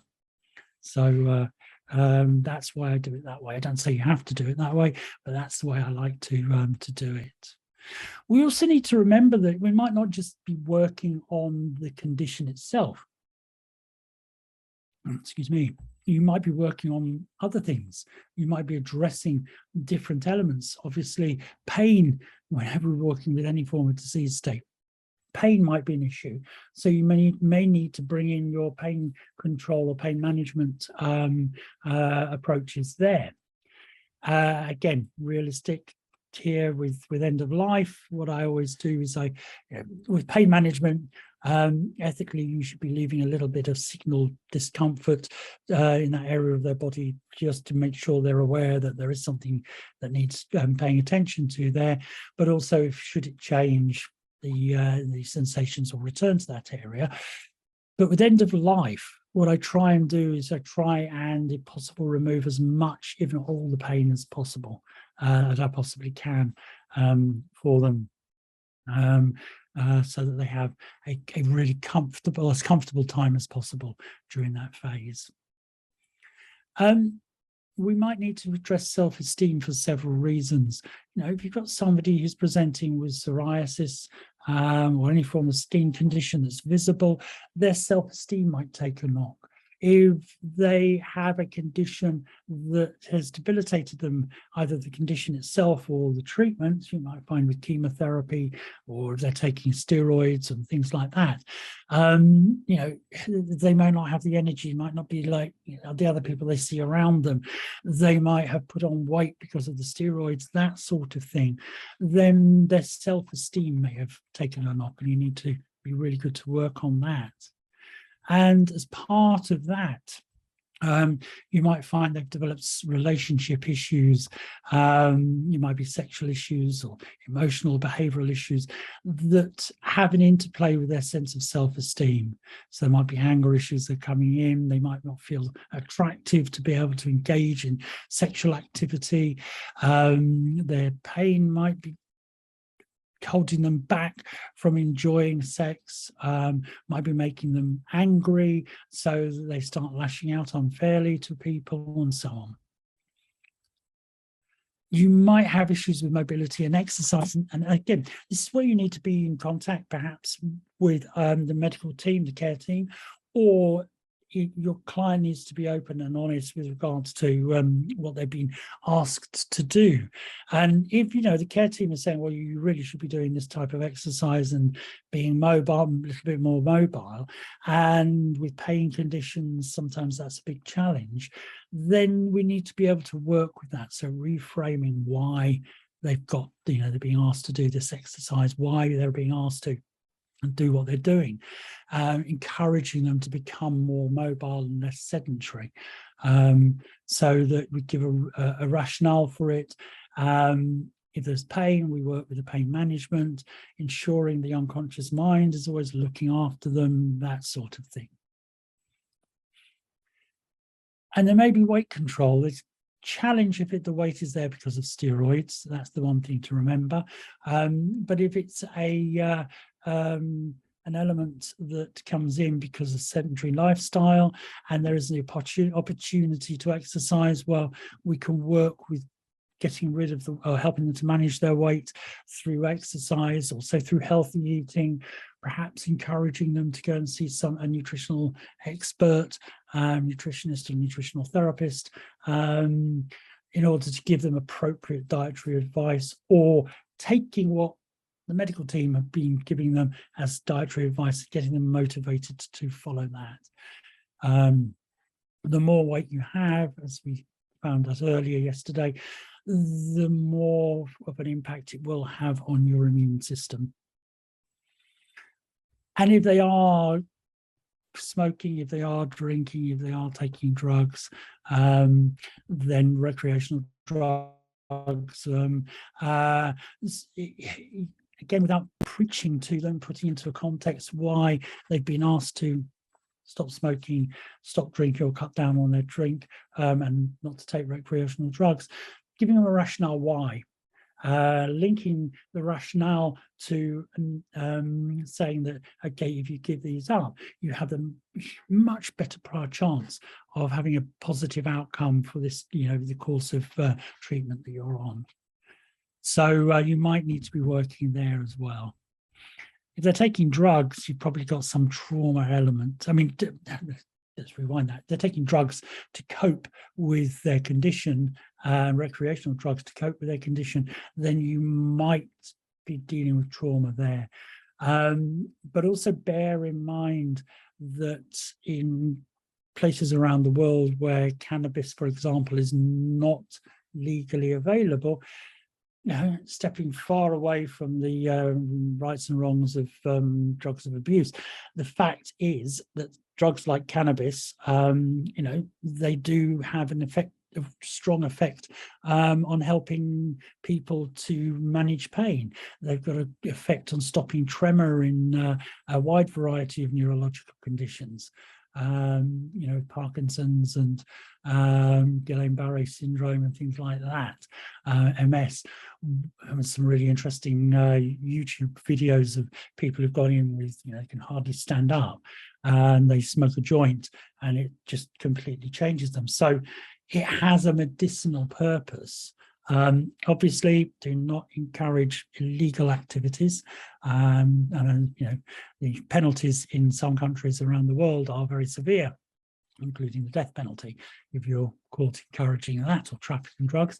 But helping them, what I would say is, if I've got somebody who has benefited from cannabis and they're in a place where cannabis is illegal, I will work with them to let their mind remember what it's like to have had that and the positive benefits it has on the body. You can replicate the effect sometimes just through hypnosis.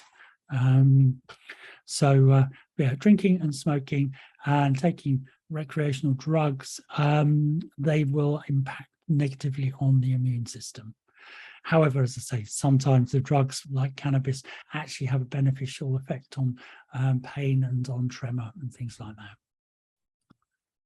And boredom, how can we help them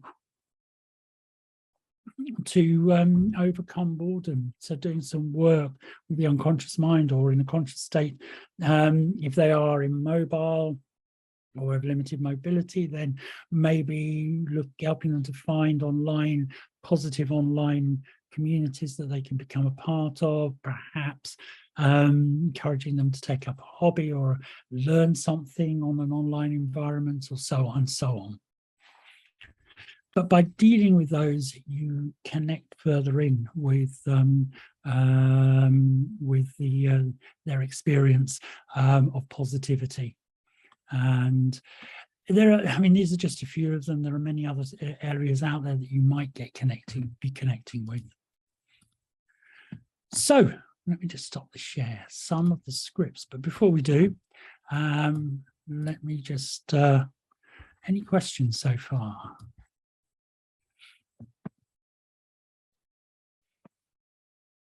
Okay. So let's look at some of these scripts. I'm not going to read every one of them out, otherwise it would be a long time. I'll give you the gists of what they are. You can all read them yourselves, or give you ideas as to other ways of using them too. So control room of the mind. Now, fairly standard script. There's variations on the theme with the control room of the mind. Usual thing: induce them deep in trance, take the person to their favorite place of relaxation or healing space, ask the client to become aware of that there is a path that they may not have noticed, the usual stuff, welcoming path, go along it, you can count from 10 to 1, blah, blah, blah, blah, blah. You can reach number 1, they can then step off and you tell the client that they're standing in a special place, that they're standing in the control room of their mind, and tell the client this is where the controls for all the systems of the body are, just as you would normally do. Tell the client to look around, notice the controls, and even though there are many controls, they instinctively know what each is for, and then get the client to basically go off and find the controls that govern the functioning of their immune system. And when they find them, tell the client to notice the settings, tell the client that some controls may need readjusting, perhaps some need to be turned up, some need to be turned down. Tell the client to take time making the appropriate adjustments so their immune system is functioning at its optimum. You can be really creative here. I sometimes get them to imagine that there's a dial, and when they look at the dial, or when they look at the screen, there's not a dial, a graphic there, and there is a line at which is the most optimal balance. And as they look at that and the dial below them, they notice that everything is off balance. And so this control will allow them to turn up, turn down, and readjust whatever it needs to be readjusted to make sure their immune system is functioning at its most optimum. And as you can also bring in the sense of positive emotions. As they make these adjustments, they feel a sense of calmness, a sense of well-being flowing through them. And you can tell the client that when they finish making the adjustments, they're to spend a few moments looking around the control room, making any other adjustments to other systems that they feel are necessary to improve health and optimal functioning of their immune system. Now, here, you might find that you need to get them to go and turn down or turn up certain emotions, perhaps. So turn down stress, turn up positivity. If they're feeling a bit depressed and down, to go and not to just turn up happiness. doesn't work that way. But to churn up a sense of happiness, and to recognize when they leave that room, that happiness will travel with them. They will be able to turn that up. But making those adjustments, and then when they're ready, tell them they to leave the control room, and that they can return here anytime they wish in order to make further adjustments according to demand. And then back down to into their favorite place, healing space. Any other therapy you might want to do, they can rest there, do whatever you want, always ego boost. And then they know that they can return here whenever they want, when they're doing self-hypnosis, or just imagine themselves there when they're walking down the street, and then awaken them in the usual way, whatever might be appropriate. Emma asks, if you have a client who cannot create visual imagery, ask her to imagine an apple and she can't picture it, how would you get them to the control room? A healing space can be elicited by kinesthetic auditory sensations, but a control room and the button's a bit more visually specific, not necessarily. I get them to imagine the feeling of the sense of control that this space will bring them. Maybe getting them to be able to reach out and physically touch the controls, and you know what a control feels like. Just notice it there under your fingers. You have no need to see what this place is, because you feel its presence around you, and you can feel the sense of control that this control room brings in. Or as you take a slow, deep breath in, you can smell the aroma of that place. And it's breathing it out, and as you breathe out, you feel a sense of calm control coming into your mind.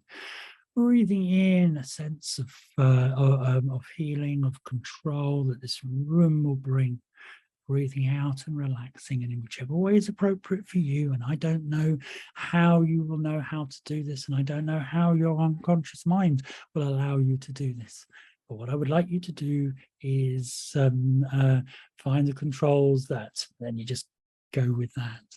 So just bring it in, be a bit creative with regard to it, finding yourself there in this control room of your mind. And I don't know how you know that you are in the control room of the mind, but instinctively you are there.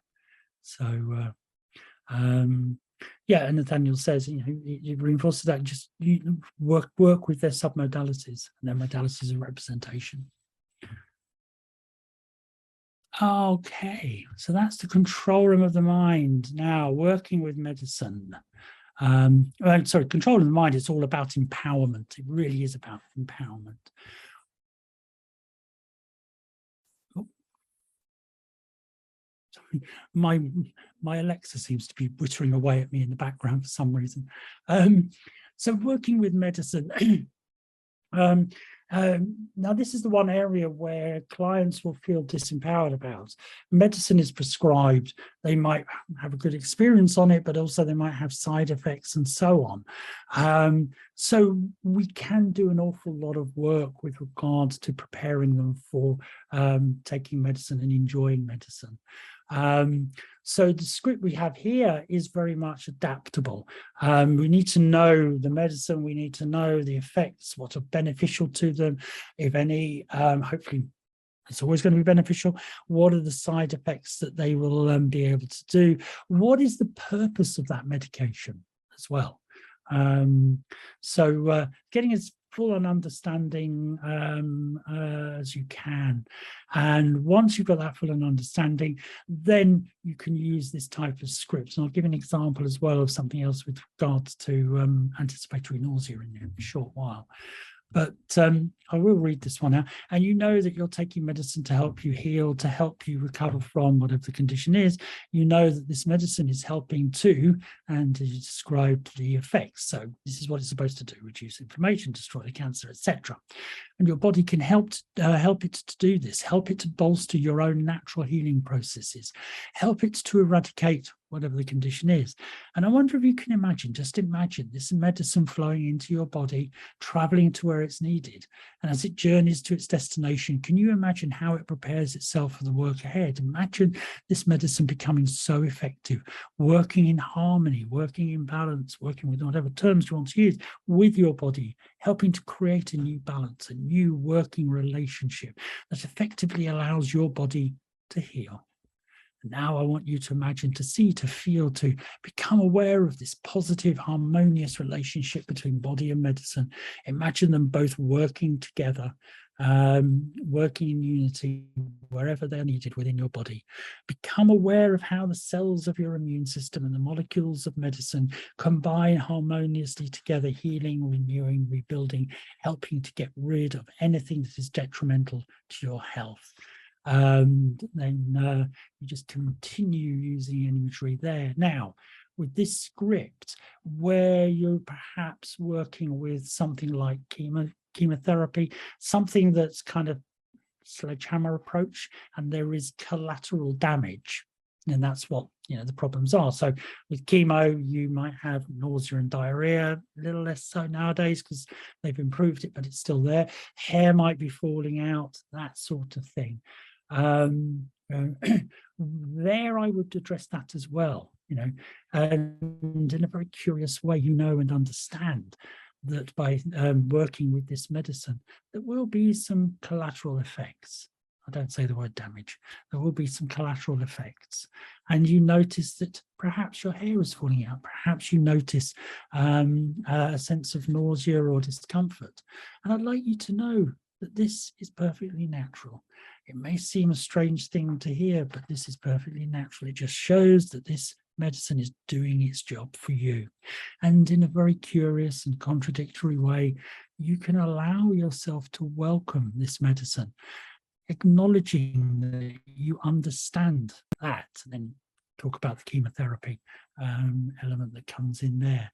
So it's a reframe within the mind. Now, with things like chemo, where you get anticipatory nausea, so they've had chemo and they vomit, or they feel nauseous, or they have diarrhea. So with the what that can do is set up an anticipatory nausea. They know they're coming in for chemotherapy without any drop of chemo touching them. They start to feel nauseous. It's a very typical thing with people walking in to a car park to go for their chemotherapy, and they're throwing up, or if it's at home, they know that the nurse is coming to give them the chemo, and they start feeling nauseous and throwing up. What you can do is use a type of script like this to reframe what's happening, but also you can do a little bit of, if you want to, regression work, symptom manipulation via regression, take them back in time to the first chemo experience, acknowledge that it was a challenge for them, but also put in suggestions that in a very curious way they found they coped, and they coped well. And each and every time since then, they have coped well. Bring them back to the present with the knowledge that it may be curious for you to realize that you did cope well during these past events. Now think about the future, take them into the future, and get them to imagine going in, coping well with the chemo, coming out feeling positive. I've literally had people who've sat in front of me and said, if you can't help me with this, I would rather die from the cancer, because the chemo side effects really were quite intense.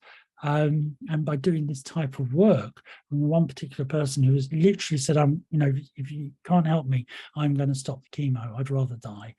2 days later, she went for chemotherapy. The day after, her husband called me back and said, what have you done to my wife?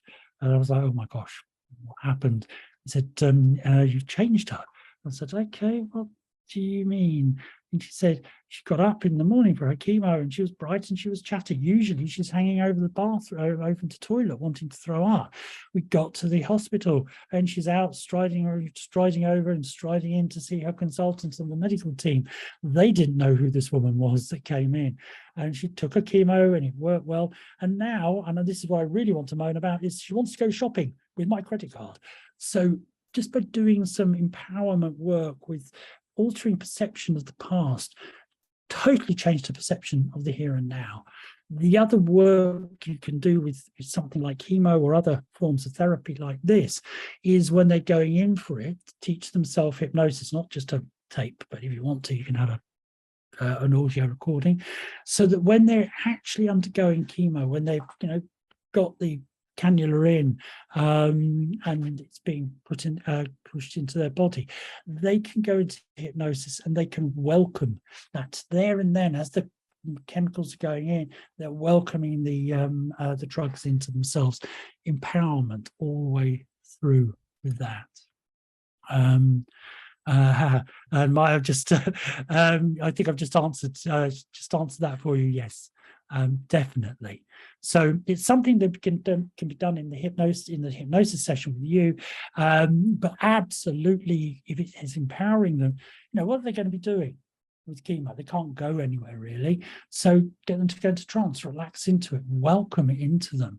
Acknowledging that there will be collateral effects, and thanking the chemo there, getting their immune system to be able to get them to imagine the immune system lining up, and as the chemicals are coming in, shaking hands or whatever perfect greeting there is. It's all about reframe and empowerment in the mind, and it works. It really does work. So, communicating with the disease. Now, this is where you might want to start working with the why people. Why am I like this? Why is this happening to me? That sort of thing, the analysis work that can come in. One of the things you can do is actually talk to the disease state itself. The first thing to do, this is where the healing space becomes important. Help them to create this healing space, guide them into the healing space. And once they're there, and once I also put in, I like to, if I'm doing this type of work, put in a sense of safety within this space. So it's healing and they feel safe and empowered. They, like I always do with trauma work, I tell them there's a protective boundary around the space, and they have complete control over who or what they bring in, who or what they put outside. Because if you bring the disease state in there, they might feel a bit funny and want to get rid of it. So they have to have that sense of empowerment to get it outside again. But get the disease state to come in. And then once it's there, ask them to float it into a safe place where they can talk to it. So just, in this healing space, I would like you to place or float that image to a space where you can feel safe and you can talk to it. And once it's there, let me know. And then you've got the client asking the disease image the questions which they wish, anything they want to ask. And insight questions, they're the why questions. Why have you become a part of me? Why did you choose me? That sort of stuff. Obviously, when the questions have been asked, listening to the answers, and when they're ready, again, it's just an overview. There might be issues that you want to work on at that particular time, issues that you might feel that you don't, you want to alter the way in which they're reacting. I'll give you an example in a minute. When the client's finished asking the questions and answers, ask them to alter the image so that the disease appears weakened. Explain to the client that for now, the image is still a part of them, but explain that they can now find a place of healing within their own inner reality in which they can place that image safe and contained. Explain that when the image is in this place, it will continue to become weaker and weaker until it fades away. Don't use the term grow weaker. The word grow, especially if you're working with someone with cancer, the last thing they want to hear is even in its weakened state, cancer growing. So just a little careful use of language. Suggest that they place the image in there in a healing place, and that as they do so, they can feel an incredible sense of positive inner power as the healing process commences. Suggest that the client absorbs some of the positive healing from the healing space they're currently in, and then reintegrate that image, and then do whatever other work you want to do in there and awaken the client in the usual way. I had a client who has presented with liver cancer.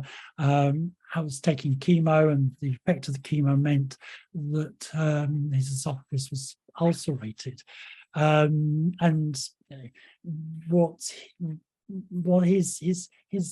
he was an interrogator during the war, and his imagery that he wanted to use, his disease state, the cancer cells were prisoners of war, and his immune system was certainly these interrogators. And I did some work with him in this space. They were interrogating and finding out answers to things, and then for him, what he wanted to do was take them outside and shoot them. Now, okay, I'm not a violent person. I don't advocate the shooting of anyone. But in this case, it was metaphorical imagery. It was empowering imagery for him. And so it seemed right that he can do that. He got very empowered being able to do this. And from this work here, talking to disease, interrogating, shooting it, his condition improved. Okay, when he came to me, he had 6 months to live. He ended up getting 2 years of good quality life, a year and a half, more than his family and certainly his medical team thought he would get. So just bearing in mind that sometimes that powerful imagery is really important. And also that this healing space, being in the healing space, it just gives the whole experience context of healing.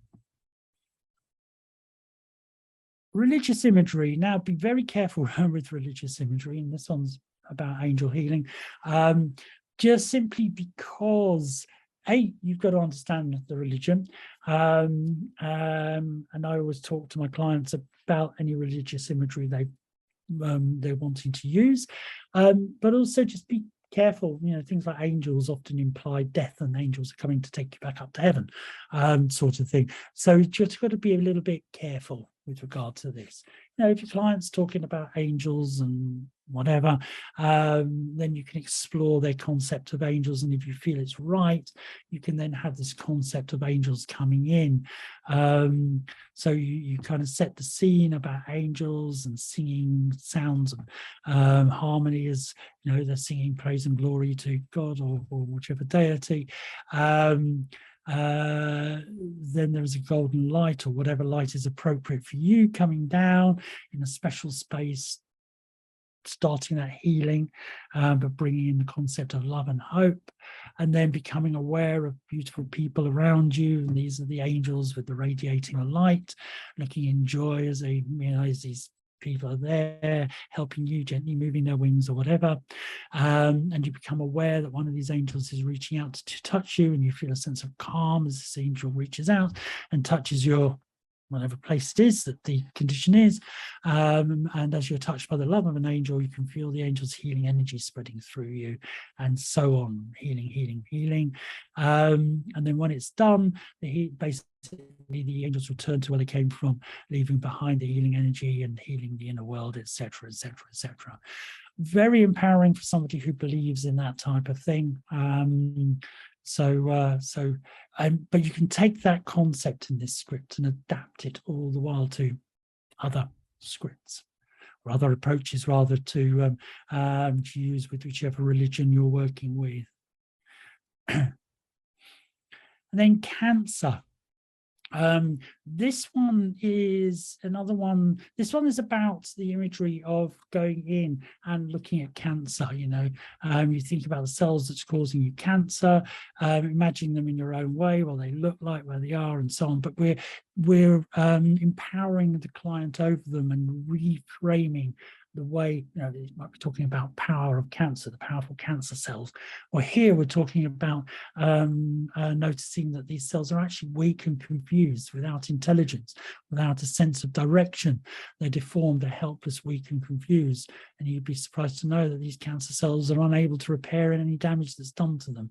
So we're really basically reframing the concept, putting them into putting the cancer concept into a disempowered mindset, so that the client is empowered over them. So we'd say they're weak, they can't fight back, send out a summons to your immune system, either white blood cells or soldiers, or whatever imagery you're using, preparing building for strength, etc. And then letting whatever the image is loose, getting the confused cancer cells, attacking them, fiercely destroying, taking up prisoners, utterly destroying, so on and so on and so on. Watching the cancer cells curl up and die. Again, just be a little careful of your language here. If the client is talking about the cancer cells dying, then we can bring that in, causing the cancer cells to curl up and just fade away to nothing. Is another phrase you can use. Bringing in the other modalities here, feel and see those weak defeated cells shrivel, wither away, and so on. Hear their screams and cries of surrender and defeat if you feel and your client feels that's appropriate, and so it goes on.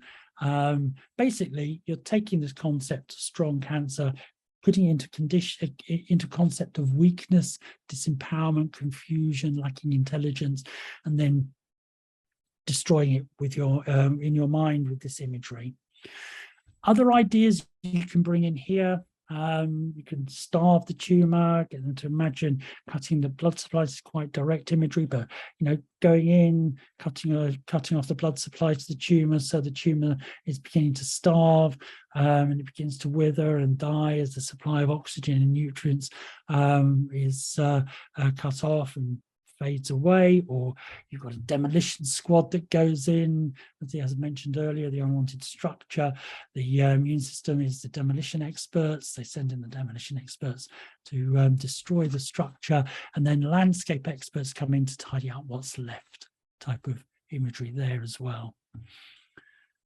With HIV, still do very much see people presenting with HIV. This is based on a script by someone called Mary McCallum, who was one of the lecturers who lectured me, and I went on a masterclass that she wrote with regard to this, and I'm including this as in honor of her. Unfortunately, she was murdered by somebody who was having apparently an argument with his girlfriend, and he basically said to his girlfriend, "Right, if you don't do this, I'm going to go off and run over the first person I see." And she wasn't going to bow down to that threat, didn't think it was real. He got in his car. The first person he saw was unfortunately Mary, and knocked her over and killed her. Wonderful person. Always like to keep her memory alive. And so the script is in honor of, as part of her work. I've got permission, obviously, to bring it in. I've adjusted it a little bit, but this one's very nice. It can be used for other conditions as well.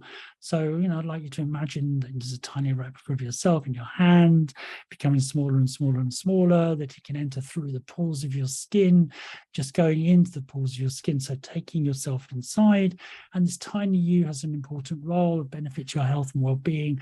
Notice how it descends into your body, commencing a full and thorough investigation of your body, establishing what is happening, what is needed to ensure your health and well-being, recording its impressions as it does so, and you can allow any images and any impressions to arise spontaneously. And you may find it useful to talk or interact with these various impressions, these images, to gain a full picture in order to gain as full an understanding of the situation. And when you're satisfied that you've conducted a full and thorough investigation, you can let me know. That's fine. And you can now relay this information to your body's healing forces, wherever they're situated. Direct them to use this information in any way that seems appropriate for you, or seems appropriate. Just imagine doing this in as much detail as possible, noting the locations and appearance of these healing forces, noticing too how responsive or otherwise they may appear to be. And when you've done this, let me know. And then I'd like you to now supervise these healing forces, supervise them as they take on this task to improve your health and well-being. This may require a planning meeting. It may involve a long-term strategy. If it can be dealt with immediately, then supervise the progress, always insisting on the highest standards of work, agree a time scale, agree procedures, agree on whatever is needed to ensure your health and well-being. When you've done this, you can let me know. And then, thank you, you can now leave the healing forces to carry out their work, returning to the surface of your body by any routes that suggest itself, your body returning to its normal self, knowing that you'll return to monitor the progress, and so it goes on. So it's quite a nice little one. And he says, regarding religious imagery, instead of using angels to furnish healing light, we can use religious people. Yes, human beings who have good reputation as healers, like Jesus or other prophets. Yes, absolutely. His name could be put to a powerful positive impression on a patient. I worked with someone with regards to their alcohol issues, and they had a really strong image of Christ, light of the world, from the pre-Raphaelite painters. Christ holding a lamp as somebody answered the door to him. And every time he went to get a drink, he would imagine Christ, light of the world, standing there with his lamp, holding up a lamp and shining it down on what he was about to do. And he felt a sense of gratitude that Christ was highlighting something that he was about to do that will harm him in his relationship with God. So anything like that, really, really empowering. And you've got various script ideas. You can, get the military imagining their immune system combating HIV infection using military tanks, sending in infantry, winning the battle, and so on. Or you've got the SAS, the immune system as its own SAS force, sending out seek and destroy missions against invading virus cells. Or the gym, the client imagines organizing a fitness training regime for the immune system, so you become fitter and healthier all the time. With dermatological conditions, this one's more about, it's a little bit like building on the demolition experts. This one uses the concept of the immune system as landscaping experts. So, the area where the client has the condition, the landscaping experts go in, the planners go in, plan how it's going to be resculpted. Then once the planning's done, the experts go in and clearing away the debris and everything else, and then the landscapers go in and start to really restructure what they're doing. And by the end of it, they have them, they see the skin as healthy, soft, healed, or whatever is appropriate imagery to use there. So that one can kind of be adapted as well for the cancer. But you've got other ideas here, clients have given me the idea of a bath. Client imagines that they're bathing in a magical bath full of healing liquid, might be mud or some other healing substance. When they finish bathing and get out of the bath, they find their skin has healed, or cocoon.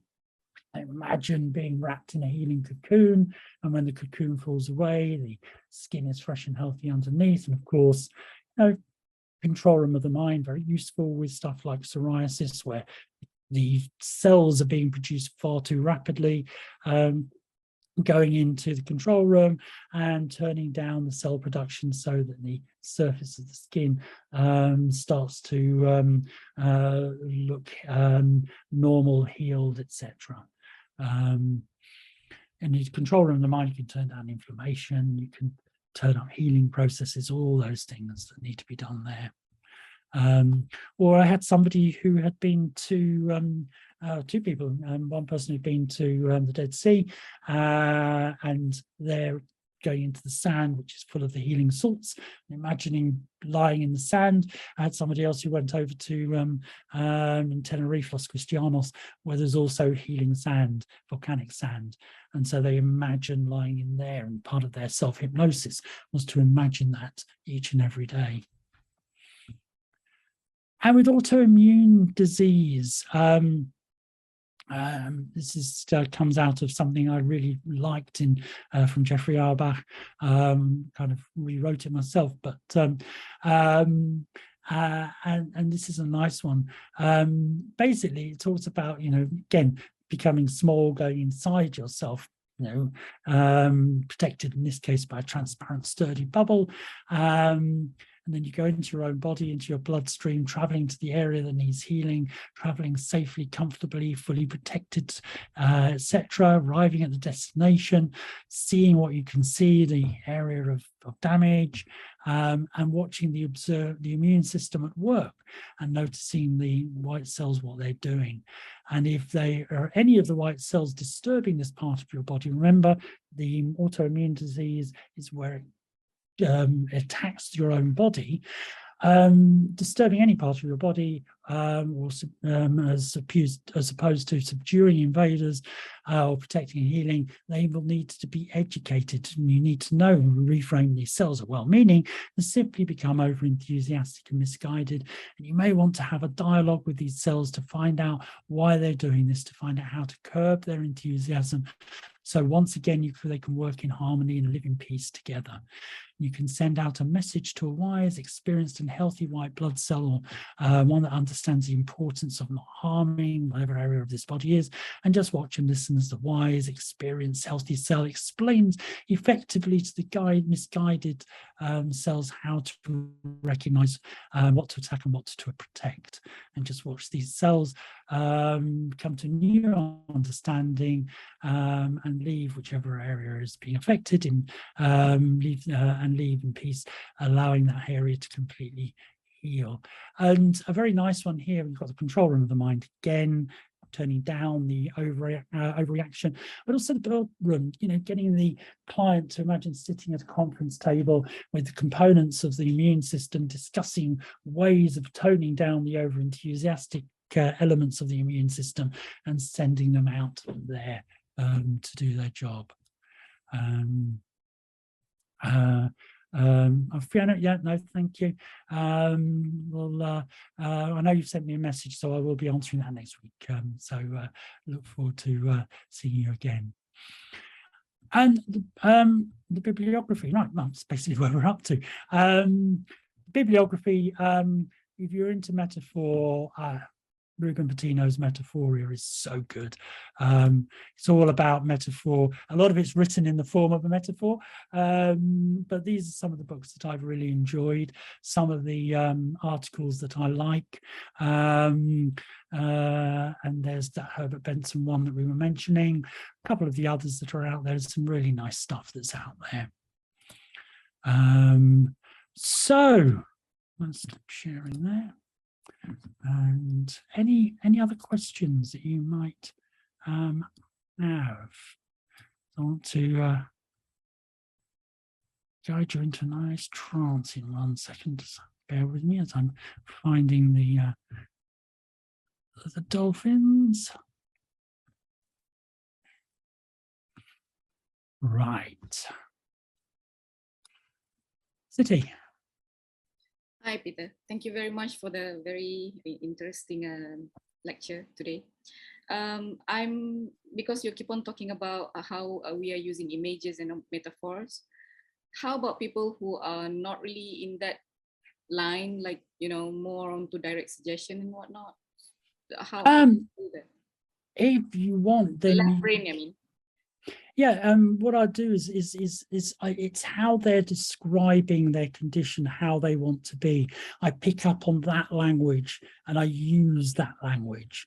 If that makes sense? So if somebody is quite literally talking about their immune system and cells and things like that, I just pick up on that language, and instead of the army, we talk about interleukin 6 or whatever they're coming up with. So I just take the literal stuff and apply it in exactly the same way. So the imagery that you are saying, that eliciting the imagery of the immunes, the disease, you just use whatever they give you, whatever that they are using it. Yeah. General rule of thumb is if they give it to you, even though it might not fit in with ideally what you're wanting, if they've given it to you, just feed it back to them and they'll relate to it. Right. Thank you very much. And also just remember, sometimes you might get that imagery and think, oh, what on earth's that about? So don't use it in that session. Between the two, that session and the next session, go off and do a bit of research on Google, and then you can come back and use it. So there's always a way, always a way. I have a great belief if you question the client properly, their answers will give you absolutely everything you need. So yeah. Hi, Peter. So my question actually relates to that, we are using PNI to heal quite a powerful range of diseases, as like something like autoimmune disease. Many years ago, I used to work as a stem cell scientist, and we were delivering stem cell treatments to patients with, for example, with osteoarthritis to regenerate cartilage. Okay, we have set expectation by saying that having the stem cell treatment will not give them back to like when you're 18 or 20. Like talking about patients who are like in their 70s or 80s. But the feedback we get from the patients after the treatment is still like they are still expecting that things will go back to when they are really, really young. I know that in PNI, we are saying that we are not giving a cure, we are trying to heal, right? How do we make sure that clients get the correct image, like the correct expectation? I listen to what they're saying, and I sometimes, because I can get away with some of my clients with saying things like this because of my personality. I'll be saying, okay, now let's do a little bit of reality check here. This is wonderful what you're explaining, but we've got to be realistic about this. Hypnotherapy is not magic. I really wish I could do that and your cartilage was completely healed. But I can't. Let's go back to the basics of what we're doing here. I'm not going to say it will never happen because I don't know the future. I don't know what's going to happen. But I'm not going to dangle that in front of you as something that's for you. What I can say is let's work with what we've got. Let's maximize every single potential we have here. And from that perspective, I then pull them back into reality. Would you do that before the start of every session just to check the expectation again? Just like I always check goals every session I'm with a client. So last time we were together, this is what we're working on. I just want to check with you, is this still something you're looking to achieve? So it never harms to check. And if you have a worry, and sometimes I do, that they're going to run off and enthusiastically want the world when all you can give them is a plate of food or whatever, then I will always check their mindset. Never harms to keep them on track. Never harms. Okay. It's rather bring them back online than to try and give them something that they're never ever going to achieve, and that just creates neurosis in its own right. And also, you get the reputation for being unethical. Have you ever experienced that a client felt an improvement and immediately the expectation of heal become cure? No, I'm luckily I haven't. I haven't had that. I've had people who have seen improvement, and the expectation is, wow, let's see what else we can do. And my role is, yes, I'm sure there's a lot more we can do, but we've got to just keep things balanced. So let's look at what we can do in the next few weeks and see where that takes you, step by step. Let's do this gently and let's build up without saying, yeah, you're going to be cured, because they're probably not. But it is a little bit of management of expectation, and it's the same I find with so many different things.